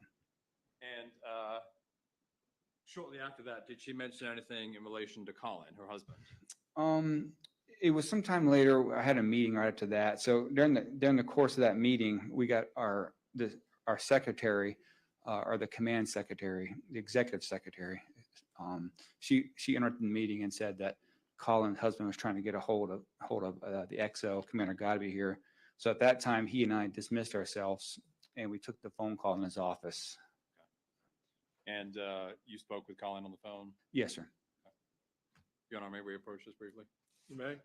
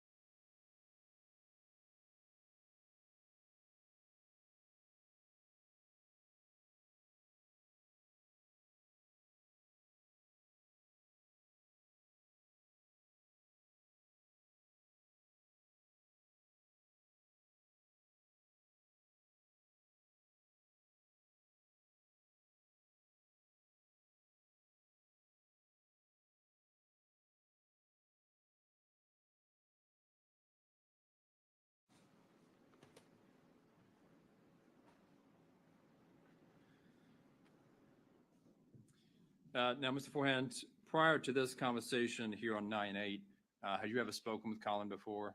No, sir. And what did Colin inform you was happening during this phone conversation? At that point, when he called, he informed us that Bree's okay. I don't know. Yeah, he said that Bree had removed their access to their financial to the financial information, as well as he put his computer through the dishwasher. He also, at that point, he also informed me that she had been missing her therapy appointments and had been skipping work over the past several days. And then he told me, or he told us, Exo and I, that he wanted to take their children back home to his parents' home in Georgia. And then he also informed us at that time that the sheriff's office at some point that morning had come to their home as well. So. Okay, and about what time was that conversation? Do you remember? That was about 1400 or 2 o'clock. And during this conversation, what was Colin's demeanor? He was very calm, very, very articulate and well spoken at that time. Was he angry? No, sorry. It was just a very general, casual conversation like we're having now. It wasn't escalated or anything. It wasn't any holler or screaming. Just it seemed very reasonable to me. Now he's reporting to you that she has cut off his access to finances. Is that correct? That's correct. Is that, let me ask you, how does the military deem that, or is there anything the military can do about that for a military spouse? This is a bit of a long answer. So when we look at a couple of things here, we call it spouse emotional abuse and things like that. we determine, or not we, but the Navy says when you remove financial capabilities or you start causing damage to people's equipment or stuff, it's a form of emotional abuse. And is there anything the military can do in terms of assisting in terms of the financial aspect? Okay, so in a situation like this, we don't have the authority to tell her what she can and can't do with her finances. But what we do have is a program is called the Family Advocacy Program, and that's designed to help families that are struggling. And then it's a long process how we get here, but ultimately there's a kind of again conversation about what happened, and we find the best way to help the family. And then in cases where we'll call domestic violence is involved, we'll make some try to make our best determination if we need to separate the family or put them in what we call a cool down room. When I say the family, though, I really mean the service member. I think that's what you're asking me. Yes, sir. And if I understood you correctly, did you say that the military would consider cutting off someone's finances to be a form of emotional abuse? Is that what I understood you to say? That's correct. On our family advocacy program.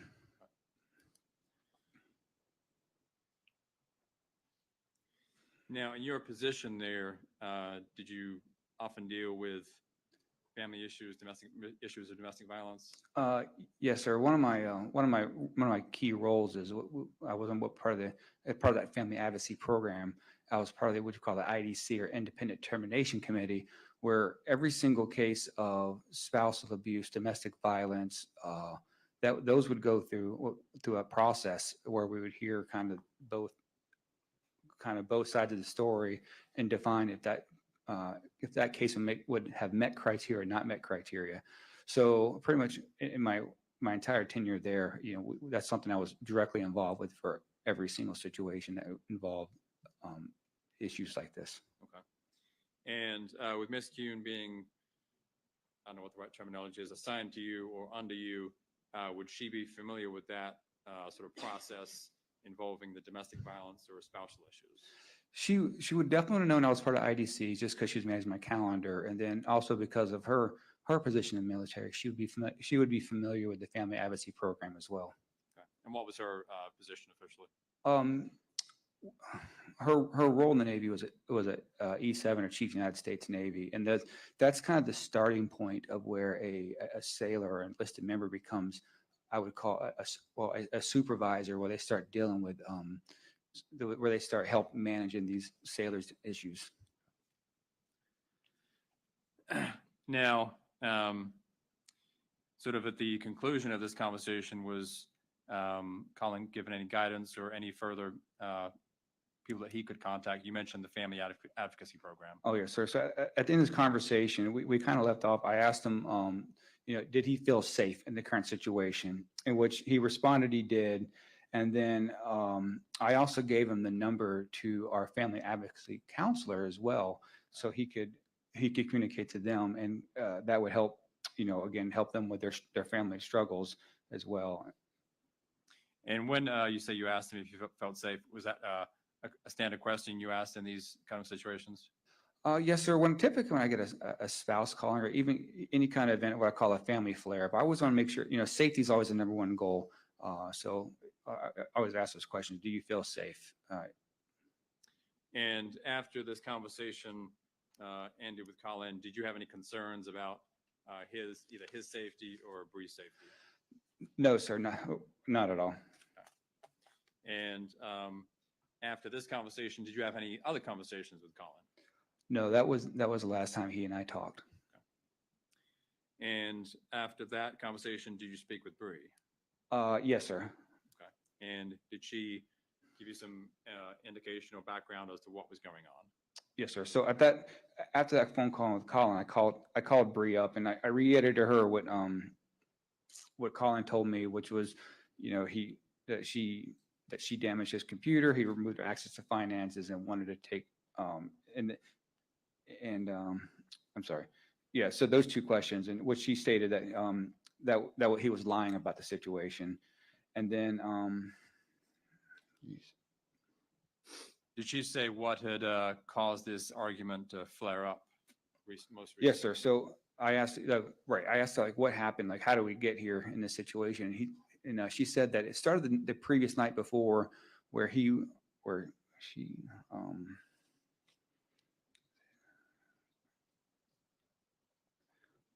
wanted to watch a TV show and he did not. And that was kind of the start of this situation.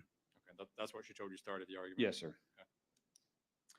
And what was her demeanor during this conversation with you? So when I talked to her, she was very calm as well. Very calm, very very calm and very professional in the conversation. So that at that point, I didn't have any concerns either with the situation. And did you pose to her the same question as you did to Colin about whether or not she felt safe in the residence? I did. I asked her if she And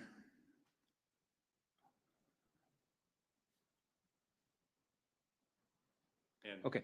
Yes, sir. I asked if she felt like her and the kids were safe. So I'm just, sorry. just, I just want the record to be clear. You're looking at your notes there, is that right? Yes, sir. Okay. I'm sorry about that. So the question was, did you ask her about if she felt safe inside the residence? Yes, sir. I asked her if she felt safe inside the residence. She said for her and the kids, and she stated she did.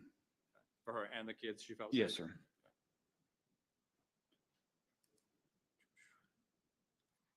Now, I think you had previously mentioned, I think you referred to it as a cool-down location. Yes, sir. And did you discuss that with Bree during this conversation? Oh, yes, sir. So I asked her in this conversation if she needed a cool down room. And what that is where we take a sailor that's, or again, a family that's having issues, and we'll take and give the service member barracks room for the course of 3 days, 10 days, depending on the situation that's needed. At that point, she didn't, she said she didn't need a cool down room. And yeah. Did she say why she did not want the cool? Yeah, she didn't want a cool down room because she was concerned that if she went to the cool down room, which would have meant that she wouldn't have been take her kids with her, that Colin would have been able to take the kids back to Georgia at that point. And did she mention anything about her immediate future plans? Oh, yes, sir. When we talked to the phone, we let the conversation off that she intended to file for it tomorrow or the next day for temporary custody with a lawyer. And then I ended it as, I'm sorry. What was the? And then Go we ahead. just How kind did of you end ended it. If there was any other, if she felt unsafe or the issue escalated, that she should call the police. And approximately what time was this conversation you had with Bree? That was about 2:30. And I know you already said about Colin. Did you have further contact with Bree later that day? Yes, sir. We talked again.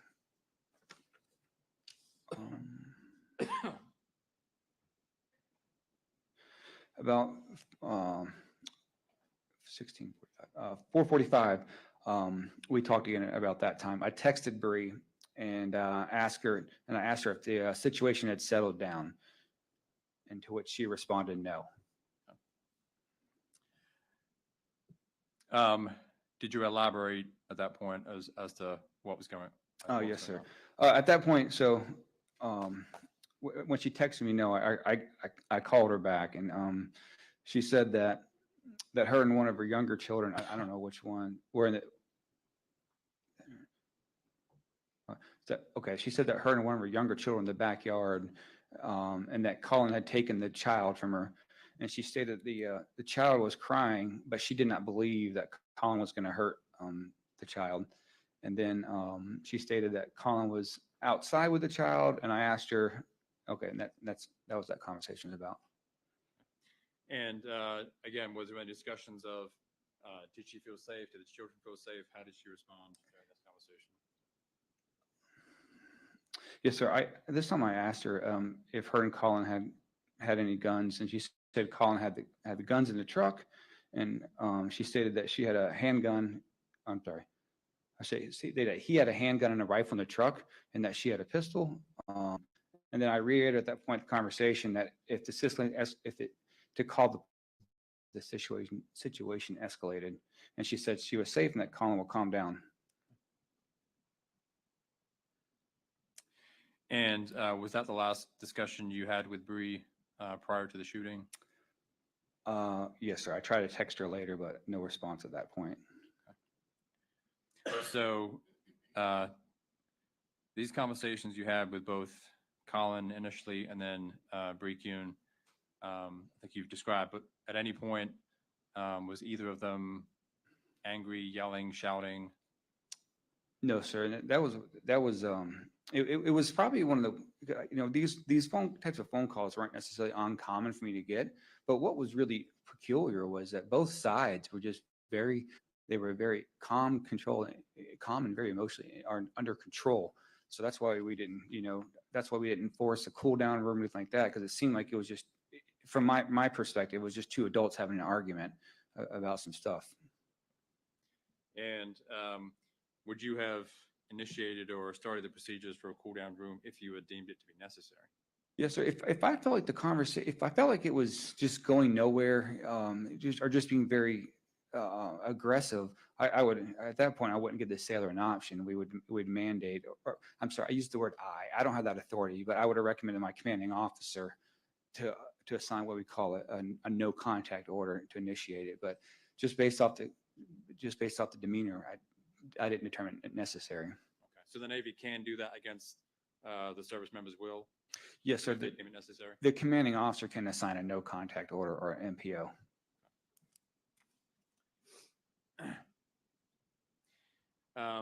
Now, at any point during this contact or at any point during your, you said about the 6 months that you had known Bree, had she ever related to you any type of physical abuse? No, sir. Had she ever related to you any type of sexual abuse? No, sir. Had she ever related to you any fear for her children's safety in relation to Colin? No, sir.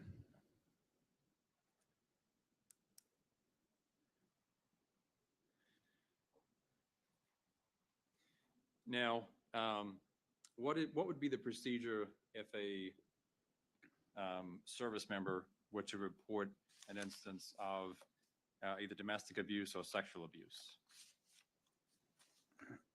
Kind of, it's two different processes. Is that so- two different for the two different types? Yeah, yes, sir. So Okay. we'll start with one. So for sexual abuse, which we will call sexual assault, that goes to it goes to what we call a SAPR, Sexual Assault Prevention and Response Program. And so what would happen there once the sailor reports that, and there's a lot of different methods to which the sailor can report it, depending on if they want it to be a restricted or unrestricted report. Restricted means that that situation would be just between the sailor as well as the team or her care team that would help her or them rather cope for the situation. And then there's an unrestricted report, which would be the same type of level of post care as well as an investigation into the situation. I'm sorry, I lost track of explaining that. What Would the question person was. receive any kind of counseling or anything of Oh, that yes, nature? sir. If the sailor reports the situation or it's reported, then they would. And again, being under your command, would Ms. Kuhn been aware of this protocol, this procedure? Calls for conjecture, Your Honor. Overruled. So, answer. You could answer. Okay. So sexual assault is a huge, it's a huge deal in the military. It's very, it's got congressional level involvement in it. So we're mandated to conduct annual sexual assault prevention response training. And then this commanding officer talks about these programs. It doesn't matter what command you're in, you have to go through sexual assault training annually. So it's reasonable that she would know these processes. And even the fact that she's a chief, she would go through a whole nother process of training for that. So it's very reasonable that she would know these processes and what to do, or at least she would know where the starting line for these types of situations are.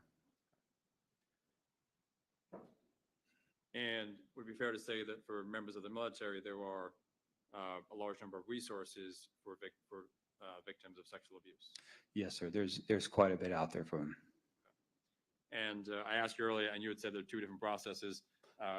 What about domestic violence? What would be the standard procedure if someone reports they are a victim of domestic violence? Okay, so DV would be So how that would start back to that family advocacy case we talked about. And then with that, there comes the process is where the sailor reports the DV, or even not necessarily the sailor, but the spouse reports the DV, or domestic violence or emotional abuse. I'm kind of lumping DV into emotional abuse, spousal abuse, all those different. It's a very big word to cover a lot of categories in it. But once that's reported, there'll be interviews conducted with both the offender and the non-offender, and then once they dictate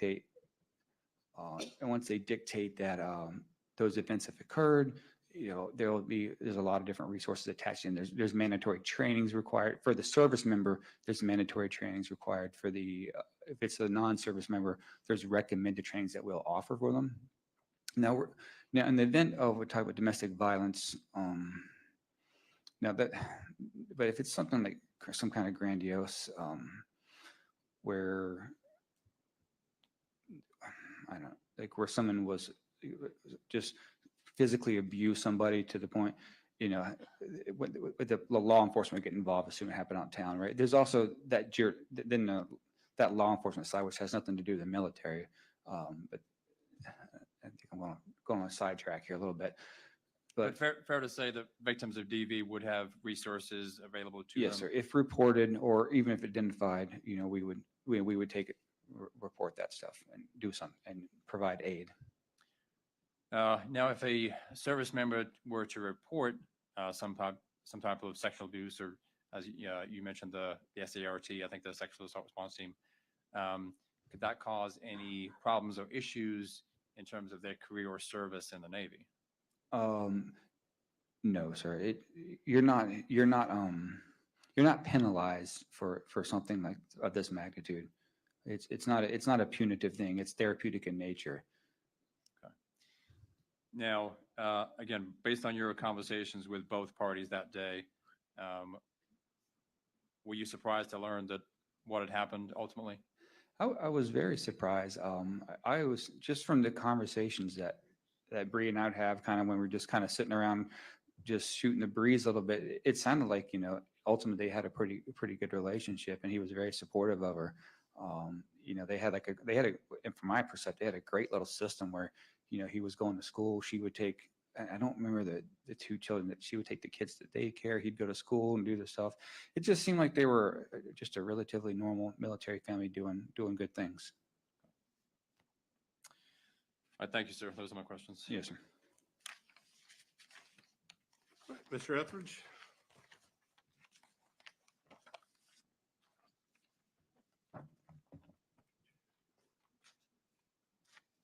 Good afternoon, Mr. Forehand. Thank you for your 24 years of service. Now, Bree originally came to you for medical reasons and for mental health reasons, didn't she? Yes, sir. Okay. And you knew that Bree had had a suicide attempt in the past. That's she correct. Came on board, right? And you knew that she was sent to a mental health unit hospital in Crestview, Florida, right?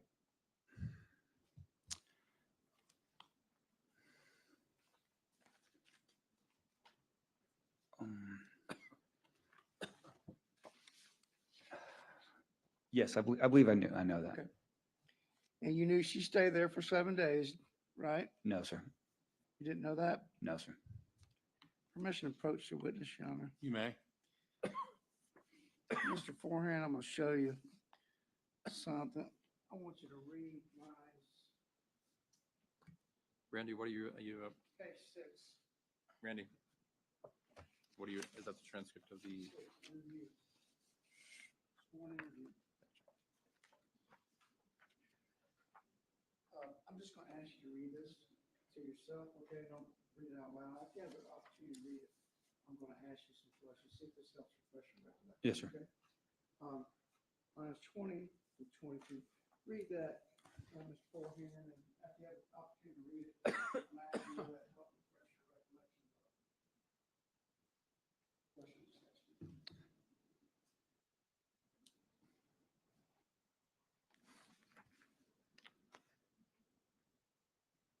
Okay. Just keep reading there. That's good from there. It's Okay, 20, I'm sorry. Thank you. Okay, nice. Okay, I'll repeat the question to you. Asked you, you knew she stayed there for 7 days, right? Yes, sir. Okay. Now, your time with Bree was pleasant, wasn't it? Yes, sir. Now, on the day of the incident, September 8th, 2021, around 1:45, Bree texted you and said Colin was trying to call the command, didn't she? Yes, sir. And as you alluded to earlier, domestic violence is a big deal in the military, isn't it? Yes, sir. And when you were speaking to Colin, he was trying to force the Navy to give him some money, wasn't he?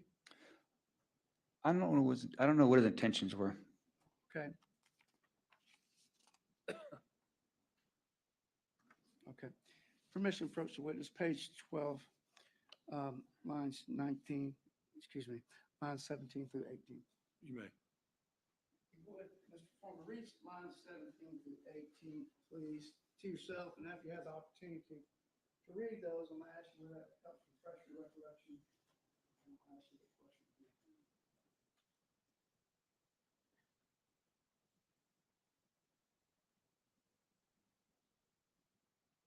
Okay.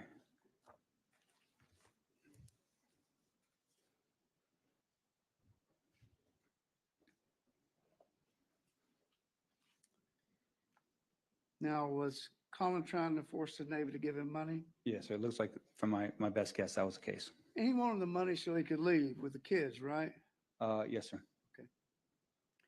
And you basically told him that you couldn't force her or make her give him any money, didn't you? That's correct. The Navy couldn't. And you learned from your conversation from Colin that he was trying to take the kids away to Georgia, right? That's correct. And you knew that Colin was medically retired from the Marine Corps because of traumatic brain injury, didn't you? That's correct. And did you know whether he quit, retired, or was discharged? I believe he was medically retired.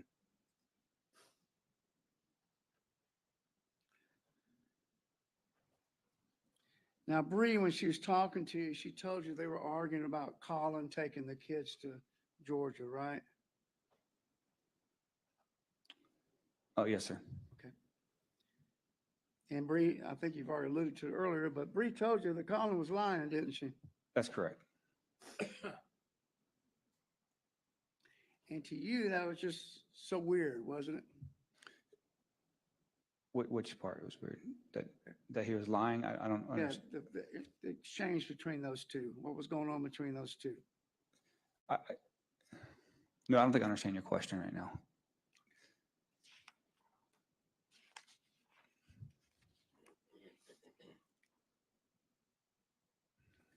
Permission to approach the witness. You may. Page 15, line 16. Just one line this time, Mr. Foreman. Read line 16 and see if that helps refresh your recollection. Judge, I believe the response was, I don't understand the questions. I don't know if the.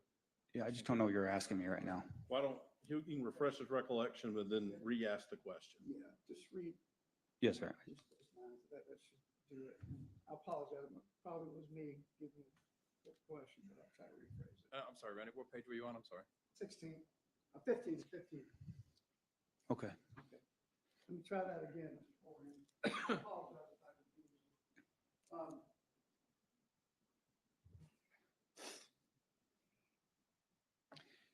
And I asked you beforehand, she told you, no, he was lying. And she was calm, cool, calm, and collected. And to you, that just seemed weird, didn't it? The situation was weird. In fact, that both parties were just very calm. That's not what I would traditionally experience. And the argument started the night before when Bree wanted to watch television and he didn't want to watch television, right? That's correct. And once again, you thought that was kind of weird, didn't you? That they want to watch TV? No, No, that they had the argument over that. no, sir. I've been married. That's okay. No. Permission approach, page 16. You may. Lines 18/3/20. Read lines 18 through 20, Mr. Forehead, to yourself. I'm sorry, what I numbers? ask you whether that helps refresh your recollection. What numbers you're saying? That's 18, Okay. okay, yeah, 18 through 20. Yourself, and after you have the opportunity to read that, I'm going to ask you.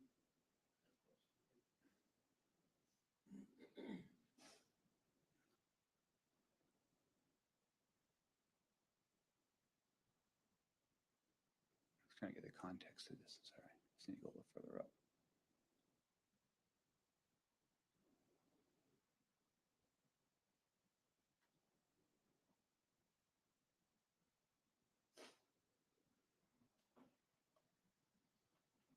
Okay. Okay. Um, I asked the question again. She told you it started there, the argument. And you said it was, you, basically, you said, I was like, well, that's kind of weird, right? Once Ye- again. Yes, sir.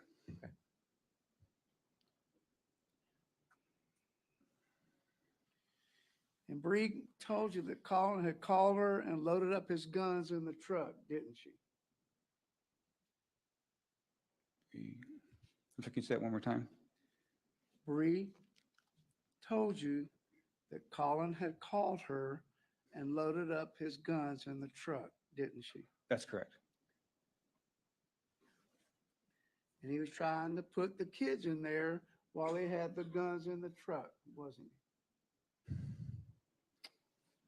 Boy, Yeah, I'm going to object. that's not my notes. I just. Hold on, got an objection? Yes, sir. Speculation. Saying as phrased. Okay.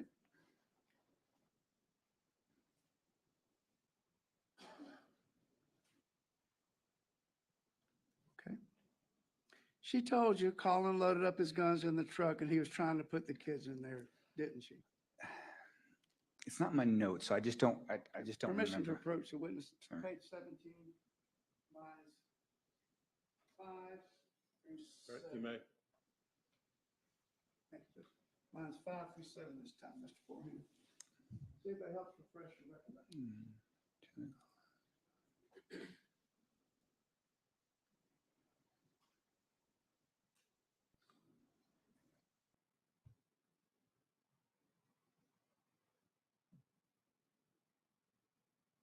Okay, So that's what she told you, didn't she? that's correct. And in all fairness, Mr. Forehand, you said this about 2 years ago, so Oh, that's- it's hard to yeah. remember all this, isn't it? Yeah. 3 years is a long time. I get it. Hmm. I get it. I totally get it. I can't remember what I had for breakfast this morning. So, and she had to call the police, didn't she? That's correct, The law enforcement didn't do anything about it, did they? from my understanding.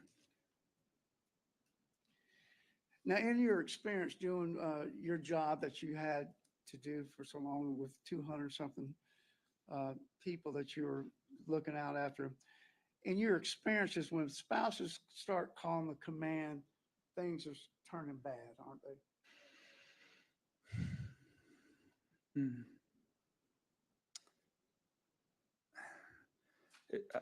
Depending on how you define bad. Not good. Well, there's definitely an issue going on, right? Okay. There's something that needs improvement in the home life. Correct. I'll agree with that. Okay, and once again, things weren't making sense to you, were they? As far as the demeanor, no. Yeah. And later, when you checked on her, she told you, no, she wasn't okay that day, didn't she? She did. And she also told you that Mr. Turner had come and snatched her child from her and took her around to the front, didn't she? That's correct. That's correct. And the child was crying inconsolably, wasn't she? Correct. Did you have a coworker with you named Celeste? Yes, sir. Okay, did you get Celeste involved to try to help you try to resolve the issues that were presented to you by Bree and Colin that day? Yes. Okay. And you found out that Mr. Turner had put a gun in the truck. I'm gonna object to hearsay. I didn't ask. Sustained. In your mind, he had 3 guns in the truck, didn't he? I don't remember. I don't I'm remember. gonna object again for speculation. Sustained.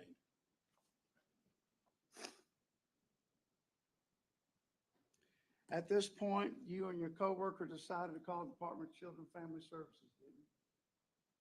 That's correct.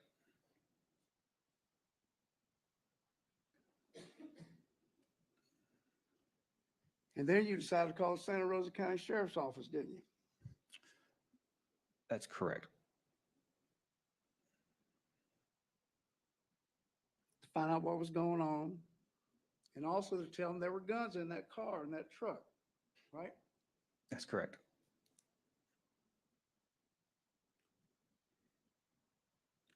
Do you remember Bree during that conversation, the day of the incident, telling you that earlier that Mr. Turner was like out in the front yard, pacing around and talking to himself? I do. And once again, you had this weird, to you, that was weird behavior, wasn't it? It was. Now, around 5 o'clock, I believe that's the last time you spoke to her, right? Yes, sir. Right around there. Okay. And she was teary and sad to you, wasn't she? That was my perception. Yes, sir.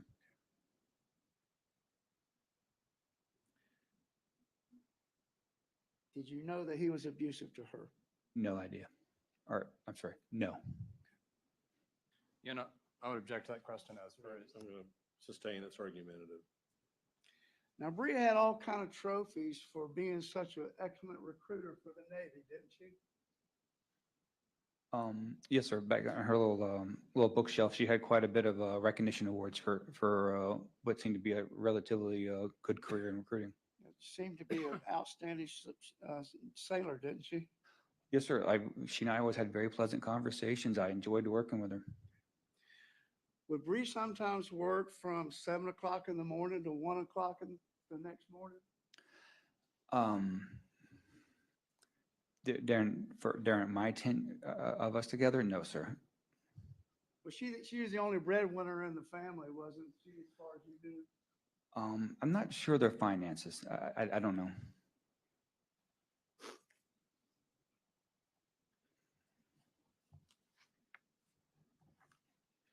Is it fair to say it was hard to know exactly what was going on between Bree and Mr. Turner? Absolutely. Permission to approach the witness, page 38,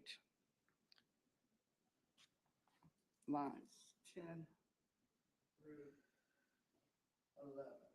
Or no. Okay. Sorry, Judge. Lines 10 through 12. Read those, if you would, to yourself, Mr. Forehand. And I'll ask you where that helps refresh your recollection.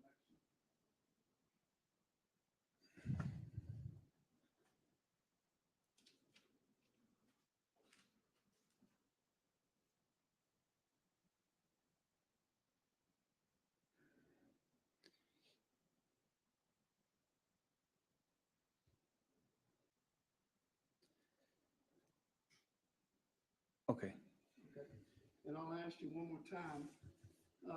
She worked from 7 o'clock in the morning to 1 o'clock in the morning sometimes. Okay, so that question's what you're asking me is from her previous military history, not at my command. I apologize. Yes, sir.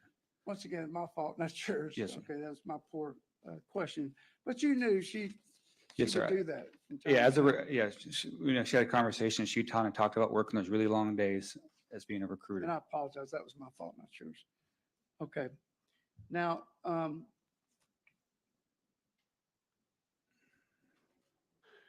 is there any doubt that Bree was concerned about leaving her children with Colin? I'm going to object for speculation. Sustained as phrased. Okay. You spoke to Bree that day.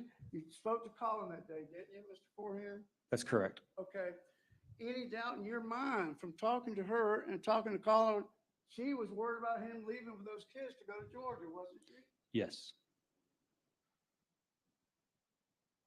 Now, would you agree with me that you don't have to be angry or shouting to be in an emotionally charged situation between spouses, girlfriends, boyfriends, husbands, wives? I would agree.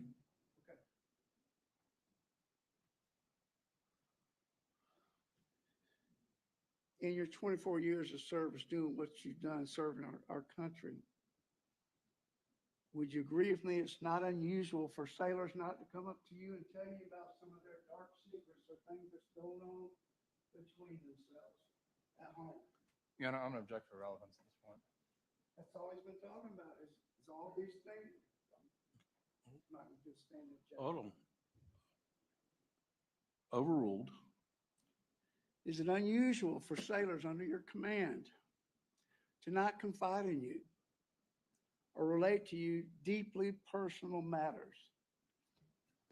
Okay. Yeah, I'm gonna object to speculation, and if you want to approach, we can. I'm going to overrule the objection. And All right, y'all approach.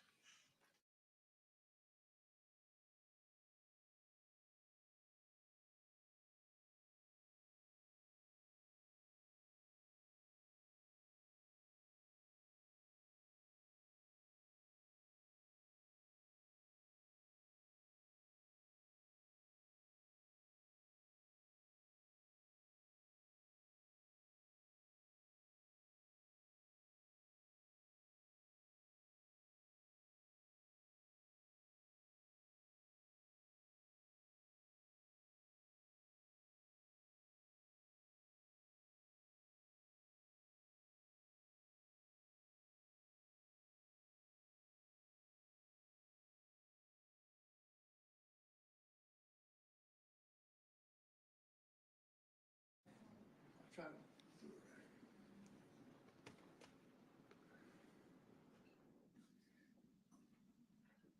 What I was trying to get to, Mr. Forehand, is every sailor on your command, they don't necessarily confide in you, do they?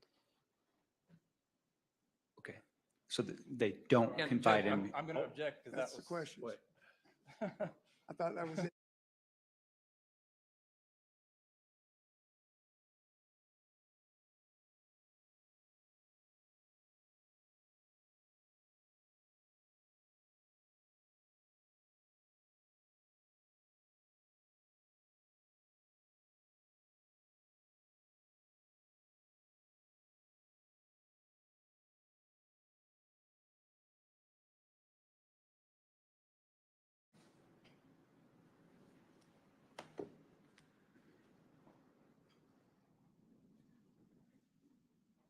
No further questions. Thank you, Mr. Forehand. Thank you.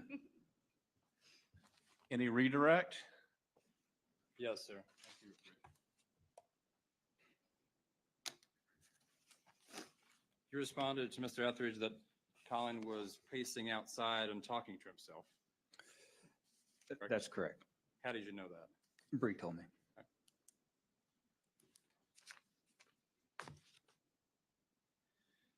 And he asked you a question about when you texted her and asked if everything was okay, and she responded no.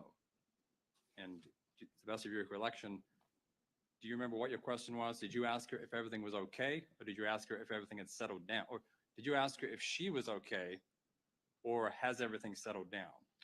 Yeah, I asked, had everything settled down? So she didn't say, I'm not okay.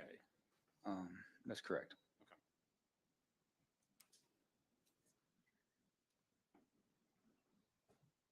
Now, was she relating to you that she called law enforcement because of these guns? No. No, I have no knowledge of why. I just know she called. And if Colin is leaving to go to Georgia, as I think both parties told you, correct?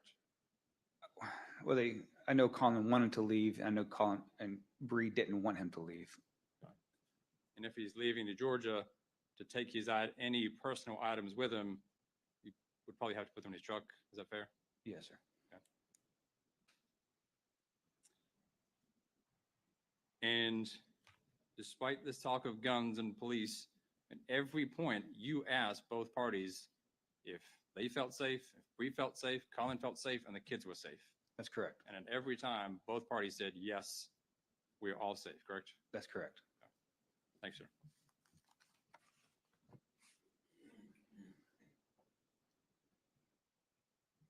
All right. Anything else from this witness? I have no objection to him being excused, Your Honor. Yes, sir. I think at this point he can be released. Again, originally I was going to recall him, but I think we probably covered everything. So. Okay. All right, sir. You may step down. You're now excused. Thank you. Can y'all approach? Yes, sir. Or do y'all want? I have one more that I anticipate would be very quick. I agree, Your Honor. Does anybody need to get somewhere by like 5:30 or anything like that? Is everybody good? This will be quick, Judge. Okay. Everybody's good. All right, then we'll go ahead and call the last witness for the day. That's what the prosecutor's told me. Should be quick. I'm sorry, Judge. Yeah, we can go ahead and call Okay. call the last witness for the day. Detective Mitchell Kelly.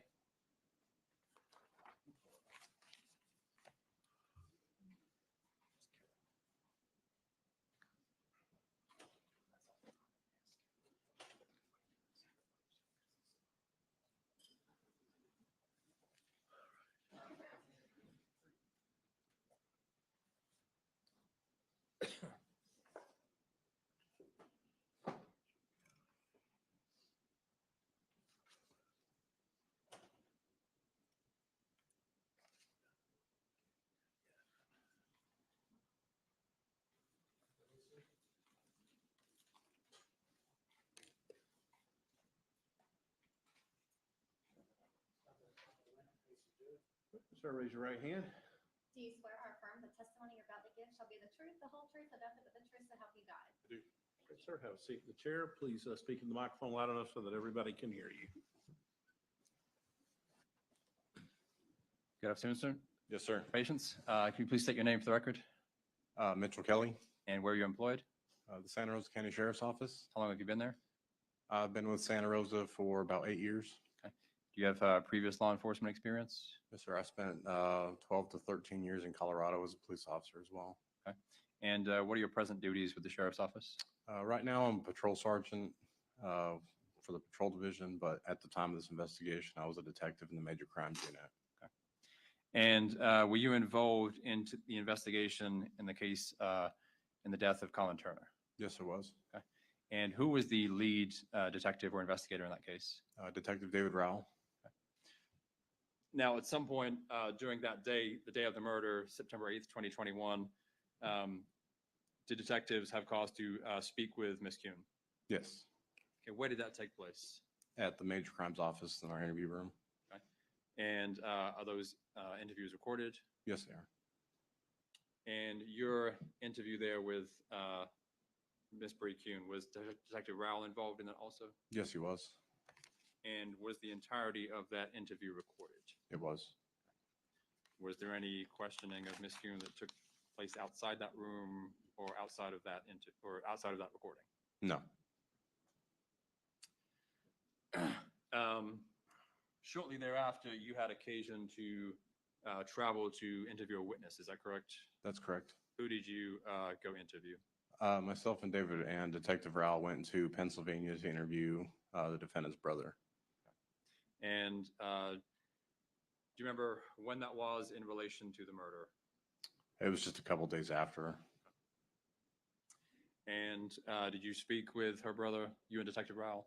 Yes. Okay. And was that interaction recorded? Yes, audio and video. Thank you, sir. Those are my questions. Cross-examination. Thank you, Judge. Just a couple of real brief ones.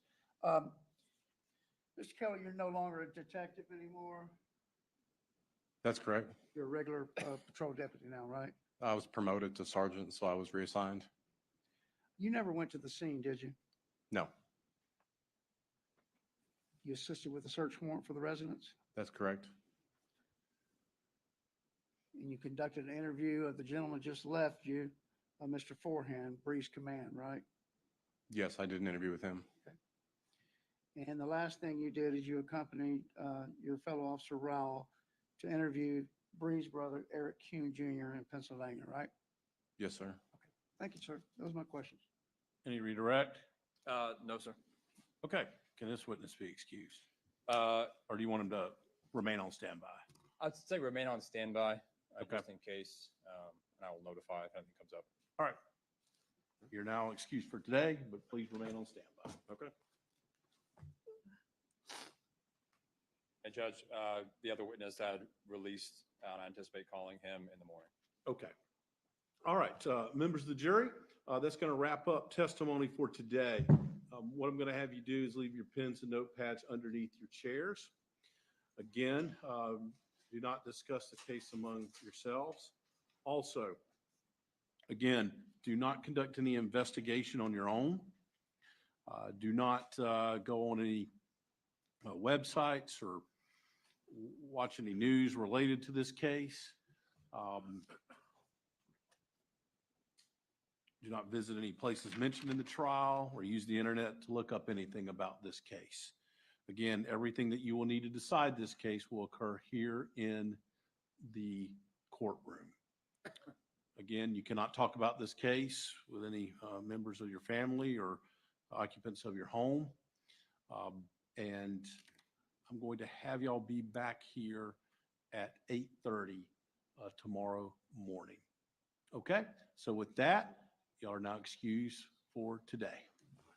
All right, sir.